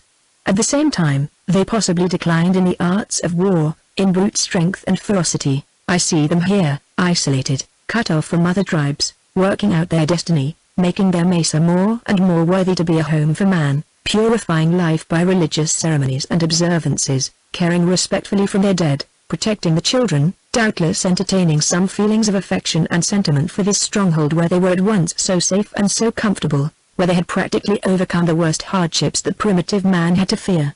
They were, perhaps, too far advanced for their time and environment. They were probably wiped out, utterly exterminated, by some roving Indian tribe without culture or domestic virtues, some horde that fell upon them in their summer camp and destroyed them for their hides and clothing and weapons, or from mere love of slaughter. I feel sure that these brutal invaders never even learned of the existence of this mesa, honeycombed with habitations. If they had come here, they would have destroyed.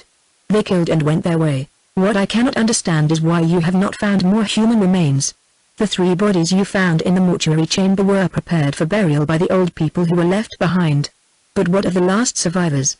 It is possible that when autumn wore on, and no one returned from the farms, the aged banded together, went in search of their people, and perished in the plain. Like you, I feel reverence for this place. Wherever humanity has made that hardest of all starts and lifted itself out of mere brutality, is a sacred spot. Your people were cut off here without the influence of example or emulation, with no incentive but some natural yearning for order and security. They built themselves into this mesa and humanized it. Father Duckin warmly agreed with Blake that I ought to go to Washington and make some report to the government, so that the proper specialists would be sent out to study the remains we had found. You must go to the director of the Smithsonian Institution, he said. He will send us an archaeologist who will interpret all that is obscure to us. He will revive this civilization in a scholarly work. It may be that you will have thrown light on some important points in the history of your country. After he left us, Blake and I began to make definite plans for my trip to Washington. Blake was to work on the railroad that winter and save as much money as possible. The expense of my journey would be paid out of what we called the jackpot account, in the bank at Pardee. All our further expenses on the Mesa would be paid by the government. Waddy often hinted that we would get a substantial reward of some kind. When we broke or lost anything at our work, he used to smile and say, "Never mind. I guess our Uncle Sam will make that good to us." We had a beautiful autumn that year, soft, sunny, like a dream. Even up there in the air we had so little wind that the gold hung on the poplars and quaking aspens late in November. We stayed out on the Mesa until after Christmas. We wanted our archaeologist, when he came, to find everything in good order. We cleared up any litter we'd made in digging things out, stored all the specimens, even the mummies, in our cabin, and padlocked the doors and windows before we left it. I had written up my daybook carefully to the very end, had even written out some of Father Duckin's deductions. This book I left in concealment on the Mesa. I climbed up to the eagle's nest in which we had found the mummy of the murdered woman we called Mother Eve, where I had noticed a particularly neat little cupboard in the wall. I put my book in this niche and sealed it up with cement. Mother Eve had greatly interested Father Duckin, by the way. He laughed and said she was well named. He didn't believe her death could throw any light on the destruction of her people. "I seem to smell," he said slyly, "a personal tragedy. Perhaps when the tribe went down to the summer camp, Our Lady was sick and would not go. Perhaps her husband thought it worthwhile to return unannounced from the farm some night, and found her in improper company. The young man may have escaped. In primitive society the husband is allowed to punish an unfaithful wife with death." When the first snow began to fly, we said goodbye to our Mesa and rode into Dupin. It took several days to outfit me for my journey to Washington. We bought a trunk, I'd never owned one in my life, and a supply of white shirts, an overcoat that was as heavy as lead and just about as cold, and 2 suits of clothes. That conscienceless trader worked off on me a claw and a coat he must have had in stock for 20 years. He easily persuaded Roddy that it was the proper thing for dress occasions. I think Roddy expected that I would be received by ambassadors. Perhaps I did. Roddy drew me $600 out of the bank to stake me, and bought my ticket and Pullman through to Washington. He went to the station with me the morning I left, and a hard handshake was goodbye. For a long while after my train pulled out, I could see our Mesa bulking up blue on the skyline. I hated to leave it, but I reflected that it had taken care of itself without me for a good many 100 years. When I saw it again, I told myself, I would have done my duty by it. I would bring back with me men who would understand it, who would appreciate it and dig out all its secrets. Chapter 6. I got off the train, just behind the Capitol building, one cold bright January morning. I stood for a long while watching the white dome against a flashing blue sky, with a very religious feeling. After I had walked about a little and seen the parks, so green though it was winter, and the Treasury building, and the War and Navy, I decided to put off my business for a little and give myself a week to enjoy the city. That was the most sensible thing I did while I was there. For that week I was wonderfully happy. My sightseeing over, I got to work. First I went to see the representative from our district, to ask for letters of introduction. He was cordial enough, but he gave me bad advice. He was very positive that I ought to report to the Indian Commission, and gave me a letter to the commissioner. The commissioner was out of town, and I wasted 3 days waiting about his office, being questioned by clerks and secretaries. They were not very busy, and seemed to find me entertaining. I thought they were interested in my mission, and interest was what I wanted to arouse. I didn't know how influential these people might be. They talked as if they had great authority. I had brought along in my telescope bag some good pieces of pottery, not the best, I was afraid of accident, but some that were representative, and all the photographs Blake and I had taken. We had only a small Kodak, and these pictures didn't make much show. They looked, indeed, like grubby little adobe ruins such as one can find almost anywhere. They gave no idea of the beauty and vastness of the setting. The clerks at the Indian Commission seemed very curious about everything and made me talk a lot. I was green and didn't know any better. But when one of the fellows that tried to get me to give him my best bowl for his cigarette ashes, I began to suspect the nature of their interest. At last the commission returned, but he had pressing engagements, and I hung around several days more before he would see me.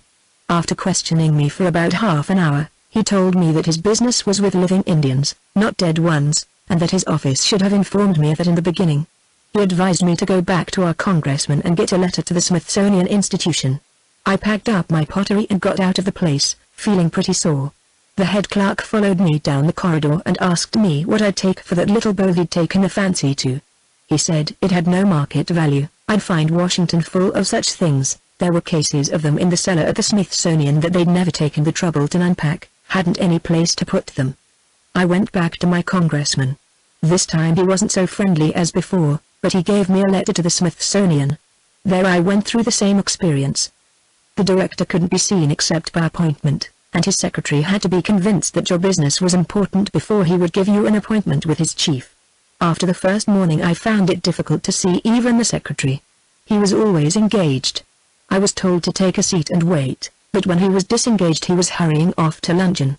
I would sit there all morning with a group of unfortunate people, girls who wanted to get typewriting to do, nice polite old men who wanted to be taken out on surveys and expeditions next summer. The secretary would at last come out with his overcoat on, and would hurry through the waiting room reading a letter or a report, without looking up. The office assistants cheered me along, and I kept this up for some days, sitting all morning in that room, studying the patterns of the rugs, and the shoes of the patient waiters who came as regularly as I.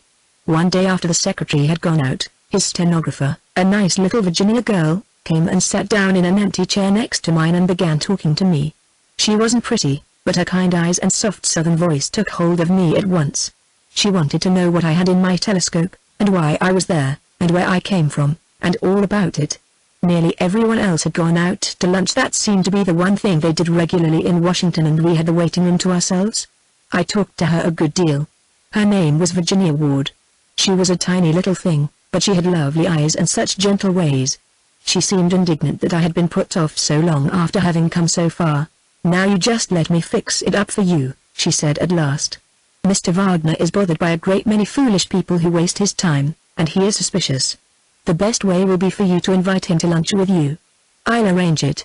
I keep a list of his appointments, and I know he is not engaged for luncheon tomorrow. I'll tell him that he is to lunch with a nice boy who has come all the way from New Mexico to inform the department about an important discovery. I'll tell him to meet you at the showroom, at 1. That's expensive, but it would do no good to invite him to a cheap place. And, remember, you must ask him to order the luncheon. It will maybe cost you $10, but it will get you somewhere." I felt grateful to the nice little thing, she wasn't older than I. I begged her wouldn't she please come to lunch with me herself today, and talk to me. "Oh, no," she said, blushing red as a poppy. "Why, I'm afraid you think." I told her I didn't think anything but how nice she was to me, and how lonesome I was. She went with me, but she wouldn't go to any swell place. She told me a great many useful things. "If you want to get attention from anybody in Washington," she said, "ask them to lunch. People here will do almost anything for a good lunch." "But the director of the Smithsonian, for instance," I said, "surely you don't mean that the high-up ones like that? Why would he want to bother with a cowpuncher from New Mexico, when he can lunch with scientists and ambassadors?" She had a pretty little fluttery southern laugh. "You just name a hotel like the showroom to the director, and try it. There has to be somebody to pay for a lunch, and the scientists and ambassadors don't do that when they can avoid it. He'd accept your invitation, and the next time he went to dine with the Secretary of State he'd make a nice little story of it, and paint you up so pretty you'd hardly know yourself." When I asked her whether I'd better take my pottery, it was there under the table between us, to the showroom to show Mr. Wagner, she tittered again. "I wouldn't bother. If you show him enough of the showroom pottery, that will be more effective." The next morning, when the secretary arrived at his office, he stopped by my chair and said he understood he had an engagement with me for 1 o'clock.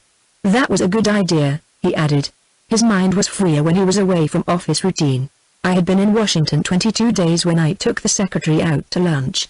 It was an excellent lunch. We had a bottle of Chateau Chaume. I'd never heard of such a wine before, but I remember it because it cost $5. I drank only 1 glass, and that pleased him too, for he drank the rest. Though he was friendly and talked a great deal, my heart sank lower, for he wouldn't let me explain my mission to him at all. He kept telling me that he knew all about the Southwest. He had been sent by the Smithsonian to conduct parties of European archaeologists through all the show places, Frijoles and Canyon de Chelly, Antos, and the Hopi Pueblos.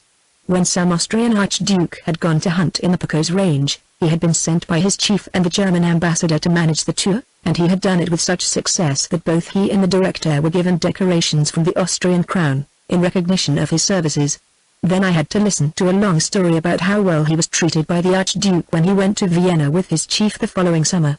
I had to hear about the balls and receptions, and the names and titles of all the people he had met at the Duke's country estate. I was amazed and ashamed that a man of 50, a man of the world, a scholar with ever so many degrees, should find it worth his while to show off before a boy, and a boy of such humble pretensions, who didn't know how to eat the hors d'oeuvres any more than if an assortment of coconuts had been set before him with no hammer. Imagine my astonishment when, as he was drinking his liqueur, he said carelessly, "By the way, I was successful in arranging an interview with the director for you. He will see you at 4 o'clock on Monday." That was Thursday. I spent the time between then and Monday trying to find out something more about the kind of people I had come among. I persuaded Virginia Ward to go to the theater with me, and she told me that it always took a long while to get anything through with the director, but I mustn't lose heart, and she would always be glad to cheer me up. She lived with her mother, a widow lady, and they had me come to dinner and were very nice to me. All this time I was living with a young married couple who interested me very much, for they were unlike any people I had ever known. The husband was in office, as they say there, he had some position in the War Department. How it did used to depress me to see all the hundreds of clerks come pouring out of that big building at sunset. Their lives seemed to me so petty, so slavish. The couple I lived with gave me a prejudice against that kind of life. I couldn't help knowing a good deal about their affairs. They had only a small rented flat, and rented me one room of it, so I was very much in their confidence and couldn't help overhearing. They asked me not to mention the fact that I paid rent, as they had told their friends I was making them a visit. It was like that in everything. They spent their lives trying to keep up appearances, and to make his salary do more than it could. When they weren't discussing where she should go in the summer, they talked about the promotions in his department, how much the other clerks got and how they spent it, how many new dresses their wives had. And there was always a struggle going on for an invitation to a dinner or a reception, or even a tea party. When once they got the invitation they had been scheming for, then came the terrible question of what Mrs. Bixby should wear. The Secretary of War gave a reception. There was to be dancing and a great showing of foreign uniforms. The Bixbys were in painful suspense until they got a card. Then for a week they talked about nothing but what Mrs. Bixby was going to wear. They decided that for such an occasion she must have a new dress. Bixby borrowed $25 from me, and took his lunch hour to go shopping with his wife and choose the satin. That seemed to me very strange. In New Mexico the Indian boys sometimes went to traders with their wives and bought shawls or calico, and we thought it rather contemptible. On the night of the reception the Bixbys set off gaily in a cab, the dress they considered a great success. But they had bad luck. Somebody spilt claret cup on Mrs. Bixby's skirt before the evening was half over, and when they got home that night I heard her weeping and reproaching him for having been so upset about it, and looking at nothing but her ruined dress all evening. She said he cried out when it happened. I don't doubt it. Every cab, every party, was more than they could afford. If he lost an umbrella, it was a real misfortune. He wasn't lazy, he wasn't a fool, and he meant to be honest. But he was intimidated by that miserable sort of departmental life. He didn't know anything else. He thought working in a store or a bank not respectable. Living with the Bixbys gave me a kind of low-spiritedness I had never known before. During my days of waiting for appointments, I used to walk for hours around the fence that shuts in the White House grounds, and watch the Washington Monument color with those beautiful sunsets, until the time when all the clerks streamed out of the Treasury building and the War and Navy. Thousands of them, all more or less like the couple I lived with. They seemed to me like people in slavery, who ought to be free. I remember the city chiefly by those beautiful, hazy, sad sunsets, white columns and green shrubbery, and the monument shaft still pink while the stars were coming out. I got my interview with the director of the Smithsonian at last. He gave me his attention, he was interested. He told me to come again in 3 days and meet Dr. Ripley, who was the authority on prehistoric Indian remains and had excavated a lot of them. Then came an exciting and rather encouraging time for me. Dr. Ripley asked the right sort of questions, and evidently knew his business. He said he'd like to take the first train down to my mesa. But it required money to excavate, and he had none. There was a bill up before Congress for an appropriation. We'd have to wait. I must use my influence with my representative. He took my pottery to study it. I never got it back, by the way. There was a Dr. Fox, connected with the Smithsonian, who was also interested. They told me a good many things I wanted to know, and kept me dangling about the office. Of course they were very kind to take so much trouble with a green boy. but I soon found that the director and all his staff had one interest which dwarfed every other. There was to be an international exposition of some sort in Europe the following summer, and they were all pulling strings to get appointed on juries or sent to international congresses, appointments that would pay their expenses abroad, and give them a salary in addition. There was, indeed, a bill before Congress for appropriations for the Smithsonian, but there was also a bill for exposition appropriations, and that was the one they were really pushing. They kept me hanging on through March and April, but in the end it came to nothing. Dr. Ripley told me he was sorry, but the sum Congress had allowed the Smithsonian wouldn't cover an expedition to the Southwest. Virginia Ward, who had been so kind to me, went out to lunch with me that day, and admitted I had been let down. She was almost as much disappointed as I. She said the only thing Dr. Ripley really cared about was getting a free trip to Europe and acting on a jury, and maybe getting a decoration. And that's what the director wants, too, she said. They don't care much about dead and gone Indians. What they do care about is going to Paris, and getting another ribbon on their coats. The only other person besides Virginia who was genuinely concerned about my affair was a young Frenchman, a lieutenant attached to the French embassy, who came to the Smithsonian often on business connected with the same international exposition. He was nice and polite to Virginia, and she introduced him to me. We used to walk down along the Potomac together. He studied my photographs and asked me such intelligent questions about everything that it was a pleasure to talk to him. He had a fine attitude about it all. He was thoughtful, critical, and respectful. I feel sure he'd have gone back to New Mexico with me if he'd had the money. He was even poorer than I. I was utterly ashamed to go home to Roddy, dead broke after all the money I'd spent, and without a thing to show for it. I hung on in Washington through May, trying to get a job of some sort, to at least earn my fare home. My letters to Blake had been pretty blue for some time back. If I'd been sensible, I'd have kept my troubles to myself. He was easily discouraged, and I knew that. At last I had to write him for money to go home. It was slow in coming, and I began to telegraph. I left Washington at last, wiser than I came.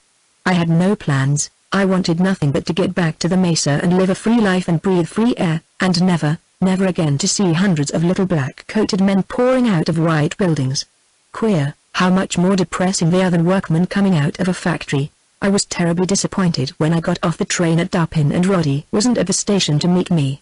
It was late in the afternoon, almost dark, and I went straight to the livery stable to ask Bill Hook for news of Blake. Hook, you remember, had done all our hauling for us, and had been a good friend.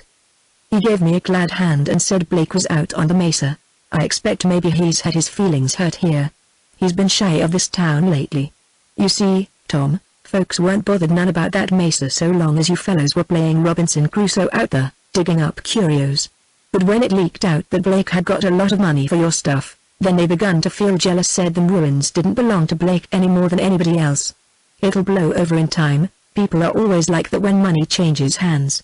But right now there's a good deal of bad feeling. I told him I didn't know what he was talking about. You mean you ain't heard about the German fatigue? Well, Rodney's got some surprise waiting for you.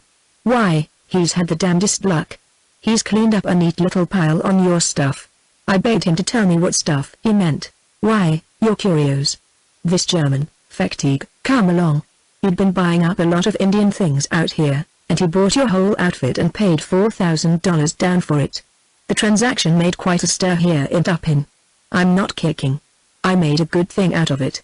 My mules were busy 3 weeks packing the stuff out of there on their backs, and I held the Dutchman up for a fancy price. He had packing cases made at the wagon shop and took him up to the Mesa full of straw and sawdust, and packed the curios out there. I lost one of my mules, too. You remember Jenny? Well, they were leading her down with a big box on her, and right there where the trail runs so narrow around a bump in the cliff above Black Canyon, she lost her balance and fell clean to the bottom, her load on her. Pretty near 1,000 feet, I guess. We never went down to hold a post-mortem, but Fectig paid for her like a gentleman. I remember I sat down on the sofa in Hook's office because I couldn't stand up any longer, and the smell of the horse blankets began to make me deathly sick. In a minute I went over, like a girl in a novel. Hook pulled me out on the sidewalk and gave me some whiskey out of his pocket flask.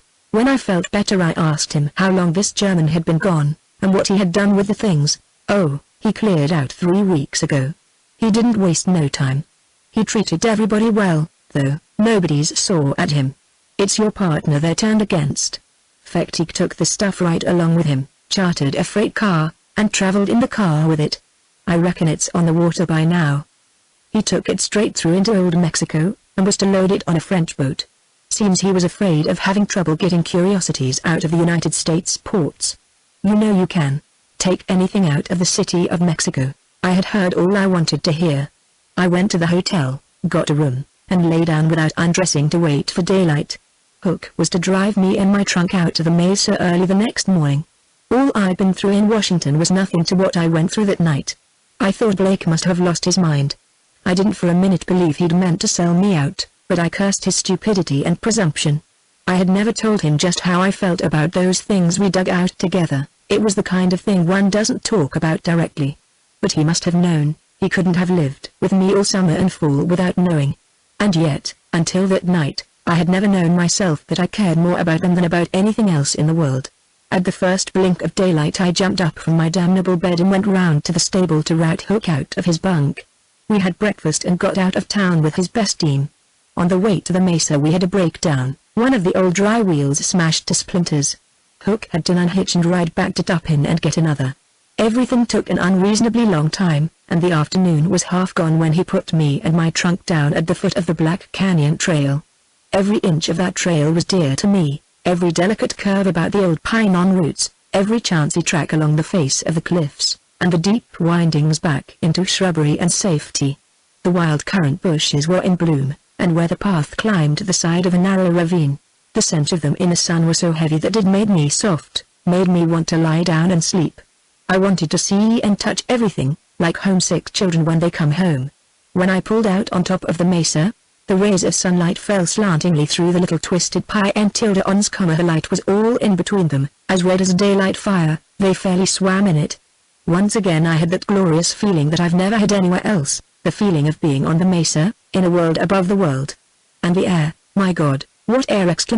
Soft, tingling, gold, hot with an edge of chill on it, full of the smell of pines. It was like breathing the sun, breathing the color of the sky. Down there behind me was the plain, already streaked with shadow, violet and purple and burnt orange until it met the horizon. Before me was the flat mesa top, thinly sprinkled with old cedars that were not much taller than I, though their twisted trunks were almost as thick as my body. I struck off across it, my long black shadow going ahead. I made straight for the cabin. It was about 3 miles from the spot where the trail emerged at the top. I saw smoke rising before I could see the hut itself. Blake was in the doorway when I got there. I didn't look at his face, but I could feel that he looked at mine. "Don't say anything, Tom. Don't rip me up until you hear all about it," he said as I came toward him. "I've heard enough to about do for me," I blurted out. "What made you do it, Blake? What made you do it?" "It was a chance in a million, boy. There wasn't any time to consult you. There's only one man in thousands that wants to buy relics and pay real money for them. I could see how your Washington campaign was coming out. I know you'd thought about big figures, so had I. But that was all a pipe dream. 4,000's not so bad, you don't pick it up every day. And he bore all the expenses. Why, it was a terrible expensive job, getting all that frail stuff out of here. Who else would have bought it, I want to know? We'd have had to pack it around at Harvey houses, selling it at $1 a bowl, like the poor Indians do. I took the best chance going, for both of us, Tom." I didn't say anything, because there was too much to say. I stood outside the cabin until the gold light went blue and a few stars came out, hardly brighter than the bright sky they twinkled in, and the swallows came flying over us, on their way to their nests in the cliffs. It was the time of day when everything goes home. From habit and from weariness I went in through the door. The kitchen table was spread for supper. I could smell a rabbit stew cooking on a stove. Blake lit a lantern and begged me to eat my supper. I didn't go into the bunk room, for I knew the shelves in there were empty. I heard Blake talking to me as you hear people talking when you are asleep. Who else would have bought them? He kept saying. Folks make a lot of fuss over such things, but they don't want to pay good money for them. When I at last told him that such a thing as selling them had never entered my head, I'm sure he thought I was lying. He reminded me about how we used to talk of getting big money from the government. I admitted I'd hoped we'd be paid for our work, and maybe get a bonus of some kind, for our discovery. But I never thought of selling them, because they weren't mine to sell nor yours.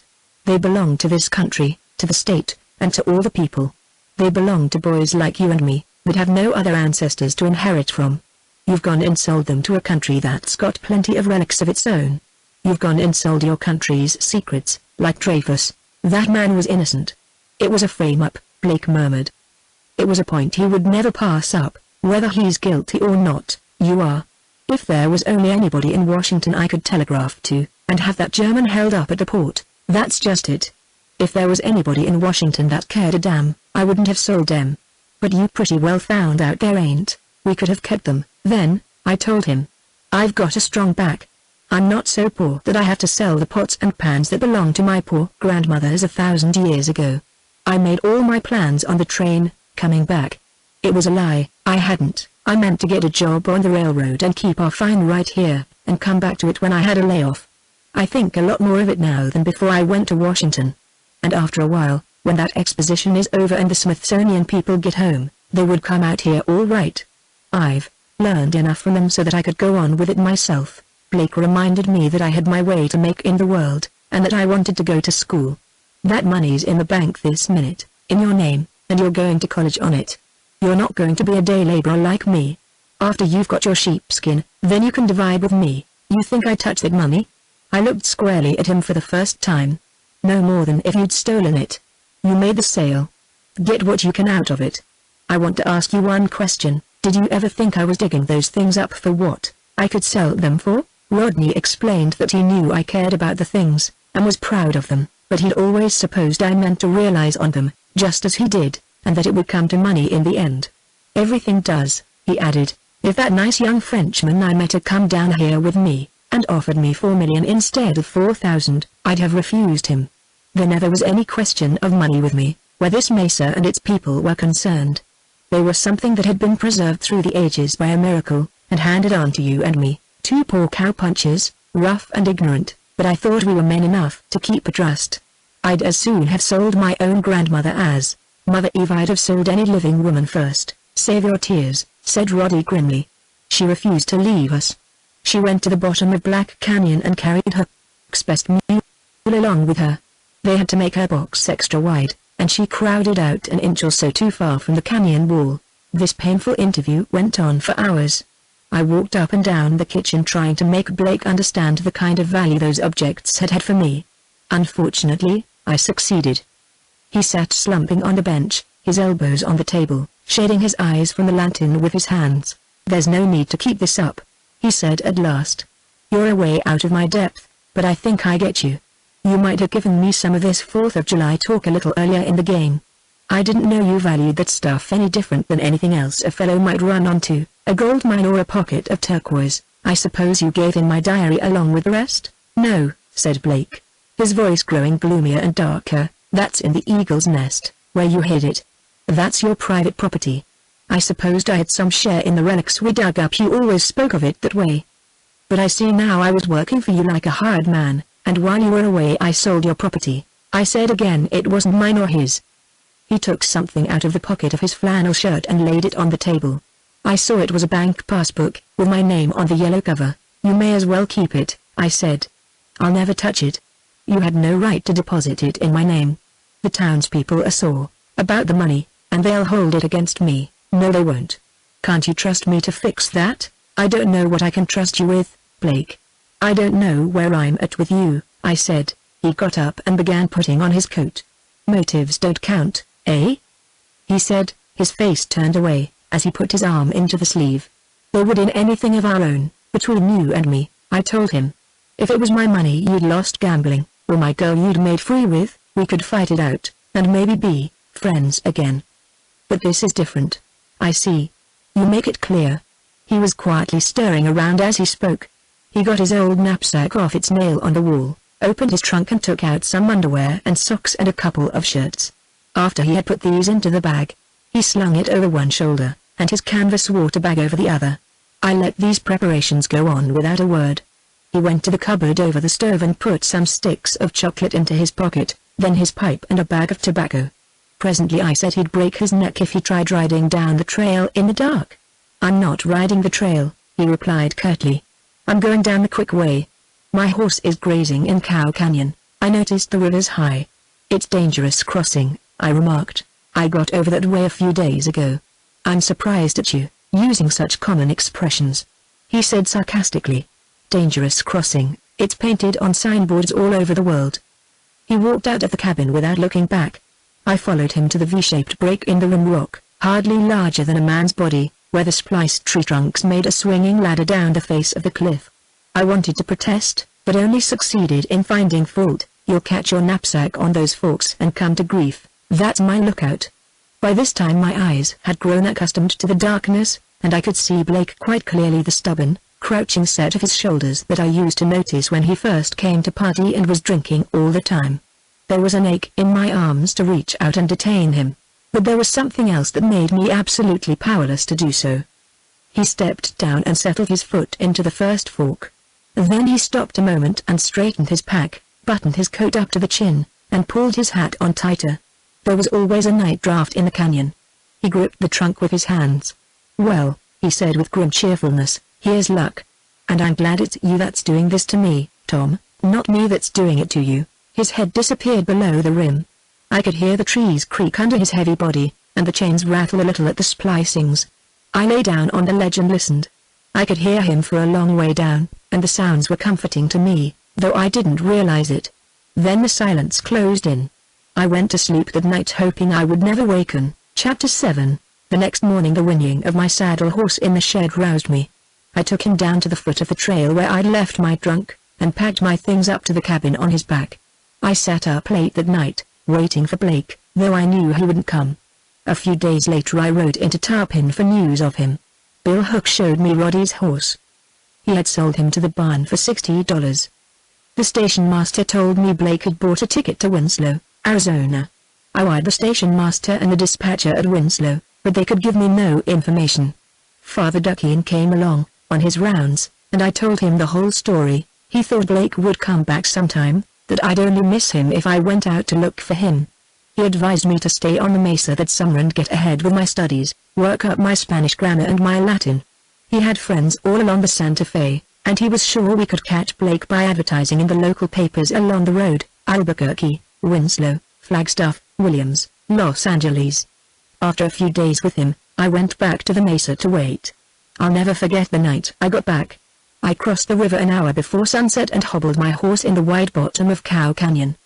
The moon was up, though the sun hadn't set, and it had that glittering silverine the early stars have in high altitudes. The heavenly bodies look so much more remote from the bottom of a deep canyon than they do from the level. The climb of the walls helps out the eye, somehow. I lay down on a solitary rock that was like an island in the bottom of the valley, and looked up.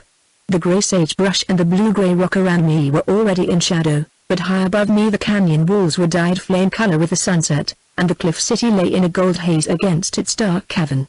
In a few minutes it, too, was gray, and only the rim rock at the top held the red light. When that was gone, I could still see the copper glow in the pinons along the edge of the top ledges. The arc of sky over the canyon was silvery blue, with its pale yellow moon, and presently stars shivered into it, like crystals dropped into perfectly clear water. I remember these things, because, in a sense, that was the first night I was ever really on the mesa at all, the first night that all of me was there. This was the first time I ever saw it as a whole. It all came together in my understanding, as a series of experiments do when you begin to see where they are leading. Something had happened in me that made it possible for me to coordinate and simplify, and that process, going on in my mind, brought with it great happiness. It was possession. The excitement of my first discovery was a very pale feeling compared to this one. For me the mesa was no longer an adventure, but a religious emotion. I had read of filial piety in the Latin poets, and I knew that was what I felt for this place. It had formerly been mixed up with other motives, but now that they were gone, I had my happiness unalloyed. What that night began lasted all summer. I stayed on the mesa until November. It was the first time I'd ever studied methodically, or intelligently. I got the better of the Spanish grammar and read the 12 books of the Aeneid. I studied in the morning, and in the afternoon I worked at clearing away the mess the German had made and tidying up the ruins to wait another 100 years, maybe, for the right explorer. I can scarcely hope that life will give me another summer like that one. It was my high tide. Every morning, when the sun's rays first hit the mesa top, while the rest of the world was in shadow, I wakened with the feeling that I had found everything, instead of having lost everything. Nothing tired me. Up there alone, a close neighbor to the sun, I seemed to get the solar energy in some direct way. And at night, When I watched it drop down behind the edge of the plain below me, I used to feel that I couldn't have borne another hour of that consuming light, that I was full to the brim, and needed darkened sleep. All that summer, I never went up to the eagle's nest to get my diary. Indeed, it's probably the yet. I didn't feel the need of that record. It would have been going backward. I didn't want to go back and unravel things step by step. Perhaps I was afraid that I would lose the whole in the parts. At any rate, I didn't go for my record. During those months I didn't worry much about poor Oddie. I told myself the advertisements would surely get him. I knew his habit of reading newspapers. There are times when one's vitality is too high to be clouded, too elastic to stay down. Hurrying in from my cabin in the morning to the spot in the cliff city where I studied under a cedar, I used to be frightened at my own heartlessness. But the feel of the narrow moccasin-worn trail in the flat rock made my feet glad, like a good taste in the mouth, and I'd forget all about Blake without knowing it. I found I was reading too fast, so I began to commit long passages of Virgil to memory. If it hadn't been for that, I might have forgotten how to use my voice, or gone to talking to myself. When I look into the Aeneid now, I can always see two pictures, the one on the page, and another behind that, blue and purple rocks and yellow-green pines with flat tops, little clustered houses clinging together for protection, a rude tower rising in their midst, rising strong, with calmness and courage behind it, a dark grotto, in its depths a crystal spring. Happiness is something one can't explain. You must take my word for it. Troubles enough came afterward, but there was that summer, high and blue, a life in itself. Next winter I went back to Pardee and stayed with the O'Briens again, working on the section and studying with Father Duckeen and trying to get some word of Blake. Now that I was back on the railroad, I thought I couldn't fail to find him. I went out to Winslow and to Williams, and I questioned the railroad men.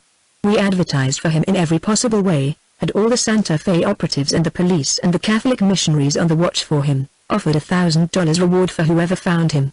But it came to nothing. Father Duckeen and our friends down there are still looking. But the older I grow, the more I understand what it was I did that night on the mesa. Anyone who requites faith and friendship as I did, will have to pay for it. I'm not very sanguine about good fortune myself. I'll be called to account when I least expect it. In the spring, just a year after I quarreled with Roddy, I landed here and walked into your garden, and the rest you know. Part 3. The Professor, Chapter 1.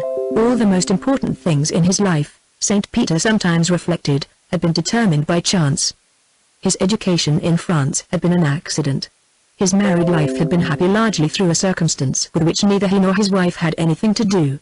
They had been young people with good qualities, and very much in love, but they could not have been happy if Lillian had not inherited a small income from her father, only about $1,600 a year, but it had made all the difference in the world.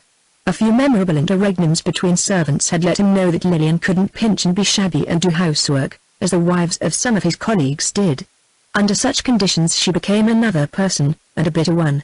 Tom Outland had been a stroke of chance he couldn't possibly have imagined. His strange coming, his strange story, his devotion, his early death and posthumous fame, it was all fantastic. Fantastic, too, that this tramp boy should amass a fortune for someone whose name he had never heard, for an extravagant and wheeling stranger. The professor often thought of that curiously bitter burst from the baritone in Brahms' Requiem, attending the words, "He heapeth up riches and cannot tell who shall scatter them." The vehemence of this passage had seemed to him uncalled for until he read it by the light of a history of his own family. St. Peter thought he had fared well with fate. He wouldn't choose to live his life over. He might not have such good luck again. He had had two romances, one of the heart, which had filled his life for many years, and a second of the mind, of the imagination. Just when the morning brightness of the world was wearing off for him, along came Outland and brought him a kind of second youth. Through Outland's studies, long after they had ceased to be pupil and master, he had been able to experience afresh things that had grown dull with use. The boy's mind had the superabundance of heat which is always present where there is rich germination. To share his thoughts was to see old perspectives transformed by new effects of light. If the last 4 volumes of the Spanish adventurers were more simple and inevitable than those that went before, it was largely because of Outland. When St. Peter first began his work, he realized that his great drawback was the lack of early association, the fact that he had not spent his youth in the great dazzling southwest country which was the scene of his explorer's adventures. By the time he had got as far as the 3rd volume, into his house walked a boy who had grown up there, a boy with imagination, with the training and insight resulting from a very curious experience, who had in his pocket the secrets which old trails and stones and watercourses tell only to adolescents. 2 years after Tom's graduation they took the copy of Fray Garces' manuscript that the professor had made from the original in Spain, and went down into the southwest together. By autumn they had been over every mile of his trail on horseback. Tom could take a sentence from Garces' diary and find the exact spot at which the missionary crossed the Rio Colorado on a certain Sunday in 1775. Given one pueblo, he could always find the route by which the priest had reached the next. It was on that trip that they went to Tom's Blue Mesa, climbed the ladder of spliced pine trees to the Cliff City, and up to the Eagle's Nest. That they took Tom's diary from the stone cupboard where he had sealed it up years ago, before he set out for Washington on his fruitless errand. The next summer Tom went with the professor to Old Mexico. They had planned a third summer together, in Paris, but it never came off. Outland was delayed by the formalities of securing his patent, and then came August, 1914. Father Duquesne, the missionary priest who had been Tom's teacher, stopped in Hamilton on his way back to Belgium, hurrying home to serve in any capacity he might. The rugged old man stayed in Hamilton only 4 days, but in that time Outland made up his mind, had a will drawn, packed, and said goodbye. He sailed with Father Duquesne on the Rochambe. To this day St. Pete regretted that he had never got that vacation in Paris with Tom Outland.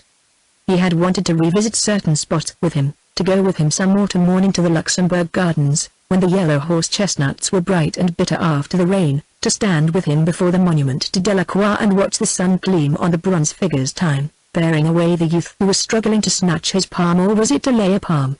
Not that it mattered. It might have mattered to Tom, had not chance, in one great catastrophe, swept away all youth and all palms, and almost time itself. And suppose Tom had been more prudent, and had not gone away with his old teacher? St. Peter sometimes wondered what would have happened to him, once the trap of worldly success had been sprung on him. He couldn't see Tom building Outland, or becoming a public-spirited citizen of Hamilton. What change would have come in his blue eye, in his fine long hand with the back-sprinting thumb, which had never handled things that were not the symbols of ideas. A hand like that, had he lived, must have been put to other uses. His fellow scientists, his wife, the town and state, would have required many duties of it. It would have had to write thousands of useless letters, frame thousands of false excuses. It would have had to manage a great deal of money, to be the instrument of a woman who would grow always more exacting. He had escaped all that. He had made something new in the world, and the rewards, the meaningless conventional gestures, he had left to others. Chapter 2. All those summer days, while the professor was sending cheerful accounts of his activities to his family in France, he was really doing very little. He had begun, in a desultory way, to annotate the diary that Tom had kept on the mesa, in which he had noted down the details of each day's work among the ruins, along with the weather and anything unusual in the routine of their life.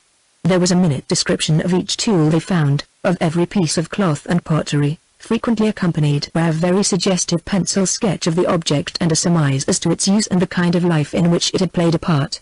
To St. Peter this plain account was almost beautiful, because of the stupidities it avoided and the things it did not say. If words had cost money, Tom couldn't have used them more sparingly. The adjectives were purely descriptive, relating to form and color, and were used to present the objects under consideration, not the young explorer's emotions. Yet through this austerity one felt the kindling imagination, the ardor and excitement of the boy, like the vibration in a voice when the speaker strives to conceal his emotion by using only conventional phrases. When the 1st of August came round, the professor realized that he had pleasantly trifled away nearly 2 months at a task which should have taken little more than a week. But he had been doing a good deal besides, something he had never before been able to do. St. Peter had always laughed at people who talked about daydreams, just as he laughed at people who naively confessed that they had an imagination. All his life his mind had behaved in a positive fashion. When he was not at work, or being actively amused, he went to sleep. He had no twilight stage.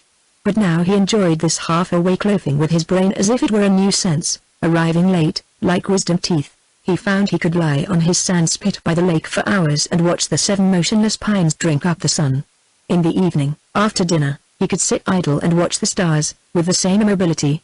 He was cultivating a novel mental dissipation and enjoying a new friendship. Tom Outland had not come back again through the garden door, as he had so often done in dreams, but another boy had, the boy the professor had long ago left behind him in Kansas, in the Solomon Valley, the original, unmodified Godfrey St. Peter. This boy and he had meant, back in those faraway days, to live some sort of life together and to share good and bad fortune. They had not shared together, for the reason that they were unevenly matched. The young Saint Peter, who went to France to try his luck, had a more active mind than the twin he left behind in the Solomon Valley. After his adoption into the Thorold household, he remembered that other boy very rarely, in moments of homesickness. After he met Lillian Ormsley, Saint Peter forgot that boy had ever lived. But now that the vivid consciousness of an earlier state had come back to him, the professor felt that life with this Kansas boy, little as there had been of it, was the realest of his lives, and that all the years between had been accidental and ordered from the outside. His career, his wife, his family, were not his life at all, but a chain of events which had happened to him. All these things had nothing to do with the person he was in the beginning. The man he was now, the personality his friends knew, had begun to grow strong during adolescence, during the years when he was always consciously or unconsciously conjugating the verb to love in society and solitude, with people, with books, with the sky and open country, in the lonesomeness of crowded city streets. When he met Lillian, it reached its maturity. From that time to this, existence had been a catching at handholds.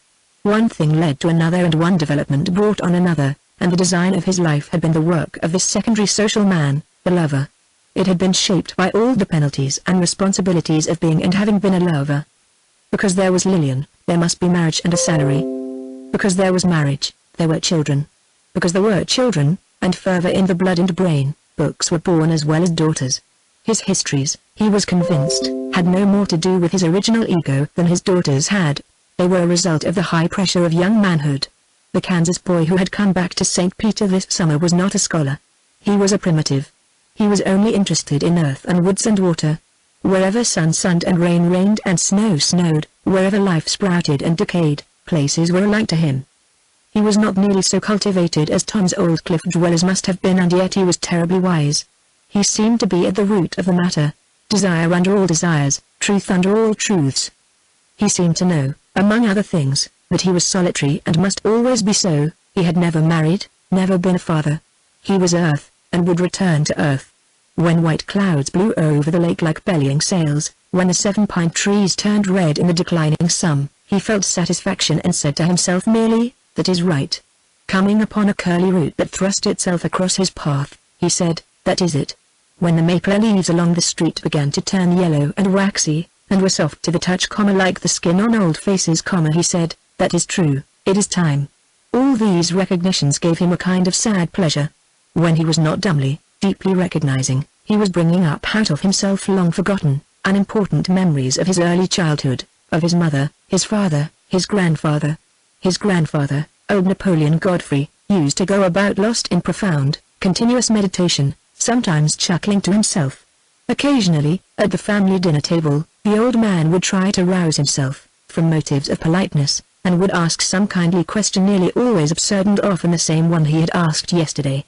The boys used to shout with laughter and wonder what profound matters could require such deep meditation, and make a man speak so foolishly about what was going on under his very eyes. St. Peter thought he was beginning to understand what the old man had been thinking about, though he himself was but 52, and Napoleon had been well on in his 80s. There are only a few years, at the last, in which man can consider his estate, and he thought he might be quite as near the end of his road as his grandfather had been in those days. The professor knew, of course, that adolescence grafted a new creature into the original one, and that the complexion of a man's life was largely determined by how well or ill his original self and his nature as modified by sex rubbed on together. What he had not known was that, at a given time, that first nature could return to a man, unchanged by all the pursuits and passions and experiences of his life, untouched even by the tastes and intellectual activities which have been strong enough to give him distinction among his fellows and to have made for him, as they say, a name in the world. Perhaps this reversion did not often occur, but he knew it had happened to him, and he suspected it had happened to his grandfather. He did not regret his life, but he was indifferent to it. It seemed to him like the life of another person.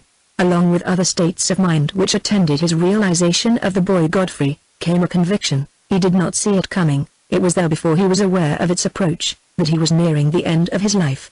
This conviction took its place so quietly, seemed so matter-of-fact, that he gave it little thought. But one day, when he realized that all the while he was preparing for the full term he didn't in the least believe he would be alive during the full term, he thought he might better see a doctor. Chapter 3. The family doctor knew all about St. Peter. It was summer, moreover, and he had plenty of time. He devoted several mornings to the professor and made tests of the most searching kind. In the end he of course told St. Peter there was nothing the matter with him. "What made you come to me? Any discomfort or pain?" "None. I simply feel tired all the time." Dr. Dudley shrugged. "So do I. Sleep well?" "Almost too much." "Eat well?" "In every sense of the word, well. I am my own chef, always at me, and never anything wrong with your digestive tract. I wish you'd ask me to dine with you some night." "Any of that show left?" "A little. I use it plentifully." "I'll bet you do. But why did you think there was something wrong with you? Low in your mind?" "No, merely low in energy. Enjoy doing nothing. I came to you from a sense of duty." "How about travel?" "I shrink from the thought of it. As I tell you, I enjoy doing nothing." "Then do it. There's nothing the matter with you. Follow your inclination." St. Peter went home well satisfied. He did not mention to Dr. Dudley the real reason for his asking for a medical examination. One doesn't mention such things. The feeling that he was near the conclusion of his life was an instinctive conviction, such as we have when we waken in the dark and know at once that it is near morning, or when we are walking across the country and suddenly knows that we are near the sea. Letters came every week from France. Lillian and Louis alternated, so that one or the other got off a letter to him on every fast boat. Louis told him that wherever they went, when they had an especially delightful day, they brought him a present. At Trouville, for instance, they had laid in dozens of the brilliant rubber casquettes he liked to wear when he went swimming. At Aix-les-Bains they found a gorgeous dressing gown for him in a Chinese shop. St. Peter was happy in his mind about them all. He was glad they were there, and that he was here. Their generous letters, written when there were so many pleasant things to do, certainly deserved more than one reading. He used to carry them out to the lake to read them over again. After coming out of the water he would lie on the sand, holding them in his hand, but somehow never taking his eyes off the pine trees, appliqued against the blue water, and their ripe yellow cones, dripping with gum and clustering on the pointed tips like a mass of golden bees in swarming time. Usually he carried his letters home unread. His family wrote constantly about their plans for next summer, when they were going to take him over with them. Next summer? The professor wondered.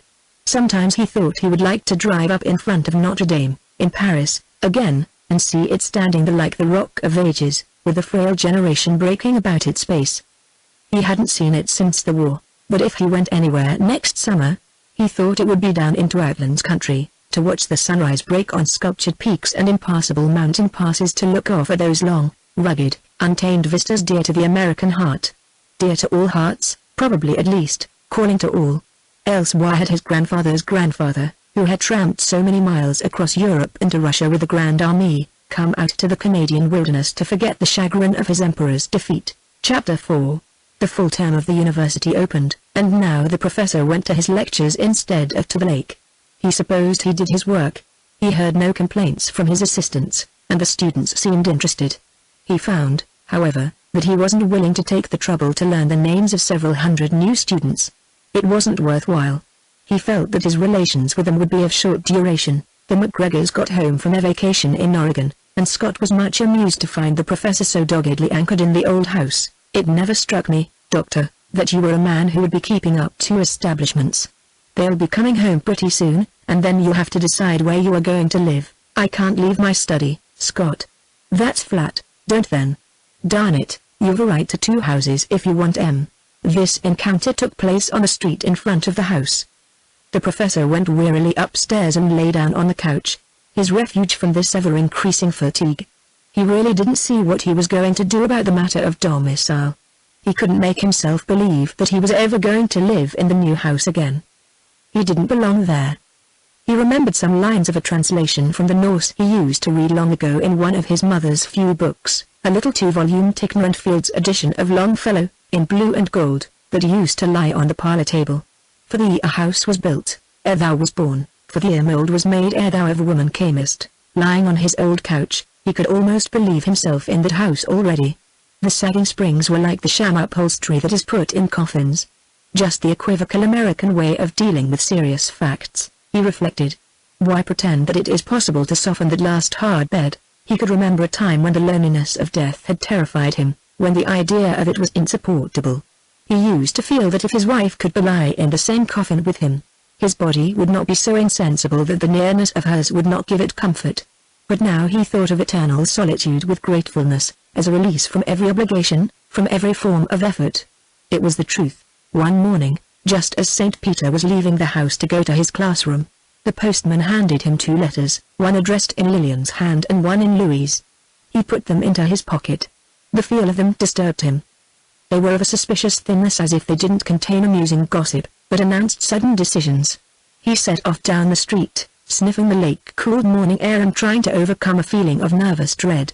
All the morning those 2 letters lay in his breast pocket. Though they were so light, their effect was to make him drop his shoulders and look woefully tired. The weather, too, had changed, come on suddenly hot and sultry at noon, as if getting ready for a storm. When his classes were over and he was back in his study again, St. Peter felt no interest in lunch. He took out the 2 letters and ripped them open with his forefinger to have it over. Yes, all plans were changed, and by the happiest of expectations. The family were hurrying home to prepare for the advent of a young Marcellus. They would sail on the 16th, on the Berengaria. Lillian added a postscript to the effect that by this same mail she was getting off a letter to Augusta, who would come to him for the keys of the new house. She would be the best person to open the house and arrange to have the cleaning done. She would take it entirely off his shoulders and see that everything was properly put in order. They were sailing on the 16th, and this was the 17th. They were already on the water. The Berengaria was a 5-day boat. St. Peter caught up his hat and light overcoat and started down the stairs. Halfway down, he stopped short, went back to his study, and softly shut the door behind him. He sat down, forgetting to take off his overcoat, though the afternoon was so hot and his face was damp with perspiration. He sat motionless, breathing unevenly, one dark hand lying clenched on his writing table. He was repeating to himself, there must be some way in which a man who had always tried to live up to his responsibilities could, when the hour of desperation came, avoid meeting his own family. He loved his family, he would make any sacrifice for them, but just now he couldn't live with them. He must be alone. That was more necessary, even, than his marriage had been in his vehement youth. He could not live with his family again, not even with Lillian. Especially not with Lillian. Her nature was intense and positive, it was like a chiseled surface, a die, a stamp upon which he could not be beaten out any longer. If her character were reduced to an heraldic device, it would be a hand, a beautiful hand, holding flaming arrows, the shafts of her violent loves and hates, her clear-cut ambitions, in great misfortunes. He told himself, people want to be alone. They have a right to be. And the misfortunes that occur within one are the greatest. Surely the saddest thing in their world is falling out of love, if once one has ever fallen in. Falling out, for him, seemed to mean falling out of all domestic and social relations, out of his place in the human family. Indeed, St. Peter did not go out of the house that afternoon. He did not leave his study. He sat at his desk with bent head, reviewing his life, trying to see where he had made his mistake, to account for the fact that he now wanted to run away from everything he had intensely cared for. Late in the afternoon the heaviness of the air in the room drove him to the window. He saw that a storm was coming on. Great orange and purple clouds were blowing up from the lake, and the pine trees over about the physics laboratory were blacker than cypresses and looked contracted, as if they were awaiting something. The rain broke, and it turned cold. The rainstorm was over in half an hour, but a heavy blow had set in for the night. The wind would be a protection, he thought. Even Augusta would hardly come plodding up the stairs tonight. It seemed strange to be dreading Augusta, but just now he did dread her. He believed he was safe for tonight. Though it was only 5 o'clock. The sky was black, and the room was dusky and chilly. He lit the stove and lay down on the couch. The fire made a flickering pattern of light on the wall. He lay watching it, vacantly, without meaning to. He fell asleep. For a long while he slept deeply and peacefully. Then the wind, increasing in violence, disturbed him.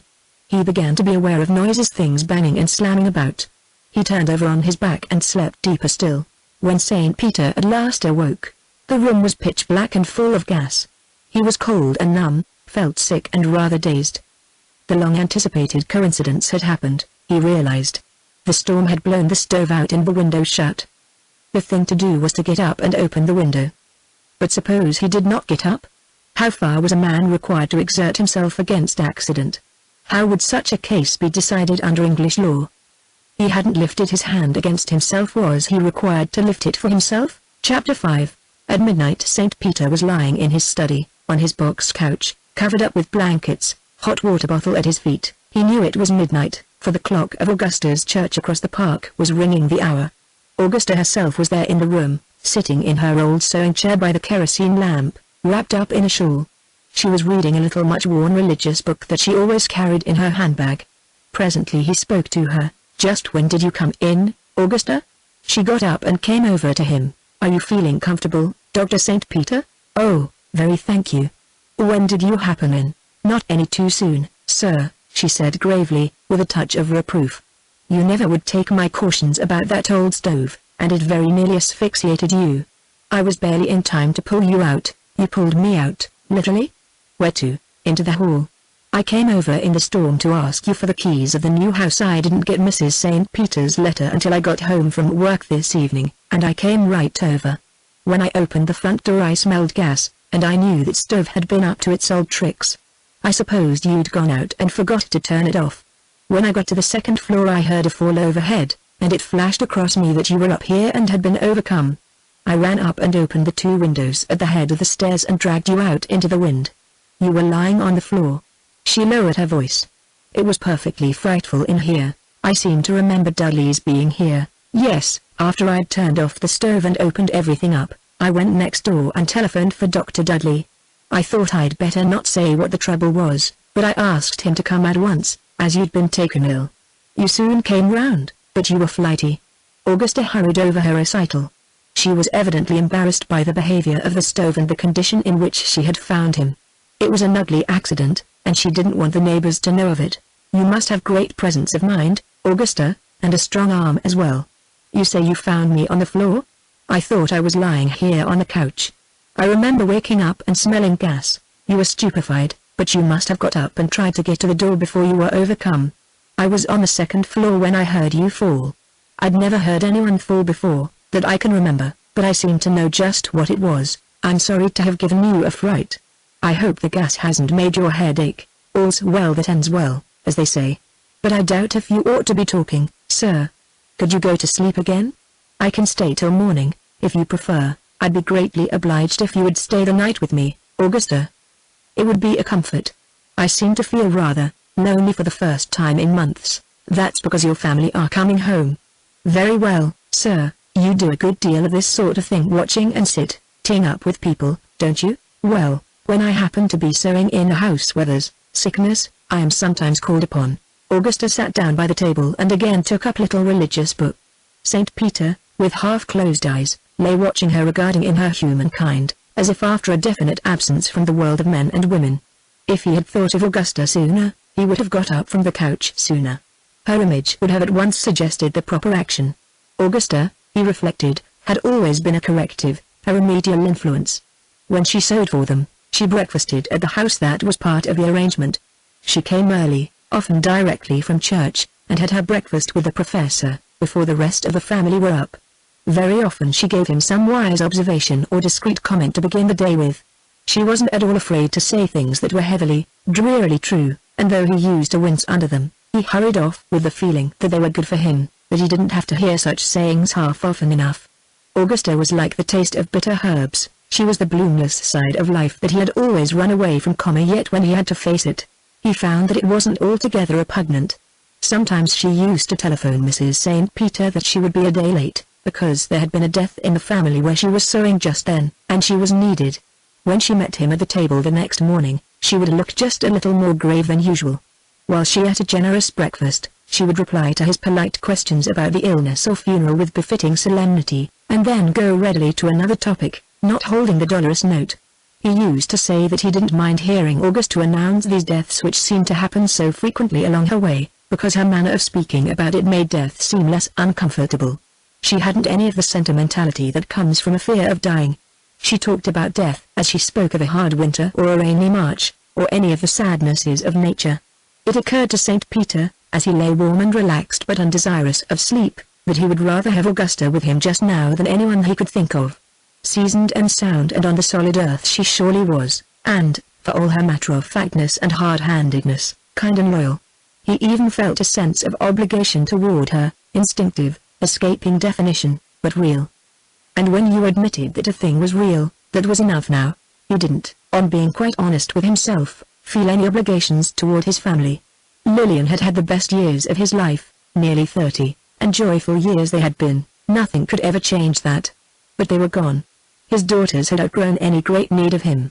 In certain wayward moods Kitty would always come to him. But Rosamond, on that shopping expedition in Chicago, had shown him how painful the paternal relation could be. There was still Augusta, however, a world full of Augustas, with whom one was outward bound. All the afternoon he had sat there at the table where now Augusta was reading, thinking over his life, trying to see where he had made his mistake. Perhaps the mistake was merely in an attitude of mind. He had never learned to live without delight, and he would have to learn to, just as, in a prohibition country, he supposed he would have to learn to live without sherry.